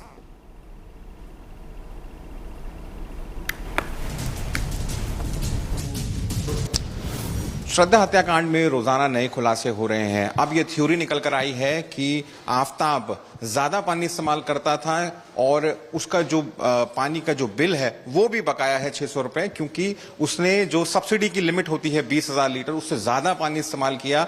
और investigators ये investigate कर रहे हैं कि क्या ज्यादा पानी का इस्तेमाल उसने इस वजह से किया कि वो कोई सबूत मिटाए। लेकिन पहली बार किसी व्यक्ति ने, जो पड़ोसी है, उन्होंने कंफर्म किया है कि उन्होंने आफ्ताब के साथ श्रद्धा को भी देखा था। मेरे साथ है राजेश जी। राजेश जी का घर मैं चाहूंगा मेरे सहयोगी आपको दिखाएं। ये मैं मौजूद हूं आफ्ताब के घर में और ये सामने जो आप बिल्कुल घर देख रहे हैं यही राजेश जी का घर है। प्लम्बर का काम करते हैं और जिस दिन आफ्ताब और श्रद्धा इस घर में शिफ्ट हुए थे उसी दिन ये उनको मोटर के बारे में समझाने के लिए आए थे। क्या हुआ था, थोड़ा सा समझाइए राजेश। वो जिस दिन आए थे, मतलब कि ऊपर वाले फैमिली वाले भी रहते हैं ना, तो वो ज़्यादा परेशान थे पानी के, क्योंकि उनको ज़्यादा ज़रूरत है। तो उन्होंने मकान मालिक को कॉल किया। मकान मालिक ने फिर मेरे पास कॉल किया कि ऐसे ऐसे वो किराएदार परेशान है, नए नए किराएदार हैं, अभी उनको इसके बारे में जानकारी नहीं है, थोड़ा एक दो बार वो समझेंगे तो उसके बाद वो खुद ही ऑपरेट कर लेंगे। तो मैंने फिर उनको समझाया फैमिली वाले को, तो उन्होंने फिर आफ्ताब को बुलाया कि आप भी देख लीजिए आपकी मोटर कौन सी है, कौन सा गेट वाला है, कौन सा टैंक का है, कौन सा सप्लाई का है। आप उसी दिन आपने श्रद्धा को भी देखा? श्रद्धा को तो मैंने जब सामान शिफ्ट कर रहे थे जब देखा था, आए थे यहीं से आप अंदर जा रहे देखा मैंने, वाइफ मतलब अच्छी तरह देखा, पर हमारा कोई वो तो नहीं है बोलचाल। आपने पहचाना कैसे? टीवी में तस्वीर चलने लगी उसके बाद आपने? हाँ, मतलब वैसे मतलब तस्वीर देखने के बाद मैं समझ गया मैंने कि इसको, इनको तो मैंने देखा है जब ये ऊपर गए, मतलब सामान वामान ऊपर शिफ्ट किया है उस समय देखा। अच्छा, थोड़ा सा बताइए मोटर के बारे में। कहा जा रहा है कि ज्यादा पानी इस्तेमाल करता था। पानी का कितना टाइम रहता है यहाँ पर? सुबह शाम पानी आता है किस तरीके? तो मेरे को पता नहीं कि वो ज्यादा इस्तेमाल करते हैं। गर्मियों में तो वैसे भी समस्या होती है पानी की, हमारे को भी पानी कमी आ रहा था। तो मकान मालिक तो बोले कि किराएदार मकान मालिक को कि ऐसा ऐसा पानी की समस्या है वो, तो मैंने उनको बोला कि अभी तो पानी पीछे से ही कम आ रहा है। अच्छा, आपसे मकान मालिक ने पूछा भी था पानी के बारे में? हाँ, पानी की ऐसे ऐसे पानी कम आ रहा है किराएदार में, कि पीछे से थोड़ा कम आ रहा है। टैंकर भी मंगाया उन्होंने एक दो बार, और बीच में मैं पटना चला गया था तो उस समय भी कॉल किया था उन्होंने, तो मैंने कहा अभी तो मैं यहाँ पर हूँ नहीं। अच्छा, ये बताइए कि जो फूड डिलीवरी पैकेट्स आते थे उनको लेने के लिए खुद आता था, देखा आपने? हाँ, खुद आते थे, देखा, कई बार देखा यहाँ से। एक बार तो डिलीवरी वाले ने मेरे से पूछा कि यहाँ कोई आफ्ताब रहता है, मैंने कहा आफ्ताब तो मैं जानता नहीं, गली बस्ती में कोई ऐसा है। तो उन्होंने जब कॉल किया, कॉल करके जब वो ऊपर से नीचे आए हैं तब मेरे को पता पड़ा कि हाँ यही आफ्ताब है, इन्हों का नाम। मैं तो ये भी नहीं जानता था कि हिंदू है मुसलमान है कौन है। कभी कोई यार दोस्त, कोई महिला मित्र कोई मिलने के लिए आया जिसको आपने देखा? उसी समय आए थे, जब वो आए थे तो दो तो वो थे और एक आध और आए थे, उन्हें को मैं जानता नहीं कौन है कौन नहीं है। मेरे साथ है अनूप इसी गली में जहां पर ये मकान है वहां पर एक ग्रोसरी स्टोर चलाते हैं, जनरल स्टोर चलाते हैं। और एक बार जब वो इस घर में जो पहली मंजिल पे आफ्ताब रहता था और दूसरी मंजिल पे जो एक परिवार रहता है उनसे किसी काम के लिए मिलने के लिए आए, तो उन्होंने गलती से घंटी बजाया आफ्ताब का। आफ्ताब की घंटी बजा दी थी आपने गलती से, तो निकल के आया, क्या कहा उन्होंने? कुछ नहीं बोला कि मेरी घंटी मत बजाया करो, जिसके जहाँ पे जा रहे हो उसकी घंटी बजाया करो। मैंने बोला कोई बात नहीं, मेरे को क्या पता है वो नीचे रहते हैं और ऊपर रहते हैं, तो ऐसे बोल के उन्होंने बोला। कोई आपकी दुकान से कभी सामान लेने के लिए नहीं है? नहीं, कभी नहीं आए, बस एक बार सिगरेट लेने आए होंगे शायद, मैंने दे भी दी होगी, बस उसके बाद कभी मैंने मुलाकात नहीं हुई। तो पहली बार जो पड़ोसी हैं उन्होंने कंफर्म किया है कि श्रद्धा आफ्ताब के साथ रहती थी इसी घर में। वो लोग उन्होंने शिफ्ट किया था मुंबई से, ये दोनों शिफ्ट होकर रीलोकेट होकर दिल्ली आए थे। और जाहिर एक बड़ा क्लू है, स्टैब्लिश करता है पुलिस की थ्योरी को कि इसी घर में हत्या की गई कथित तौर पर, और श्रद्धा और आफ्ताब के बीच में सब ठीक नहीं चल रहा था जिसकी वजह से ये मर्डर हुआ। दिल्ली से मैं राहुल गौतम, वीजे मृदुल के साथ आज तक के लिए।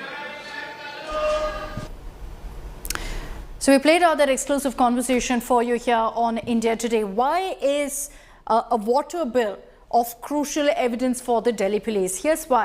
Because Aftab had a pending water bill of 300 rupees. It's not a big amount, but the fact is that in Delhi, where you get free water, there is very rarely ever an amount that you have to pay, because only if you exceed that free amount that you have to pay really a water bill. And what's important to highlight here is that the bill was nil. It was zero before May 2022. We've been telling you about how May is when Aftab had actually murdered Shraddha. The water bill is subsidized across Delhi, as I mentioned. So it was clear that with a pending bill, there was excessive use of water by Aftab. and cops suspect that Aftab actually used water excessively in May to clean blood across the house. The body, Shraddha's body, was reportedly kept in the shower under water for becoming soft so that he could chop up the body, and all of this is indicative in the fact that water bill was pending since May.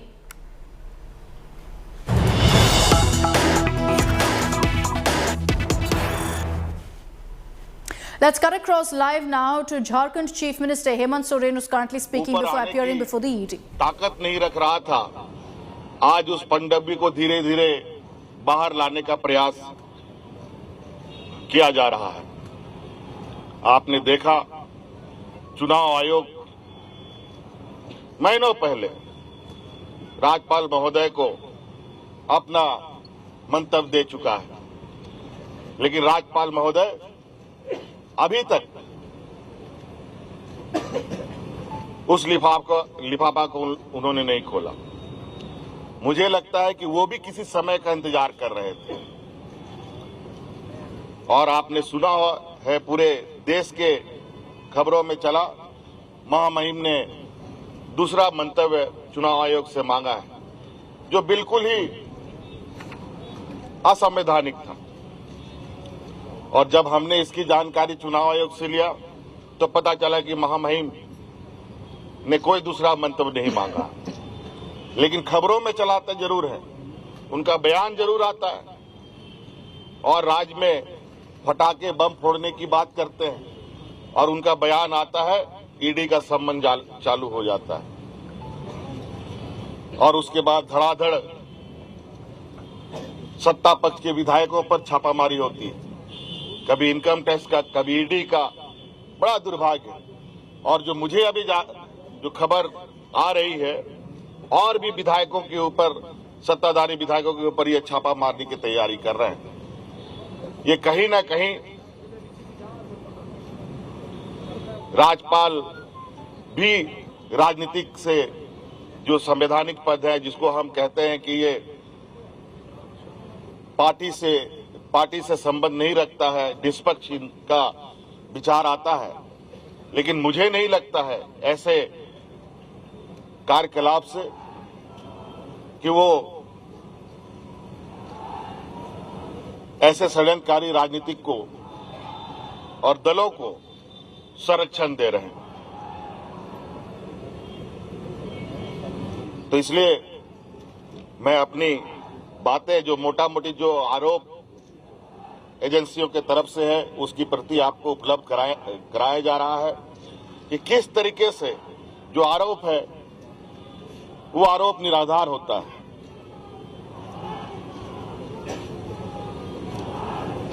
जब हमारा सरकार के कार्यकाल में revenue की इतनी जबरदस्त बढ़ोतरी होती है, बड़े पैमाने पर कार्रवाई होता है,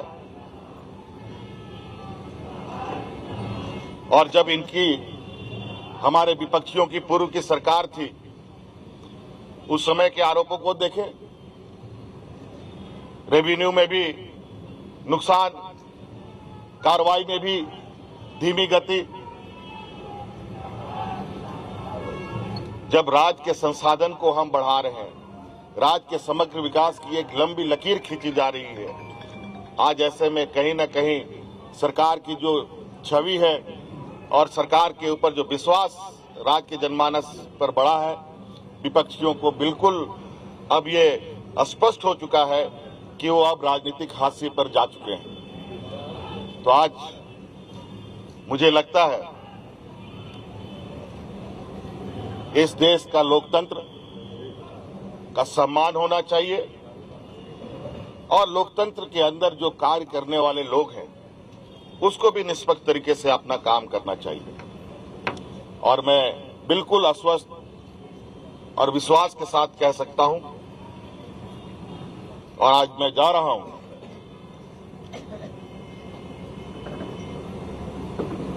और इस बात पर जोर निश्चित रूप से दूंगा कि आखिर ये कार्रवाई करने के पीछे का वजह क्या है। All right, so Chief Minister Hemant Soren, crime political conspiracy. He's going to be appearing before the ED in the illegal mining case, and we'll be getting you all the updates on that. Slipping into a short break, we'll be right back with the latest news and updates. Stay with us here on India Today.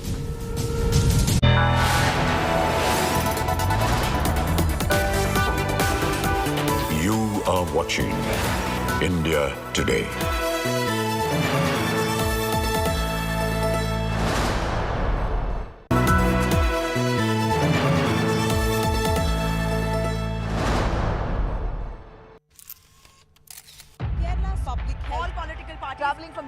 Armed with facts, she takes the news by its horns. You think the future of these students are not hampered? Fierce, bold and direct, setting the tone for the biggest stories from every corner and every angle. Expect nothing but the unfiltered truth. News first, niceties later. Watch me, Nabila Jamal, on India Today.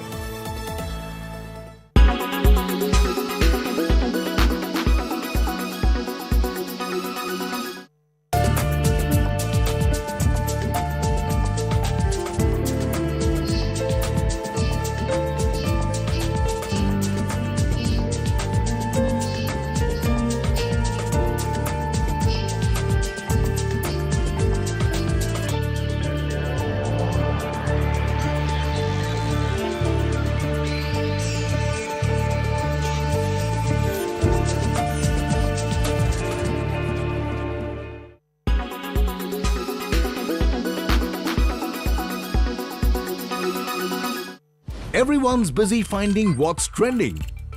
You're busy finding out why. India Today, for those who research before reacting. Download the India Today app now.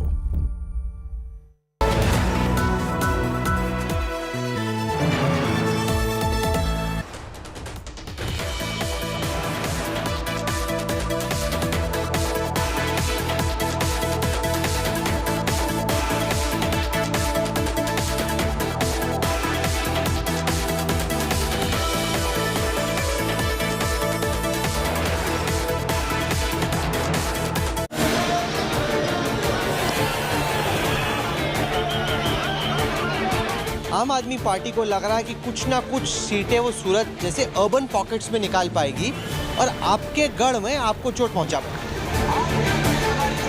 ये दिसंबर के महीने में ये सभी लोग बिस्तर बांध के वापस अपने गांव पहुंचेंगे और दिसंबर के बाद इन लोग को बुलाने से भी कोई लोग यहाँ पे गुजरात में आने के लिए तैयार नहीं होंगे।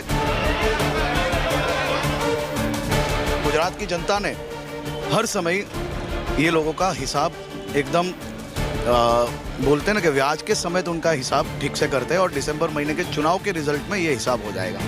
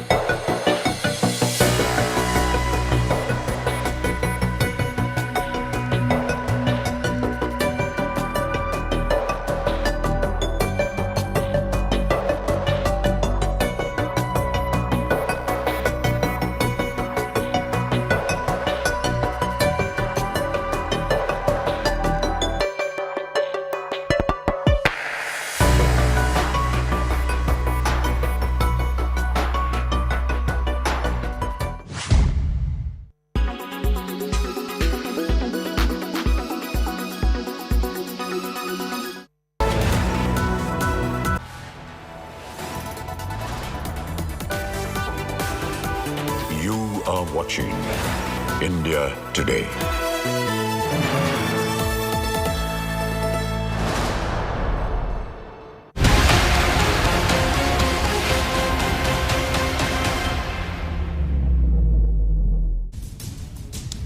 As we continue getting you all the latest updates on the investigation into one of the most gruesome murders ever seen in India, I also want to bring in Dr. Prashant Mishra, psychiatrist, who's joining us on this broadcast. Dr. Mishra, we've been reporting about how after the murder as well, Aftab went about life very normally. You know, he had zero remorse. He ensured he took care of all the body parts in a matter of 18 days, meticulously every single day, throwing out the body parts. He was on dating apps, had girls over while Shraddha's body parts were also there at home. And all of this has, led to a lot of discussion, a lot of chatter, particularly about how he felt zero remorse. And that's not normal.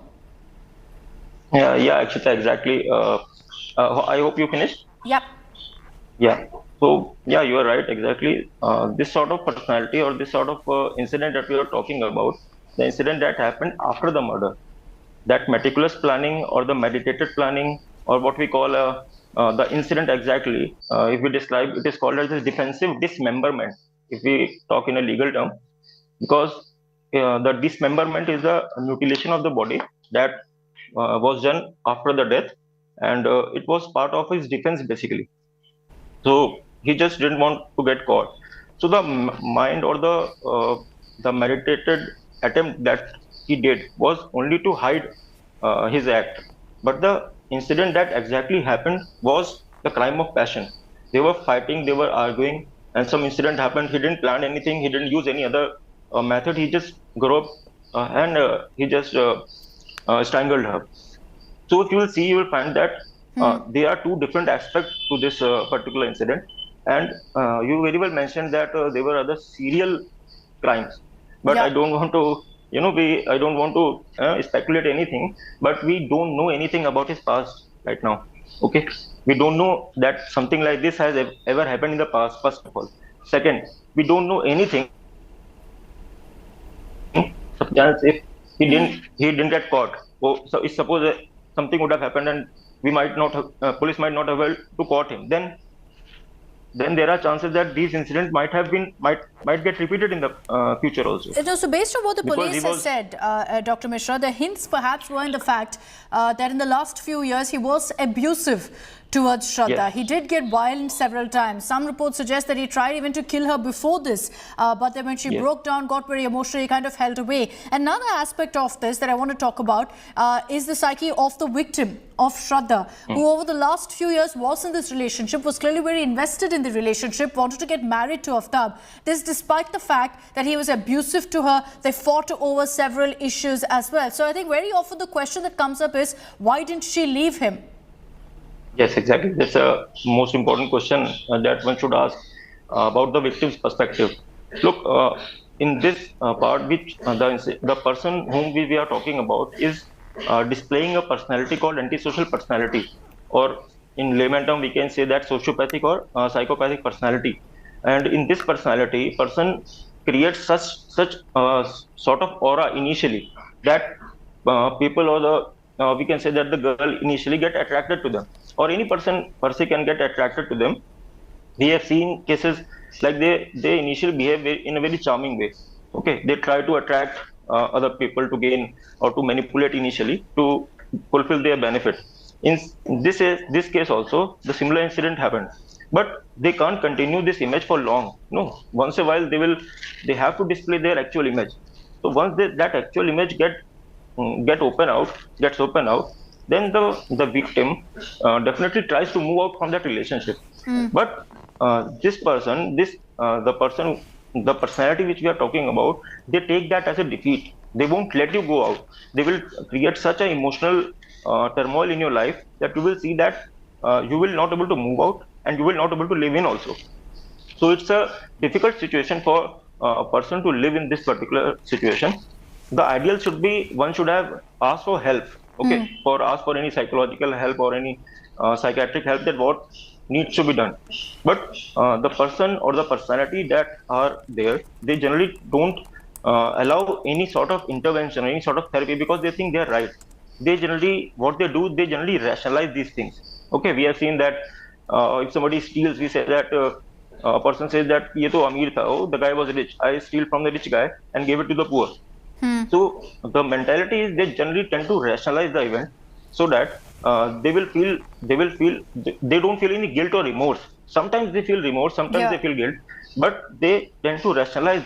And you know, beyond that, the fact that this was done so brazenly, he clearly, not just remorse, was not at all nervous, not jittery at all, seemed to think and was very confident in a way that he would get away with it. And that also was very, very concerning with the details that are emerging right now. Dr. Mishra, just stay with me. I just want to also brief our viewers on all the updates that we've really picked up in this particular case. With each passing minute, this case is only getting murkier with the kind of details that are emerging of how Aaftab not just murdered Shraddha, but then also went on to cover up the crime.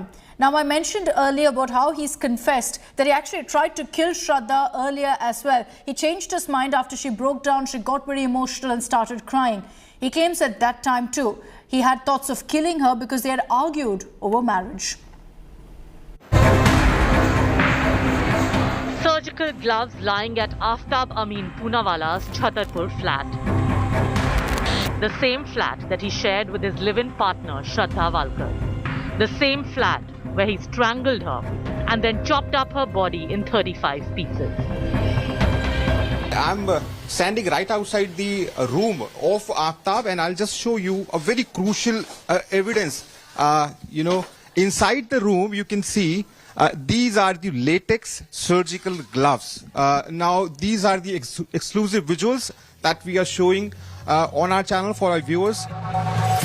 Inspired by the American crime thriller Dexter, the recovery of surgical gloves has added another stunning twist to this sordid murder. Police sources have told India Today that investigators suspect that Shraddha's body was cut into pieces in the bathroom after the murder. Sources say Aaftab left the shower running so that the dead body could be chopped easily and the blood flowed out. Many novels and books have also been found in the house. Meanwhile, the hunt for Shraddha's remains continues. 10 body parts have been recovered from the Mehrauli forest so far. Among them are some bones of what could be her spinal torso region. Delhi police will soon call Shraddha's father for a DNA test. What's more, days after butchering Shraddha, Aaftab visited a local doctor to get a cut on his hand treated. मैंने उससे पूछा, मैंने उससे हिंदी में बात किया, तो इसके बाद वो हिंदी नहीं बोल रहा था, कंटिन्यूअस इंग्लिश बोल रहा था, काफ़ी लाउड, काफ़ी जो है कॉन्फिडेंट लग रहा था वो. तो फिर मैंने उससे पूछा कि how did you sustain this injury. तो उसने बोला कि actually you know while cutting fruit I got this injury and I was using my knife. India Today has also accessed an Instagram chat of Shraddha where she was asking a friend for feedback on her first reel. That conversation was on 4th of May. What happened in the next 14 days that led to her brutal murder? With Arvind Ojha and Shreya Chatterjee in Delhi, Bureau Report, India Today.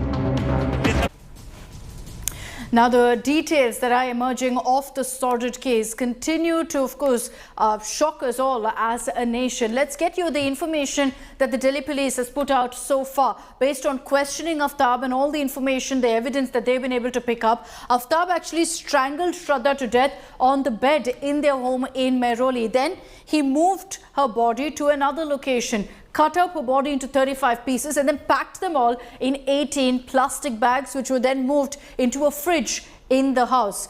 Now, there was blood that's been found in the kitchen shelf by the Delhi police. This is in a shelf where the gas cylinder was kept. So, in the base of the kitchen, there's a suspicion that the weapon perhaps was kept there for some time.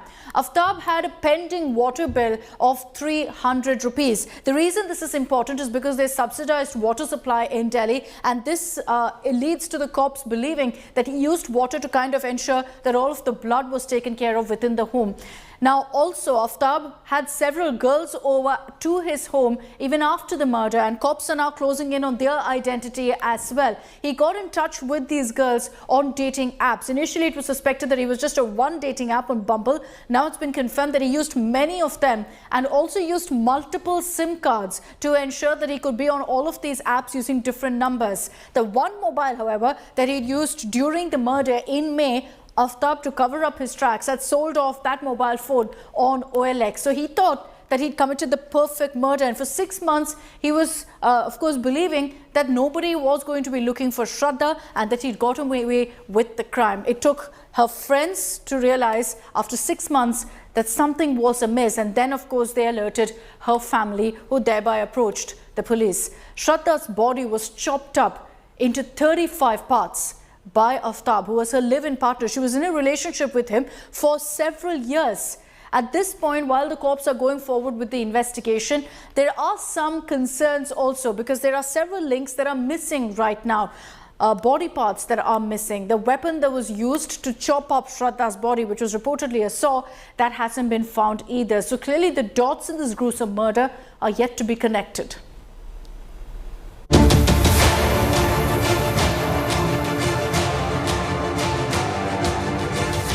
One of India's most blood-curdling murders.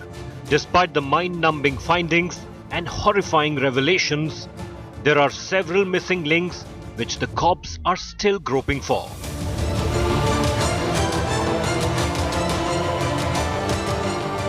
While the police have found 10 to 12 pieces of body parts, including pelvic bones, DNA match results are awaited. Crucially, most remains of Shraddha's body, including her head, are yet to be traced. The severed head was allegedly kept in the fridge by Aftab and disposed of last, and he kept looking at it to keep Shraddha's memory alive. We are right now in the same forest where Aftab used to bring the body parts of Shraddha, and he used to throw them here in this dense forest. And now, today, the police teams have been here. They're trying to find more and more evidences as far as that particular murder is concerned. The police have so far been unable to recover the weapon, a saw that Aftab used to cut off Shraddha into pieces. Police claims he is constantly changing statements and isn't giving any clarity on the weapon used to cut Shraddha into 35 pieces.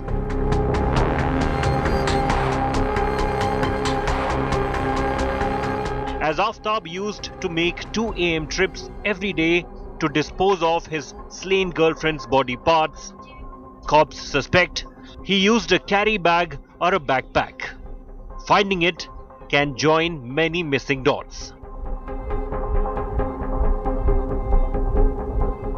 Aftab tried his best to hide the murder by removing every bit of physical evidence that he could. He, however, failed in eliminating digital evidence. He used Shraddha's phone, interacted with her friends after killing her, and the location was tracked back to Delhi, getting him eventually arrested by the Delhi police. But cops are yet to find the phone.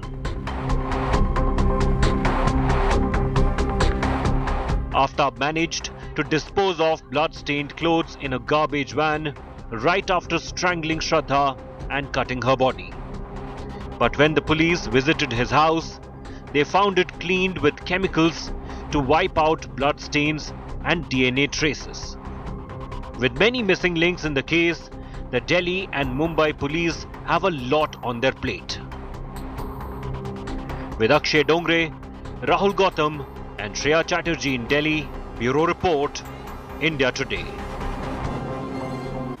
So Aftab is going to be produced in court today, where the cops are going to be seeking additional custody because the hunt continues for the most crucial evidence, perhaps, in this case, and that is what will lead to a strong case in the courts as well. Right now, the saw that was used to chop up Shraddha's body parts, that hasn't been recovered by the cops yet. They're yet to get leads about where exactly that saw was kept, because Aftab isn't giving them those details. Shraddha's skull hasn't been recovered yet. As we speak, the search operations are underway at the Chhatarpur forest. Shraddha's cell phone, which Aftab was using after her murder to make bank transfers, to also be active on social media, to talk to her friends, that hasn't been recovered either. Aftab and Shraddha's clothes from the day of the murder, blood-stained clothes, haven't been recovered. This is going to be a tough one, because reportedly Aftab packed it up, threw it into a garbage van. Now, there's another big problem, which is CCTV footage from Mehrauli, from the apartment where Shraddha and Aftab lived. They're struggling to get CCTV footage because this murder dates back to 6 months, and all the CCTV cameras are programmed to have footage for just up to 15 days. Now, there are also bloodstains that have been found on the fridge right now. That is being investigated. They've sent across samples to match also with Shraddha's father's DNA samples to identify if those bloodstains were Shraddha's. The forensic report at this point, there's a big question mark on this, whether there will be any forensic evidence that can be recovered. At this point, some bones have been pulled out of the forest. The DNA samples have been taken from Shraddha's father. If that report comes in, then some evidence will be there. That will prove to be the clincher for the police.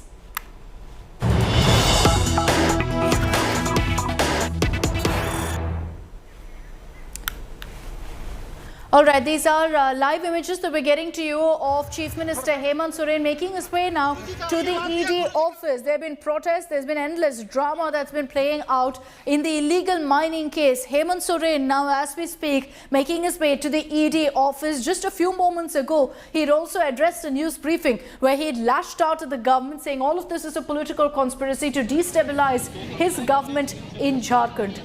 What will be the outcome of this investigation and the interrogation of the Jharkhand Chief Minister remains to be seen. But this particular image and the optics don't augur well for Hemant Soren, who's been in fact struggling really to keep up his image of being a clean CM because of the serious charges that he faces of graft in this illegal mining case. Now, the allegation against Soren are multiple, particularly of him helping his aides and also of helping his family members in getting mining contracts. The ED has been conducting an investigation for the last many weeks as well in this particular case. But just to break down exactly what this mining scam is all about, according to the Enforcement Directorate, Hemant Soren gave a mining lease to himself while he was Chief Minister. There were also leases that were given to his brother and to several other aides as well. Now, it was the former mining secretary who had cleared these deals and Pooja Singhal, the former mining secretary, was used as a money conduit. And the ED believes that this particular illegal mining case could in fact amount, the illegal amount, the scam money could amount to about 100 crore rupees. Remember that during the raids that were conducted by the Enforcement Directorate, AK-47s were also found with the aid of Chief Minister Hemant Soren. There's been endless speculation on whether Soren would be forced to step down as Chief Minister. So far, that hasn't happened. But with the case, with the investigation progressing, it remains to be seen what kind of political trouble this spells for Soren. And as we get you the latest updates in that story, we're slipping into a short break. We'll be right back with lots more news and updates. Stay with us.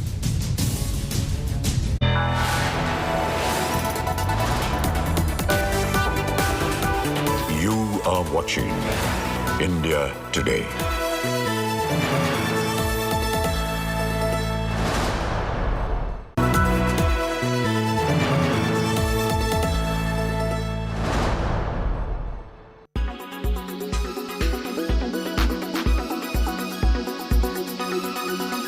पाँच साल के बाद petrol देश से समाप्त हो जाएगा।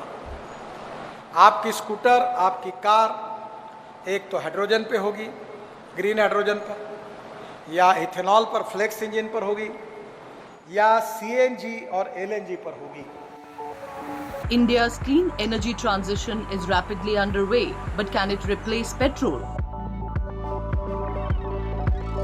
The term green describes any type of fuel derived from biomass.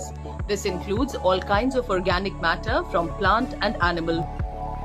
This is eco-friendly and sustainable alternative as the feedstocks used to make green fuel are sustainable and naturally replenished. Unlike oil, which is naturally occurring but requires an extremely long geological process to form, biofuel can be produced in a matter of days. A huge variety of feedstocks can be used to create biofuel ranging from vegetable oil and crop residue to algae and byproducts from beer breweries. They can be utilized in engines without engine modification. Between April to September 2021, CNG car sales saw a surge of 96%. Another alternative is CBG or compressed biogas, that is biogas produced naturally from waste like agriculture residue, cattle dung, sugarcane press mud, municipal solid waste, sewage treatment plant waste. So far, 9 CBG plants have been commissioned and started to supply across India. Autogas or LPG is a clean, high-octane, abundant and eco-friendly fuel.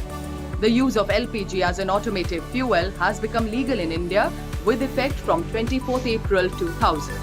In the year 2003, a new eco-friendly fuel popularly called gasohol was launched.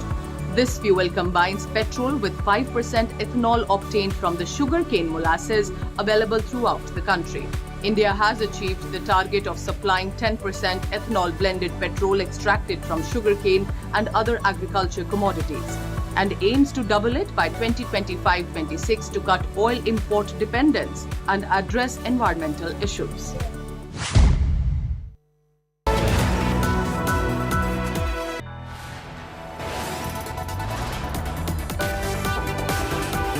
You are watching India Today.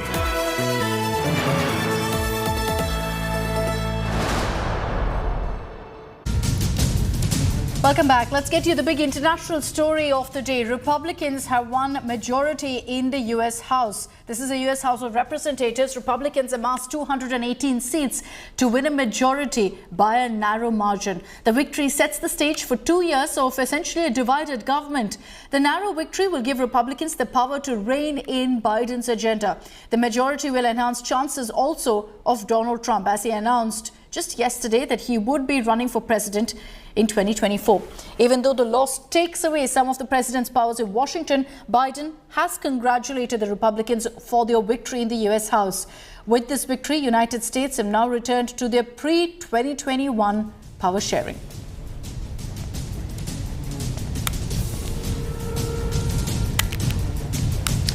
Now, this massive win for Republicans comes a day after Donald Trump announced that he's running for presidency and said America's good and glorious time has started now.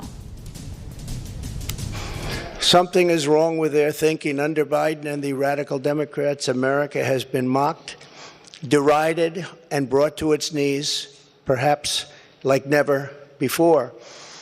But we are here tonight to declare that it does not have to be this way. It does not have to be this way.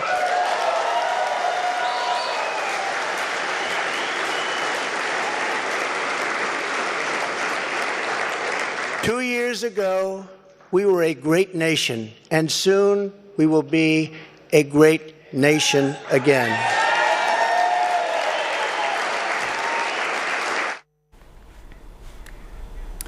So let's explain to you what really this means. The fact that Republicans now win the majority in the U.S. House of Representatives. It enhances Trump's chances, considering that he announced just yesterday, as we played out for you there, that he's running for president in 2024. The stage is also set for the next 2 years to be a very tumultuous term for Biden. 2 years of a divided government. Republicans essentially can rein in Biden's agenda. Any proposition, any scheme, any policy he wants to bring about will have to get the Republicans' nod. The loss thereby takes away some of Biden's powers that he enjoyed. And this will mean that he needs the nod from Republicans, needs to get them to the talking table every time he wants to pass some legislation. Republicans may also choose to reduce aid to Ukraine, because that's one sticking point on which the Republicans have been very, very critical. US essentially, with this now development in the House of Representatives, returns to the pre-2021 power sharing formula between the Democrats Democrats and the Republicans. Now, there will be issues like inflation, like abortion that will come up because we've seen a political tug of war on these two issues and several others as well. And that's all we have time for on this broadcast. Thanks very much for tuning in. I'm leaving you, however, with a glimpse and a reminder that India's greatest and biggest literary festival, Sahitya English 2022 edition, is just a few days away. It's going to feature some of the top names in the fields of prose, poetry and much more. Here's that sneak peek. India's grandest literature festival is back. Sahitya English 2022. Featuring some of the most critically acclaimed and popular writers like Ashwin Sanghi, Ravinder Singh, Ankur Warikoo, Aanchal Malhotra, Sam Dalrymple, Swami Gaur Gopal Das, Deepthi Naval, and P. Chidambaram. And enthralling audiences will be Ayushmann Khurrana, Seema Auntie of Indian Matchmaking, and the team of upcoming Netflix series Kala.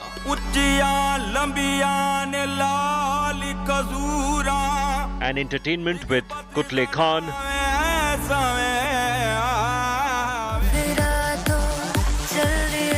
Aziz Kaur, Bismil Band, and a grand finale performance by B. Proc. So see you all at the biggest literary platform on 18th, 19th and 20th November at Major Dhyan Chand Stadium, Delhi.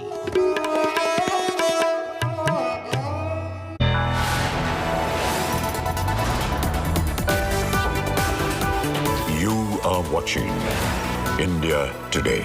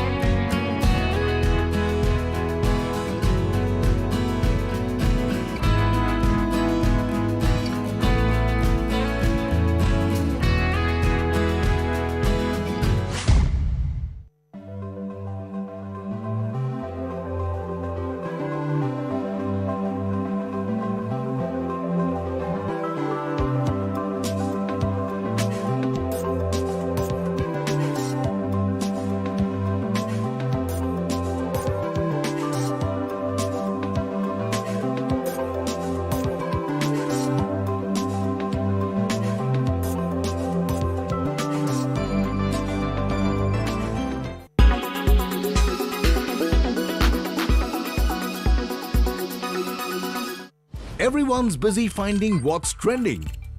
You're busy finding out why. India Today, for those who research before reacting. Download the India Today app now.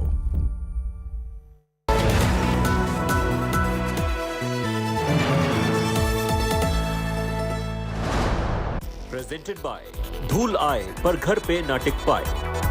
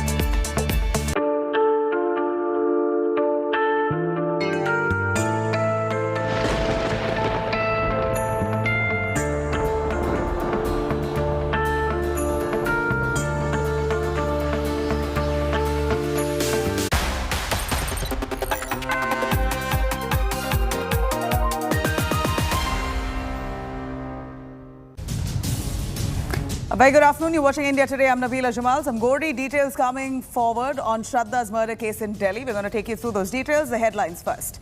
3 days on, the police now continue to hunt for concrete proof against Aftab in Shraddha's butchery.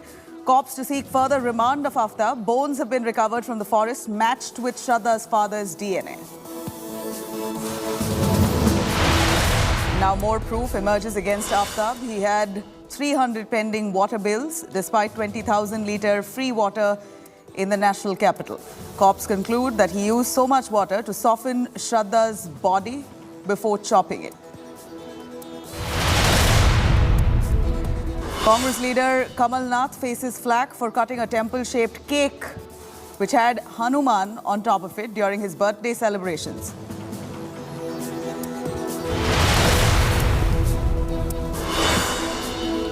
And big day in the Gyanvapi case. Varanasi court all set to pronounce a verdict on Hindu side's plea, seeking a nod to worship the purported shivling that's been found.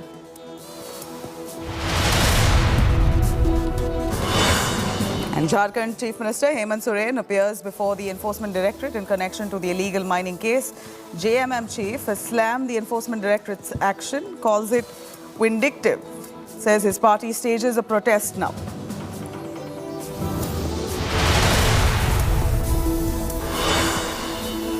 And weeks after taking over Twitter, Elon Musk hints at handing over the reins to someone else, reduces time running the microblogging giant in barely 2 weeks.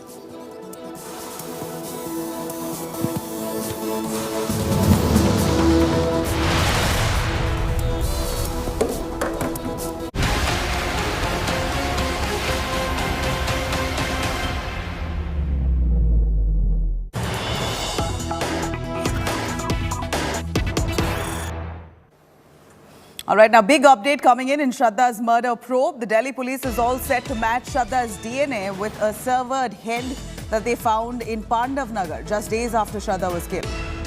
This is a big exclusive that India Today is tracking. Shraddha's skull, her head, has been missing for a week now, ever since this murder came to fore. And now it appears that the police have found a skull in Pandav Nagar, and they're all set to match the DNA with Shraddha's. In fact, that severed head is all, they're going to investigate and match that DNA to Shraddha. That's the approach now the police will use, only to see if the skull that they found in Pandav Nagar is indeed Shraddha's. Huge development coming in as Shraddha's family currently grieving, hoping to find her body parts that's strewn around in different parts of Delhi. The gruesome murder that Aftab has carried out, where he's chopped her body into 35 pieces, put it in 8 plastic bags, and across 18 days, every single day, threw away one piece of her body part at a different location. And the police now trying to piece together Shraddha. While her skull has been missing for a few days, they've been trying to search for it. This murderer, Aftab, hasn't been giving accurate information to the police. And now it appears, the latest information coming in, that the Delhi police is found a severed head in Pandav Nagar after much search and combing different parts of the city in the national capital. Here, a severed head has been found in Pandav Nagar. It could be Shraddha's. They're yet to be certain, and for that, a DNA match will be carried out. They're going to conduct a DNA test to see if that severed head is indeed Shraddha's. Very tragic case. This was uncovered by the Delhi police. A huge crime. The way this was carried out, so gruesome, so deadly, and so accurately done that this man got away scot-free for at least 5 months. He wished that the law wouldn't catch him, the cops wouldn't track him down. But every criminal leaves traces, and just like every case, this case too was cracked. Yes, a little late, but finally the police have managed to find every single detail in this case. The way Aftab has managed to pull off this murder so strategically, taking classes, browsing on the internet, and teaching himself on how to carry out a perfect murder. Let me quickly cut across to Varun Sinha, joining us live for more on that. Varun ji, यहाँ पर जो एक sir मिला है पांडव नगर में, वो श्रद्धा का है या नहीं? पुलिस एक डीएनए टेस्ट करवाएगी, उसको मैच करेगी और फिर उनको पता चलेगा का श्रद्धा का है। मगर पांडव नगर में ये कैसे मिला? पुलिस वहां पर कैसे पहुंची? देखिए, करीब 6 महीने की घटना है और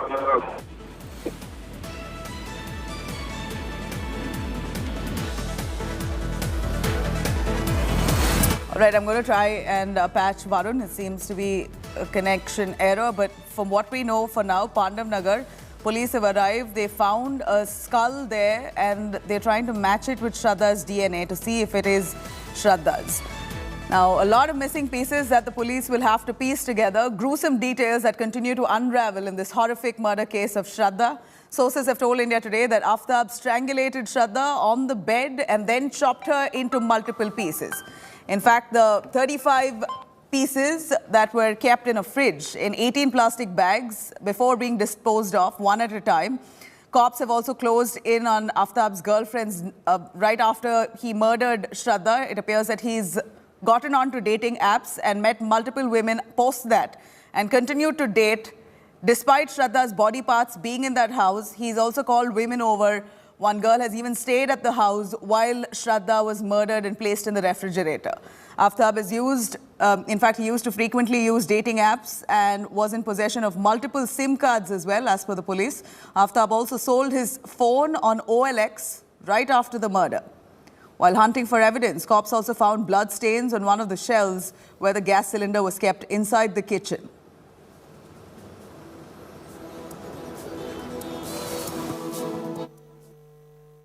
विकास जी, क्या आप अभी दिल्ली में हैं? क्या आपने आपके डीएनए सैंपल्स दिल्ली पुलिस को दिया है? जी जी, दे दिए मैंने।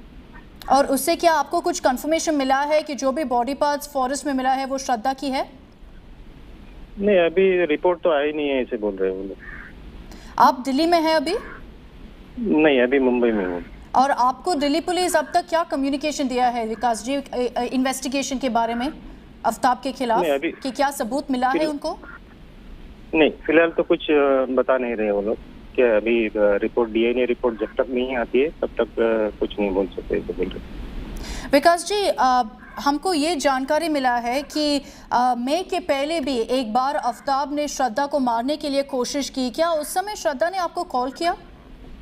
नहीं, मुझे कुछ बताया नहीं कभी।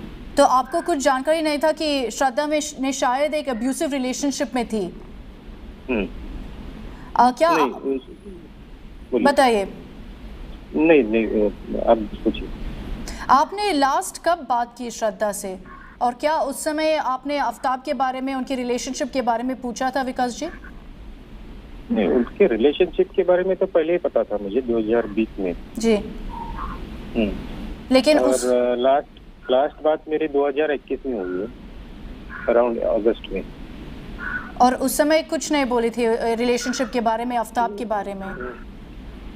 नहीं, ऐसे तो उनके मतलब रिलेशनशिप के बारे में, मतलब झगड़े के बारे में कुछ बताया नहीं था मुझे, लेकिन मेरे वाइफ को बताया था उसके पहले, 2020 से पहले। ये भी जानकारी मिल रहा है विकास जी कि एक बार जब आपने श्रद्धा से बात करने की कोशिश की, ये सालों पहले की बात है, उस समय थोड़ा सा दिक्कत हुआ था कि श्रद्धा बोल दिया कि मैं कोर्ट भी जाऊंगी आपके खिलाफ। क्या ये सच है? वो जब घर छोड़ के चले गई तब उसके जाने से पहले उसने बोला कि मैं अभी मतलब 25 साल की हो गई हूँ, तो अभी मैं खुद का मतलब मैं अडल्ट हूँ। जी, मैं अडल्ट हूँ, तो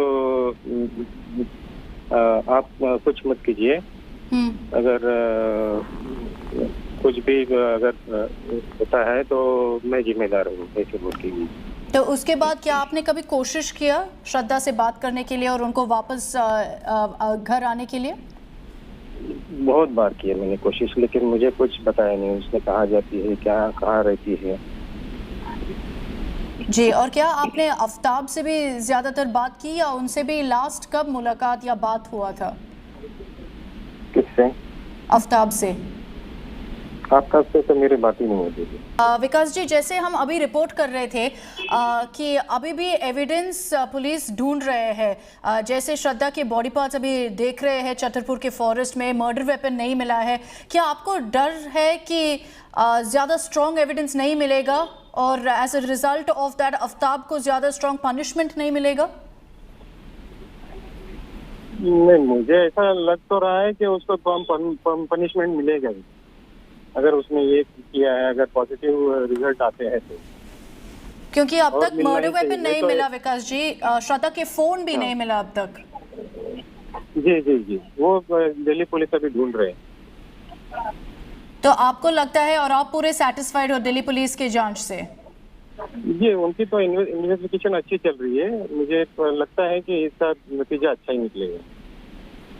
विकास जी, जैसे मतलब एक दो दिन से जितना भी इंफॉर्मेशन निकल रहा है इस केस में, कैसे आफ्ताब ने बहुत अब्यूज़ किया श्रद्धा को, कैसे ये पूरा हत्या किया था, कवरअप किया था, आपको क्या लगता है कि आपके हिसाब से जस्टिस कैसे मिलेगा इस केस में?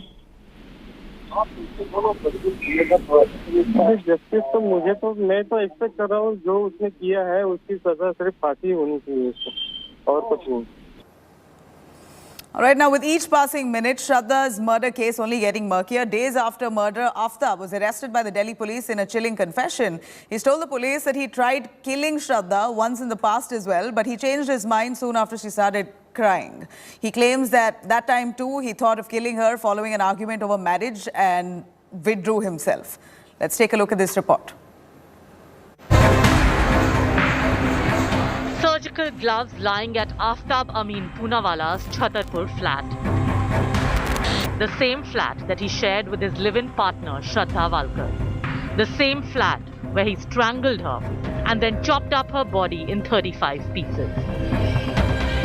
I'm standing right outside the room of Aaftab, and I'll just show you a very crucial evidence. Inside the room you can see these are the latex surgical gloves. Now these are the exclusive visuals that we are showing on our channel for our viewers. Inspired by the American crime thriller Dexter, the recovery of surgical gloves has added another stunning twist to this sordid murder. Police sources have told India Today that investigators suspect that Shraddha's body was cut into pieces in the bathroom after the murder. Sources say Aftab left the shower running so that the dead body could be chopped easily and the blood flowed out. Many novels and books have also been found in the house. Meanwhile, the hunt for Shraddha's remains continues. 10 body parts have been recovered from the Mehrauli forest so far. Among them are some bones of what could be her spinal torso region. Delhi police will soon call Shraddha's father for a DNA test. What's more, days after butchering Shraddha, Aftab visited a local doctor to get a cut on his hand treated. मैंने उससे हिंदी में बात किया, तो इसके बाद वो हिंदी नहीं बोल रहा था, कंटिन्यूअस इंग्लिश बोल रहा था, काफ़ी लाउड, काफ़ी जो है कॉन्फिडेंट लग रहा था वो। तो फिर मैंने उससे पूछा कि how did you sustain this injury, तो उसने बोला कि actually while cutting fruit I got this injury and I was using my knife. India Today has also accessed an Instagram chat of Shraddha where she was asking a friend for feedback on her first reel. That conversation was on 4th of May. What happened in the next 14 days that led to her brutal murder? With Arvind Ojha and Shreya Chatterjee in Delhi, Bureau Report, India Today. As and when the investigations carried out, the police are now finding some really murky, gruesome details, and it's chilling, to say the least, to understand that this man pulled off this murder so strategically and gruesomely. What the police has found is 10 to 13 pieces of her bones, Shraddha's bones, that have been recovered from the forest area. Now, this too, not all the pieces of her body have been found, just Out of the 35, 13 have been found, and investigation into searching for the rest of it is still underway. As we see, forensic tests has been done to check for human bones. Extensively, a search has been done in and around the Mehrauli forest area and also the apartment to only see for DNA samples to trace back different body parts. Blood stains that have been found in the kitchen. This is the latest from what we hear, where the gas cylinder is placed. We believe that the police have found some blood stains on it. And then all of that is the samples. That blood sample is being tested with Shraddha's father's DNA. In fact, Shraddha's father's DNA samples have also been taken only to match with different evidence that they found during the course of the investigation. Now, Aaftab's water bills, it appears that he has, despite Delhi giving largely free water supplies to different parts of Delhi, Aaftab's water bills still is pending overwhelmingly. 300 water bills have been pending of Aaftab. CCTV images of the last 6 months has been sourced as well, only to see Aaftab's movements, where he's gone in, gone out. Was he holding something? Was someone with him? And is there anyone accomplice in this murder? Shraddha's bag was recovered. The family now is all set to identify whether it is indeed Shraddha's bag or not. Now, Aaftab also at the same time, as much as the police are investigating this case here, they believe that Aaftab has been withholding a lot of information. He's not being very transparent about what's happened. So Aaftab also now to undergo a narco test where he will be drugged, and in that hypnotic state, they're going to ask him the same questions which he's answered to while he was in a conscious state. Aaftab has also visited a doctor in May for a knife wound. So India Today has spoken to that doctor extensively, and also he has said that Aaftab was so restless and very confident, but at the same time very restless. And he had come to him claiming that he was cutting fruits and cut his hand in the process. Now, Aaftab's murder, right after the murder, in fact, what we see that Aaftab has not stopped there. He's gone on to transfer all the money of Shraddha into his account. Now, as far as we know, 54,000 initially has been transferred from Shraddha's account to Aaftab after he murdered her. Now, clearly, from what we see here, Aaftab has got a lot of information of Shraddha. He knew all her bank details extensively, all her phone passwords, etc., and then used it to his advantage. The Delhi murder case now, as it gets murkier, gruesome evidence coming to fore. Sources have told India Today that Aaftab had a pending water bill of up to 300 rupees, which is quite unusual, as Delhi gives at least 20,000 litres of free water every month and in certain areas. Aaftab's water bill suggests that huge amounts of water was used. He, in fact, consumed a lot of water. And according to sources, Shraddha's body was kept in a shower. He had kept her body in a shower, under the shower, and poured water, and he had kept the shower on and allowed the water to flow continuously, only to soften Shraddha's body using that water. And so he could clean away the blood stains inside the house and also soften Shraddha's body so he could chop that body with ease. The neighbors have also claimed that they never had to pay for water bills, but it's absurd that Aaftab's water bill was 300 rupees and it was pending since May. Now, this man, Aaftab, has admitted to the crime, but the police suspect that there could be a larger conspiracy.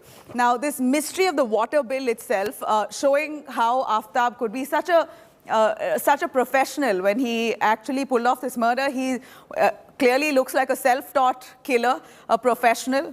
He's managed to do the right things to pull off this murder and got away with it for 5 months. Thankfully, not for long. Aaftab's water bill was pending since May, and it was about 300 rupees.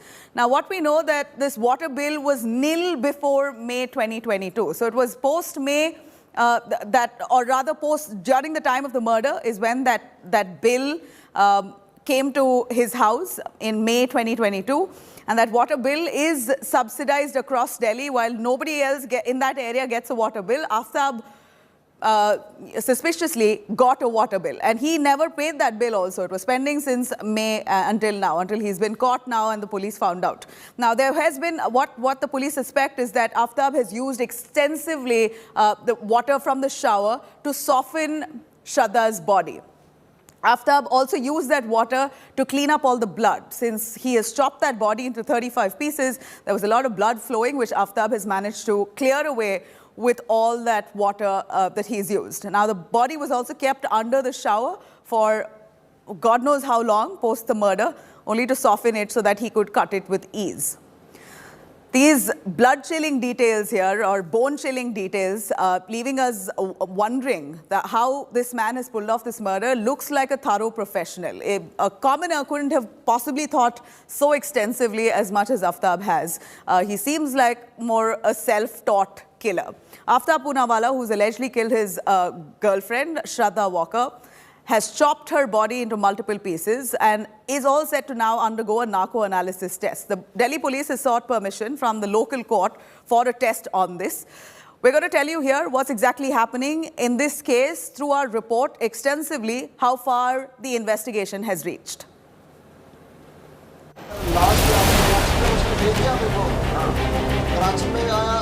Modern world's clinical interrogation, the narco-analysis examination, is one of the trusted methods used by investigators against a non-cooperative accused. But what is a narco test? It is a psychological test with scientific tools.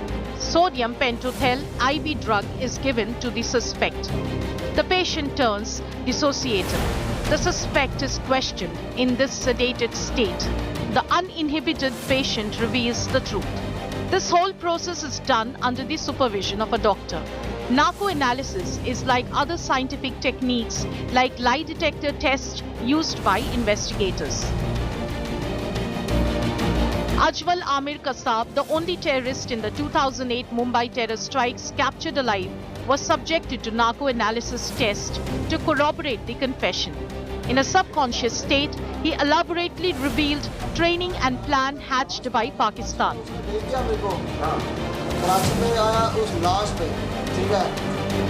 Between 2008 and 2010, Noida dentist Dr. Rajesh Talwar, his wife Nupur, and also compounder Krishna underwent the test as suspects in the Arushi murder case, but the results were inconclusive.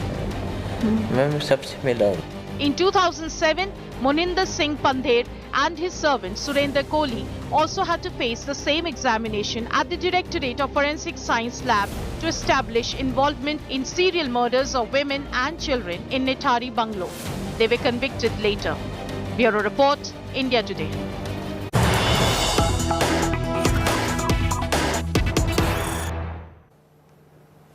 Now, as the police investigate this murder, some shocking comments coming in by a Muslim cleric, Tariq or Taqir Raza Khan, gives quite a bizarre explanation to why this murder has taken place. He says that such crimes are growing due to live-in relationships and internet is largely responsible for crimes like this, as individuals are maturing much ahead of their age. This is a cleric, a Muslim cleric, who claims that this murder has taken place because the youth today are extensively getting into live-in relationships and the internet is the culprit. The internet is teaching the youth all sorts of things and they are carrying out murders because the children of today are way mature, much ahead of time. This is exactly what this cleric says. Quite a bizarre explanation at a time when there should be unconditional condemnation on what's happened. Here's a listen. Let's take a quick listen to what he says. इसी वजह से ये अपराध बढ़ रहे हैं. इस live in, मैं कहता हूँ हिंदू लड़की हो या मुसलमान लड़की हो, वो किसी के भी साथ अपनी मर्जी से बालिग है तो हमारे घर के सामने रहना शुरू कर दे, हमारे लिए डूब मरने का मुकाम है. हम कैसे बर्दाश्त करेंगे? मेरी बेटी अगर ऐसा करती है, मैं कैसे बर्दाश्त करूंगा? इस इंटरनेट ने वक्त से पहले बच्चे जवान हो रहे हैं और इसको अब बुरा समझा नहीं जा रहा है. जितना खराब काम है ये, मुझे ऐसा लगता है जैसे फैशन में आता चला जा रहा है. बच्चे, कम उम्र बच्चे शराब का गिलास, सिगरेट खुलेआम पी रहे हैं. लड़कियां शराब और सिगरेट खुलेआम पी रही हैं, मैंने अपनी आंखों से देखा है. तो हम अपने देश को, अपने देश के नौजवानों को कौन सी सभ्यता और कौन से संस्कार दे रहे हैं, ये हमें सोचना होगा। Taqi Raza Khan, a Muslim cleric who claims that it's all the fault of the internet on how children of today have grown much faster than their age. They are living in together in live-in relationships and getting on the internet, learning a lot from the internet. That's giving them a lot of maturity much ahead of time. And then today's day and age, boys are smoking and drinking, and then stresses on girls smoking and drinking. Well, this kind of archaic mindset, which still prevails largely, clearly at a time when we're supposed to be unconditionally condemning an act like this. There's no justification to what has happened. This man, Aftab, killing Shraddha, cannot be possibly justified. A live-in relationship cannot be blamed. The internet can't be blamed. Smoking, drinking can't be blamed for the kind of gruesome murder that he's pulled off. But here's a cleric who tries to justify it, saying that this has now become a trend. Murders like this have come to increase in the recent past. And it's all because of the internet and because of couples living together before marriage. All right, on the other side of a short break now, Congress leader Kamal Nath faces flack for cutting a temple-shaped cake which had Hanuman on top of it during his birthday celebrations. More details up next. Stay with us.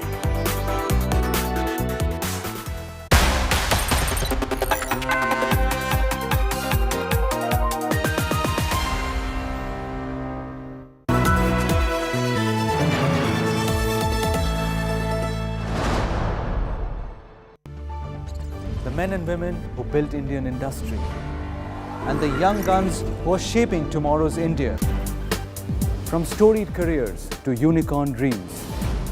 The equity market is a dynamic space that needs sharper insights and perfect timing. What stock, what fund, what to pick and what to sell. How do you make money on the markets? And what are the superior strategies for a winning portfolio? Your questions answered by 30 years undisputed leadership. Only with Business Today Television.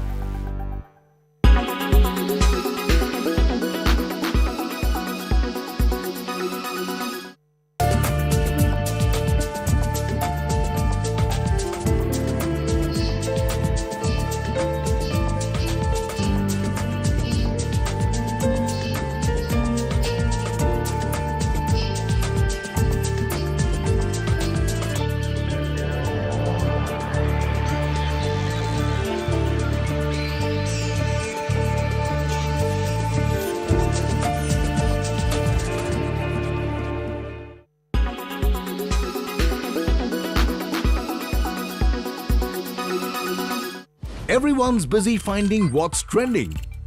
You're busy finding out why. India Today, for those who research before reacting. Download the India Today app now. Make your media plan smarter with India Today Live TV on your connected devices.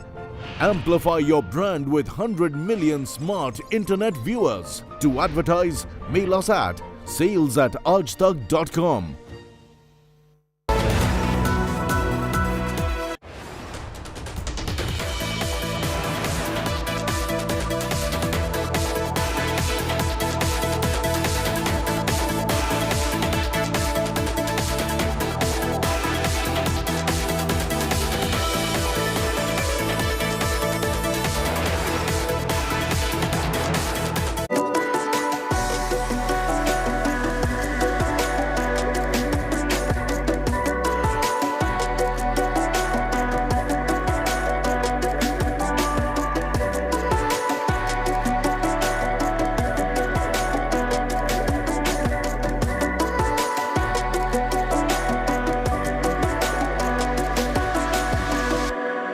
What was the biggest challenge you all had?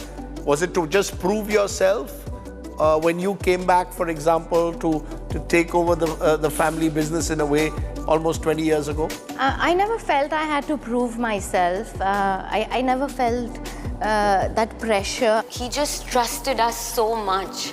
So it wasn't to prove to him, but it was to also not make sure we don't, let him down. I think the more pressure comes in when things are forced, but because everyone it was just flowed.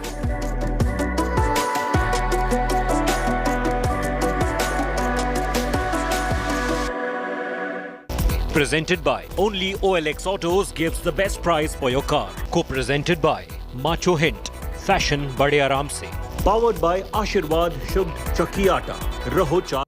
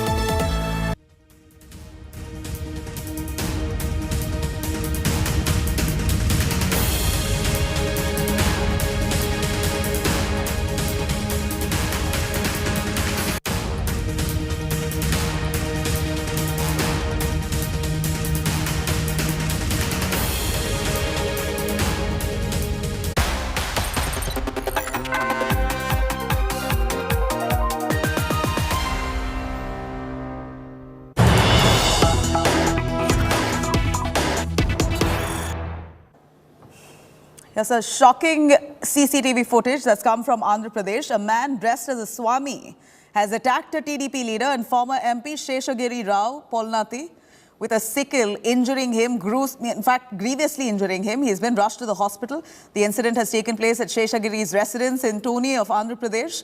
The attacker is yet to be identified by the police. But for now, these are the CCTV images coming in of the way this man wearing a Swami's outfit. He's wearing the Swami's mala and a saffron robe and then walks in to take alms. In fact, while the TDP leader is offering him some food and maybe some money, it's not clear as to what he's offering the so-called Swami. And soon after he offers him that, this man, the killer, takes that sickle and then starts hacking the TDP leader right outside his house.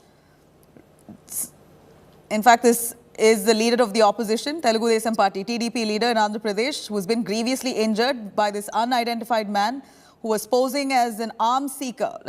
He wore a Swami's outfit, wearing a saffron dress along with a beaded chain, and then comes in as if he wanted to seek some food and money.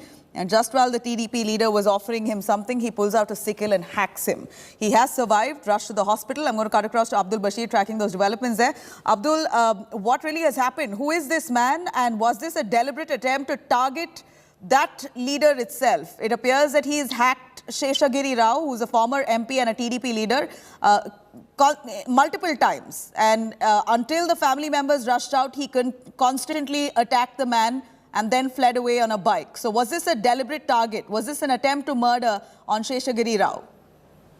See, this shocking incident that has taken place today in the morning hours at 6:30 a.m. at the former MP and TDP leader Polneti Soshagiri's residence, where a man that has been dressed like you mentioned have come asking for an address. That is what we are getting to know. First, he had asked for some help, and then he asked, he showed some location or some address on a paper, and then he asked for where exactly it is. And suddenly, when the former MP started showing the address, he attacked him with the sickle.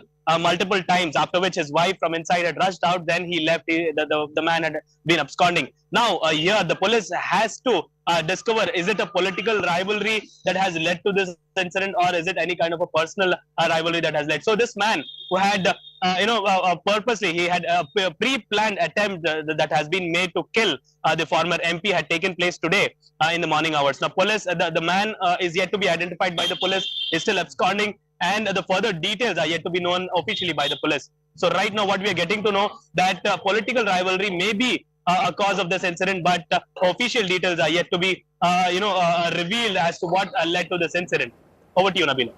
Abdul Bashir, thank you very much for joining us. Very shocking images coming to light from Andhra Pradesh, where a TDP leader, Sheshagiri Rao, was hacked by a man who was posing to be a Swamiji. He came in to seek some alms, and just while the leader was handing him over some food and maybe money, the man pulls out his sickle and hacks him. The TDP leader has thankfully survived. The TDP now blaming the YSRCP for this attack. All right, shifting our focus to Tamil Nadu, Chief Minister M.K. Stalin, along with senior ministers, has visited the family of a 17-year-old footballer, Priya, who died in a botched-up surgery at a government hospital. Stalin on social media has said that Priya's death was quite a huge loss to her family, and that the state sports department, in fact, Stalin said that Priya was a promising athlete, and the state will be doing everything that it can in its capacity to support the family, while adding that the money could never compensate to this loss of life. On Tuesday, Priya died at the Rajiv Gandhi Hospital in Chennai. She had undergone a surgery for ligament tear at the Periyar Nagar Government Hospital, and that appears to have gone wrong. She was later shifted to Rajiv Gandhi Hospital, where her leg was amputated, and this happened on November 9th. And then post that, she went through another second surgery to remove some tissues, and that's when she succumbed. 2 doctors have been suspended. Post-mortem report is currently awaited for further legal action against those involved in this botched-up surgery. Currently, an FIR has also been filed against the Periyar Government Hospital. Let me cut across to Akshaya now, joining us for more on that. Akshaya, botched-up surgery that's led to the death of this young footballer, a promising athlete. M.K. Stalin visiting the family members, but like he himself says, this kind of compensation, whatever money that the government gives, cannot compensate for the loss of life. Could you tell us how exactly did the surgery go wrong? What went wrong? What resulted in this botched-up surgery that took her life?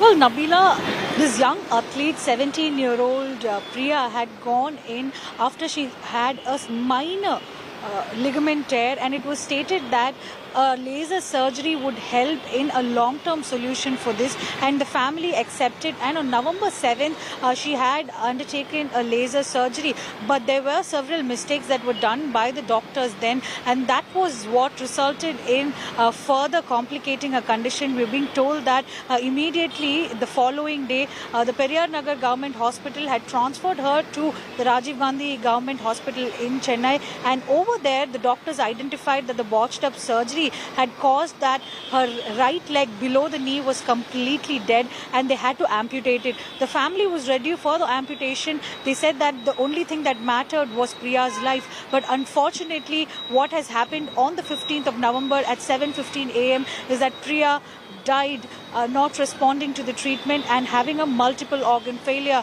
Right now, the doctors have also said that a post-mortem report is awaited, and post that legal action will be initiated against the 2 doctors who were involved in the botched up surgery. Right now, the state government has suspended both the doctors who were involved in the surgery and have said that they will take all legal action that has to be done. Meanwhile, today morning, Chief Minister M.K. Stalin visited the family of Priya. He had handed over the 10 lakh rupees compensation which had been promised by the state government, and additionally he had also given the letter of appointment for one of the brothers, and also an order for a house which will be made for the family as well. All this will be undertaken by the state government. The father of Priya has also stated that Chief Minister M.K. Stalin has assured that 2 other brothers of Priya, they will also be given a job in the state, and that will be done in the due process. But right now, we need to know that, M.K. Stalin has also acknowledged that this kind of an issue is something that the state will not tolerate. And he's also said that the compensation amount that is given will not be equivalent to the life lost, and stringent action will be taken against officials who are involved in medical negligence.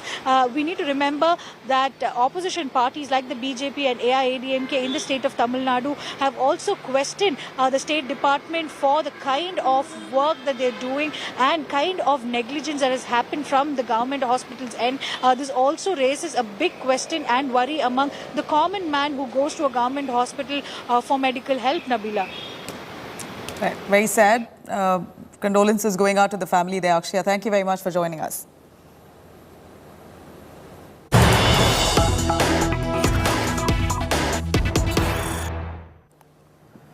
All right, now Congress party is facing flack from the BJP for releasing a video on social media showing the heart of India burning. BJP says the Congress wants to burn the nation with its ideology. Congress's controversial Bharat Jodo Yatra video that shows India burning. In fact, this has sparked quite some political backlash, with the BJP hitting out at the Congress over this Yatra video, claiming that this is the intention of the Congress, that they want to burn India with their ideology. Let me cut across to a reaction. BJP spokesperson speaking on this. Listen in. आपने 1984 में भी ऐसे ही आपके पिता ने कहा था मंच पर खड़ा होकर कि जब बड़ा पेड़ गिरता है तो धरती हिलती है, और आज राहुल गांधी भी वही कह रहे हैं कि भारत में जब आग लगेगी तो ही जागृति आएगी, तो ही लोग जागेंगे। ये मानसिकता जलाने की, लोगों को मारने की कांग्रेस के खून में है और गांधी परिवार के खून से कभी जा नहीं सकती। राजीव गांधी की वही सोच आज राहुल गांधी के सामने है।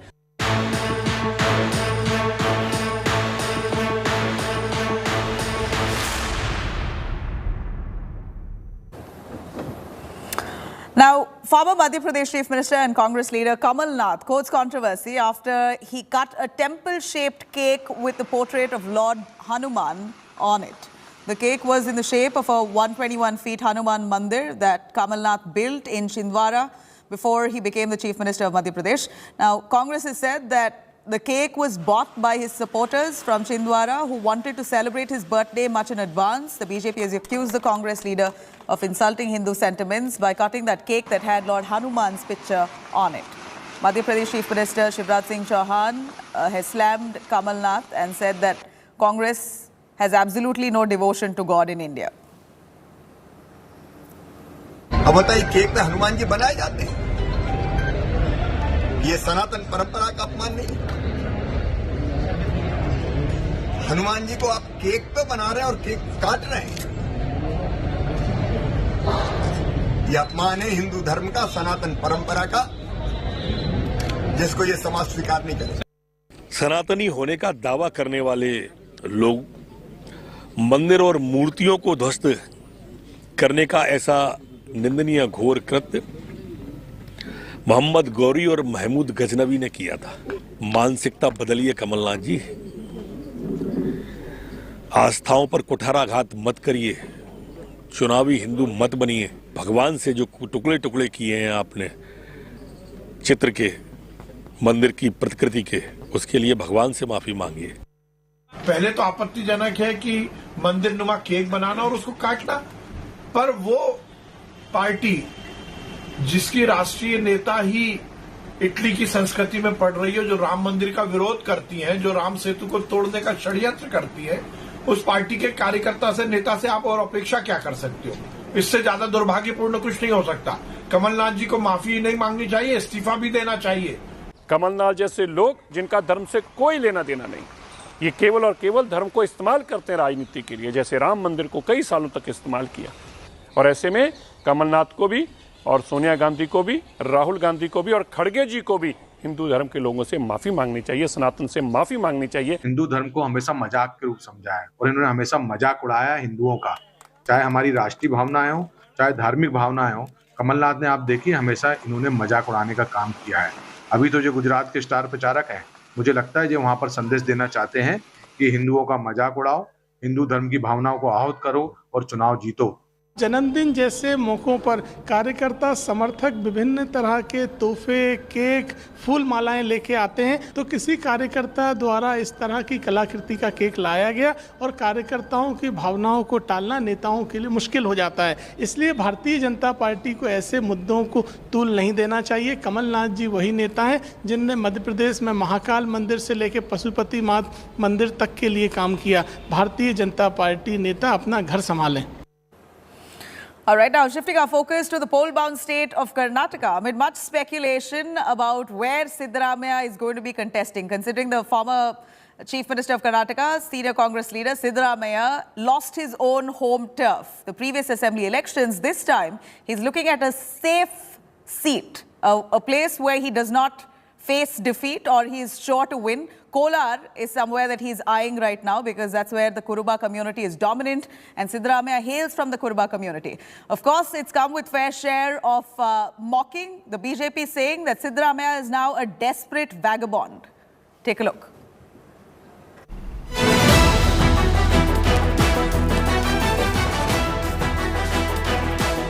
The Karnataka Congress hasn't yet declared their CM face, but it's widely known that the fight is between former Chief Minister Siddaramaiah and DK Shivkumar. While DK banks on his strong base in home turf Kanakpura, Siddaramaiah, on the contrary, seems quite lost over where he can call home. While Sidhu eyes at being the Congress's CM face yet again, the question is, does he really have the capacity to even win an assembly constituency as of today? After an embarrassing 2018 loss in his home constituency Chamundeshwari, Siddaramaiah is now looking to contest from a safe seat. And he sees that opportunity from Kolar, where the Kuruba community is dominant, a caste Sidhu hails from. Now this appears to have become a political joke, with BJP's chief ministerial face and incumbent Basaraj Bommai mocking the Congress's internal friction. ಇವತ್ತು ಸಿದ್ದರಾಮಯ್ಯ ಹೇಳಿದ್ದಾರೆ ಮತ್ತೊಮ್ಮೆ ನನ್ನ ಮುಖ್ಯಮಂತ್ರಿ ಆಗಬೇಕಾದ್ರೆ ಕಾಂಗ್ರೆಸ್ ಕೊಟ್ಟಾಗ ನಾನು ಪ್ರಶ್ನೆ ಕೇಳ್ತೀನಿ, ನಾವು ಬಿಡಿ ಜನ ಬಿಡಿ, ಮತ್ತೆ ಡಿ ಕೆ ಶಿವಕುಮಾರ್ ನಿಮಗೆ ಬೆಂಬಲ ಕೊಡ್ತಾರೆ ಮುಖ್ಯಮಂತ್ರಿಯಾಗಿ, ಅದನ್ನು ಕ್ಲಾರಿಫಿಕೇಶನ್ ಮಾಡಿ ಸಾರ್ವಜನಿಕವಾಗಿ ಡಿ ಕೆ ಶಿವಕುಮಾರ್ ಹೇಳಿ ಸಿದ್ದರಾಮಯ್ಯ ಅವರೇ ನಮ್ಮ ಮುಂದಿನ ಮುಖ್ಯಮಂತ್ರಿ ಅಭ್ಯರ್ಥಿ ಅಂತ ಹೇಳಿ, ಆಮೇಲೆ ನೋಡೋಣ ಯಾವ ಮುಖ ಇಟ್ಕೊಂಡು ಜನರ ಹತ್ರ ನೀವು ಮತ್ತೊಮ್ಮೆ ಮುಖ್ಯಮಂತ್ರಿ ಆಗಕ್ಕೆ ಮತ ಕೇಳ್ತೀರಿ. One must note that despite serving as Chief Minister for 5 full years, Siddaramaiah could not get a hold of his own home bastion. He lost Chamundeshwari to JDS's GT Devegowda by a whopping 36,042 votes. Lucky for him, his decision then to contest from 2 assembly constituencies helped him survive. He won from Badami, but that too with a wafer-thin margin of 1,696 votes against BJP's Sri Ramalu. This time, not leaving it to chance, Siddaramaiah has decided to place his bet on Kolar. But his political opponents continue to taunt him, saying his enemies within his own party will cut him to size. ಸಿದ್ದರಾಮಯ್ಯನವರ ಶತ್ರುಗಳು ಬೇರೆ ಪಕ್ಷದಲ್ಲಿಲ್ಲ, ಕಾಂಗ್ರೆಸ್ನೊಳಗೆ ಇದ್ದಾರೆ. ನೀವೇ Well, Sidhu seems confident. He was seen in Kolar city visiting prominent places of worship, mounting on a special bus to campaign for himself and his party. Is Kolar really Sidhu's choice, or is this his way of trying to deflect attention and distract his critiques, and then finally contest from Varuna constituency, currently held by his son Yatindra? Well, we'll know soon. Nabila Jamal for India Today. All right, coming up after a short break, Republicans win a majority in the U.S. House of Representatives, eating into President Joe Biden's power. Big development coming in. More details on the other side of a short break. Stay with us.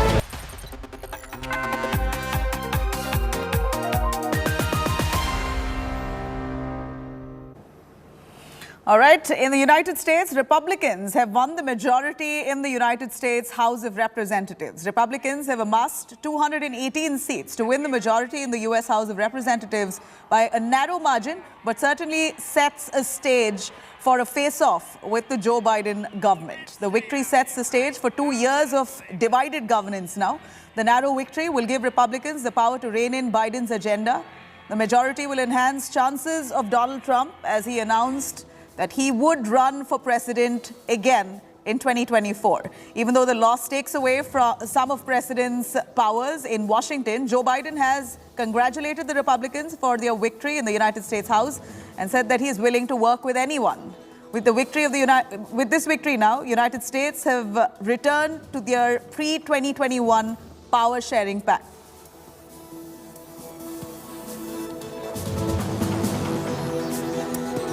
Now, this win for Republicans comes a day after Donald Trump announced running for presidency and said America's good time has just begun. Listen in to Trump speaking.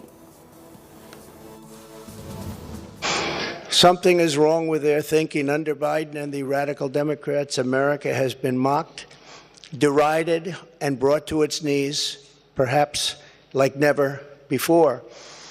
But we are here tonight to declare that it does not have to be this way. Does not have to be this way.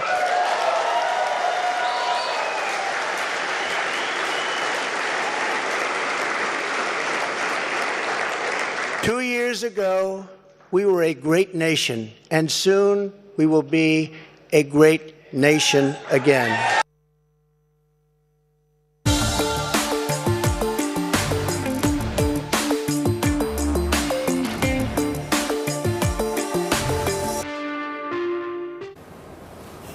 All right, now Twitter CEO Elon Musk has been taking some drastic decisions, from giving stern ultimatums to employees to dropping hints that he is now looking for someone else to lead Twitter, as he plans to take some time off from Twitter in barely a few weeks of him taking over. Let's take a quick look at all the top 5 developments of the Musk-mania. There are reports making the rounds that Elon Musk is on a hunt now to find someone else to run Twitter. Elon Musk has reportedly said that he wants to reduce his time at Twitter office and find somebody else to run Twitter in the meantime, adding that he expects the organizational restructuring of Twitter to be done within a week's time. Now, another shocker for existing Twitter employees. Chief Tweet Elon Musk rolled out deadlines for the existing Twitter employees to commit to working long hours at high intensity and being extremely hardcore, or else leave with 3 months severance pay. Shortly after Musk fired 3 workers for criticizing him on Twitter, reports have now surfaced that remaining employees are rushing to remove Slack messages and emoji reactions that they fear their CEO Elon Musk won't like and may just fire them for it. Elon Musk's mother, May Musk, urges critics to stop being mean to him. May Musk, at the interview for a documentary, has described the world's richest person, that is his son, of course, Elon Musk, as a genius, and said that because of Elon's huge success, he gets a lot of hate as well, so let him be. Jimmy Fallon asks for Elon Musk's help after a hashtag announcing his death went viral, but the social media giant's new billionaire owner, Elon Musk, apparently snubbed the comedian. The tweet chief replied to that saying, "Fix what?" Notably, when the hashtag RIP, rest in peace Jimmy Fallon, was still trending, Elon Musk ignored the comedian's request.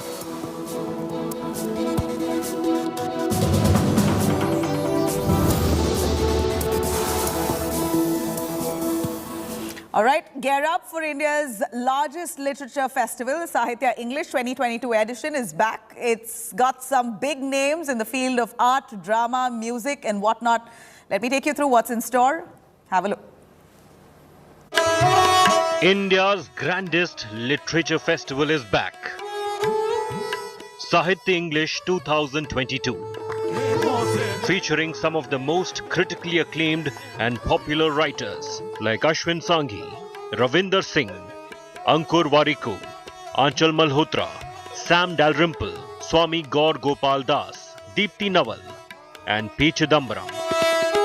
And enthralling audiences will be Ayushmann Khurrana, Seema Auntie of Indian Matchmaking, and the team of upcoming Netflix series Kala.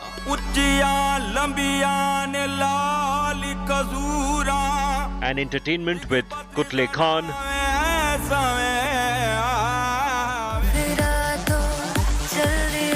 Aziz Kaur, Bismil Band,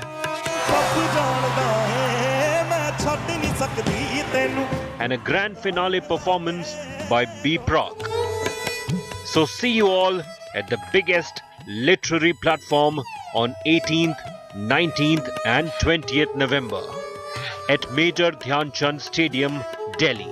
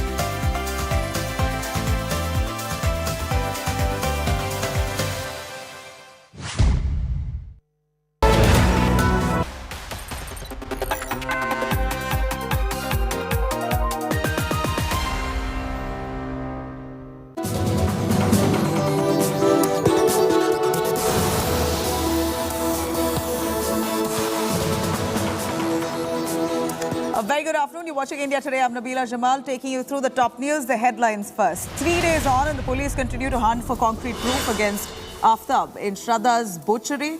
Cops to match a severed head that has been found in June with Shraddha's DNA.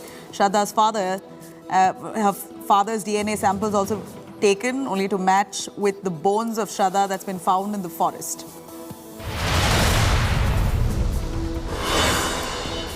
And more proof emerges against Aftab. He had a 300 rupees pending water bill despite 20,000 litres given free in the national capital. Cops conclude that he used that much water, he's consumed so much, because he placed Shraddha's body under a shower to soften her body before he chopped it.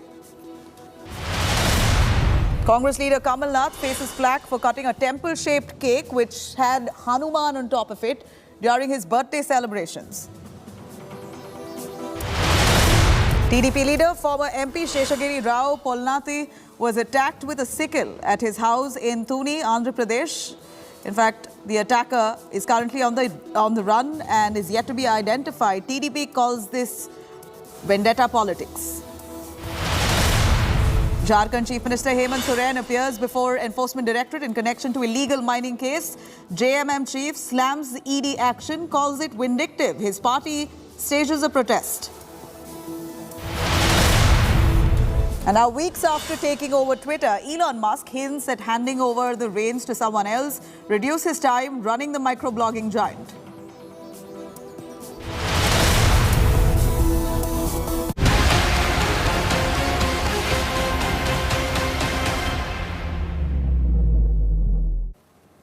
All right, now here are some of the key developments coming in on the Delhi murder mystery. All those details that the police have found. Shraddha's father's DNA samples were taken to AIMS Hospital to match it with the blood stains found in Aaftab's home. The DNA samples will also be matched with the body parts that were found to check if at all the body parts that the police found are indeed Shraddha's.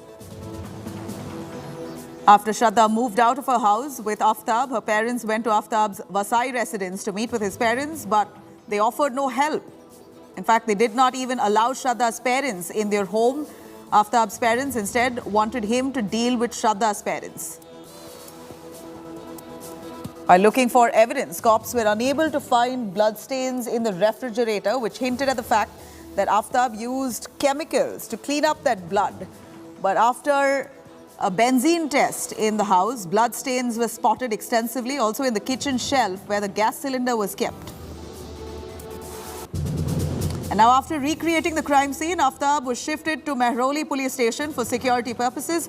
Aftab was taken to the house of horror in the morning, just hours after that murder, as part of the investigation to see what more evidence they could find. A team of Delhi police is in Mehrauli jungle hunting for body parts of Shraddha, which are still missing. The cops are specifically focused on locations where Aftab has pointed to them.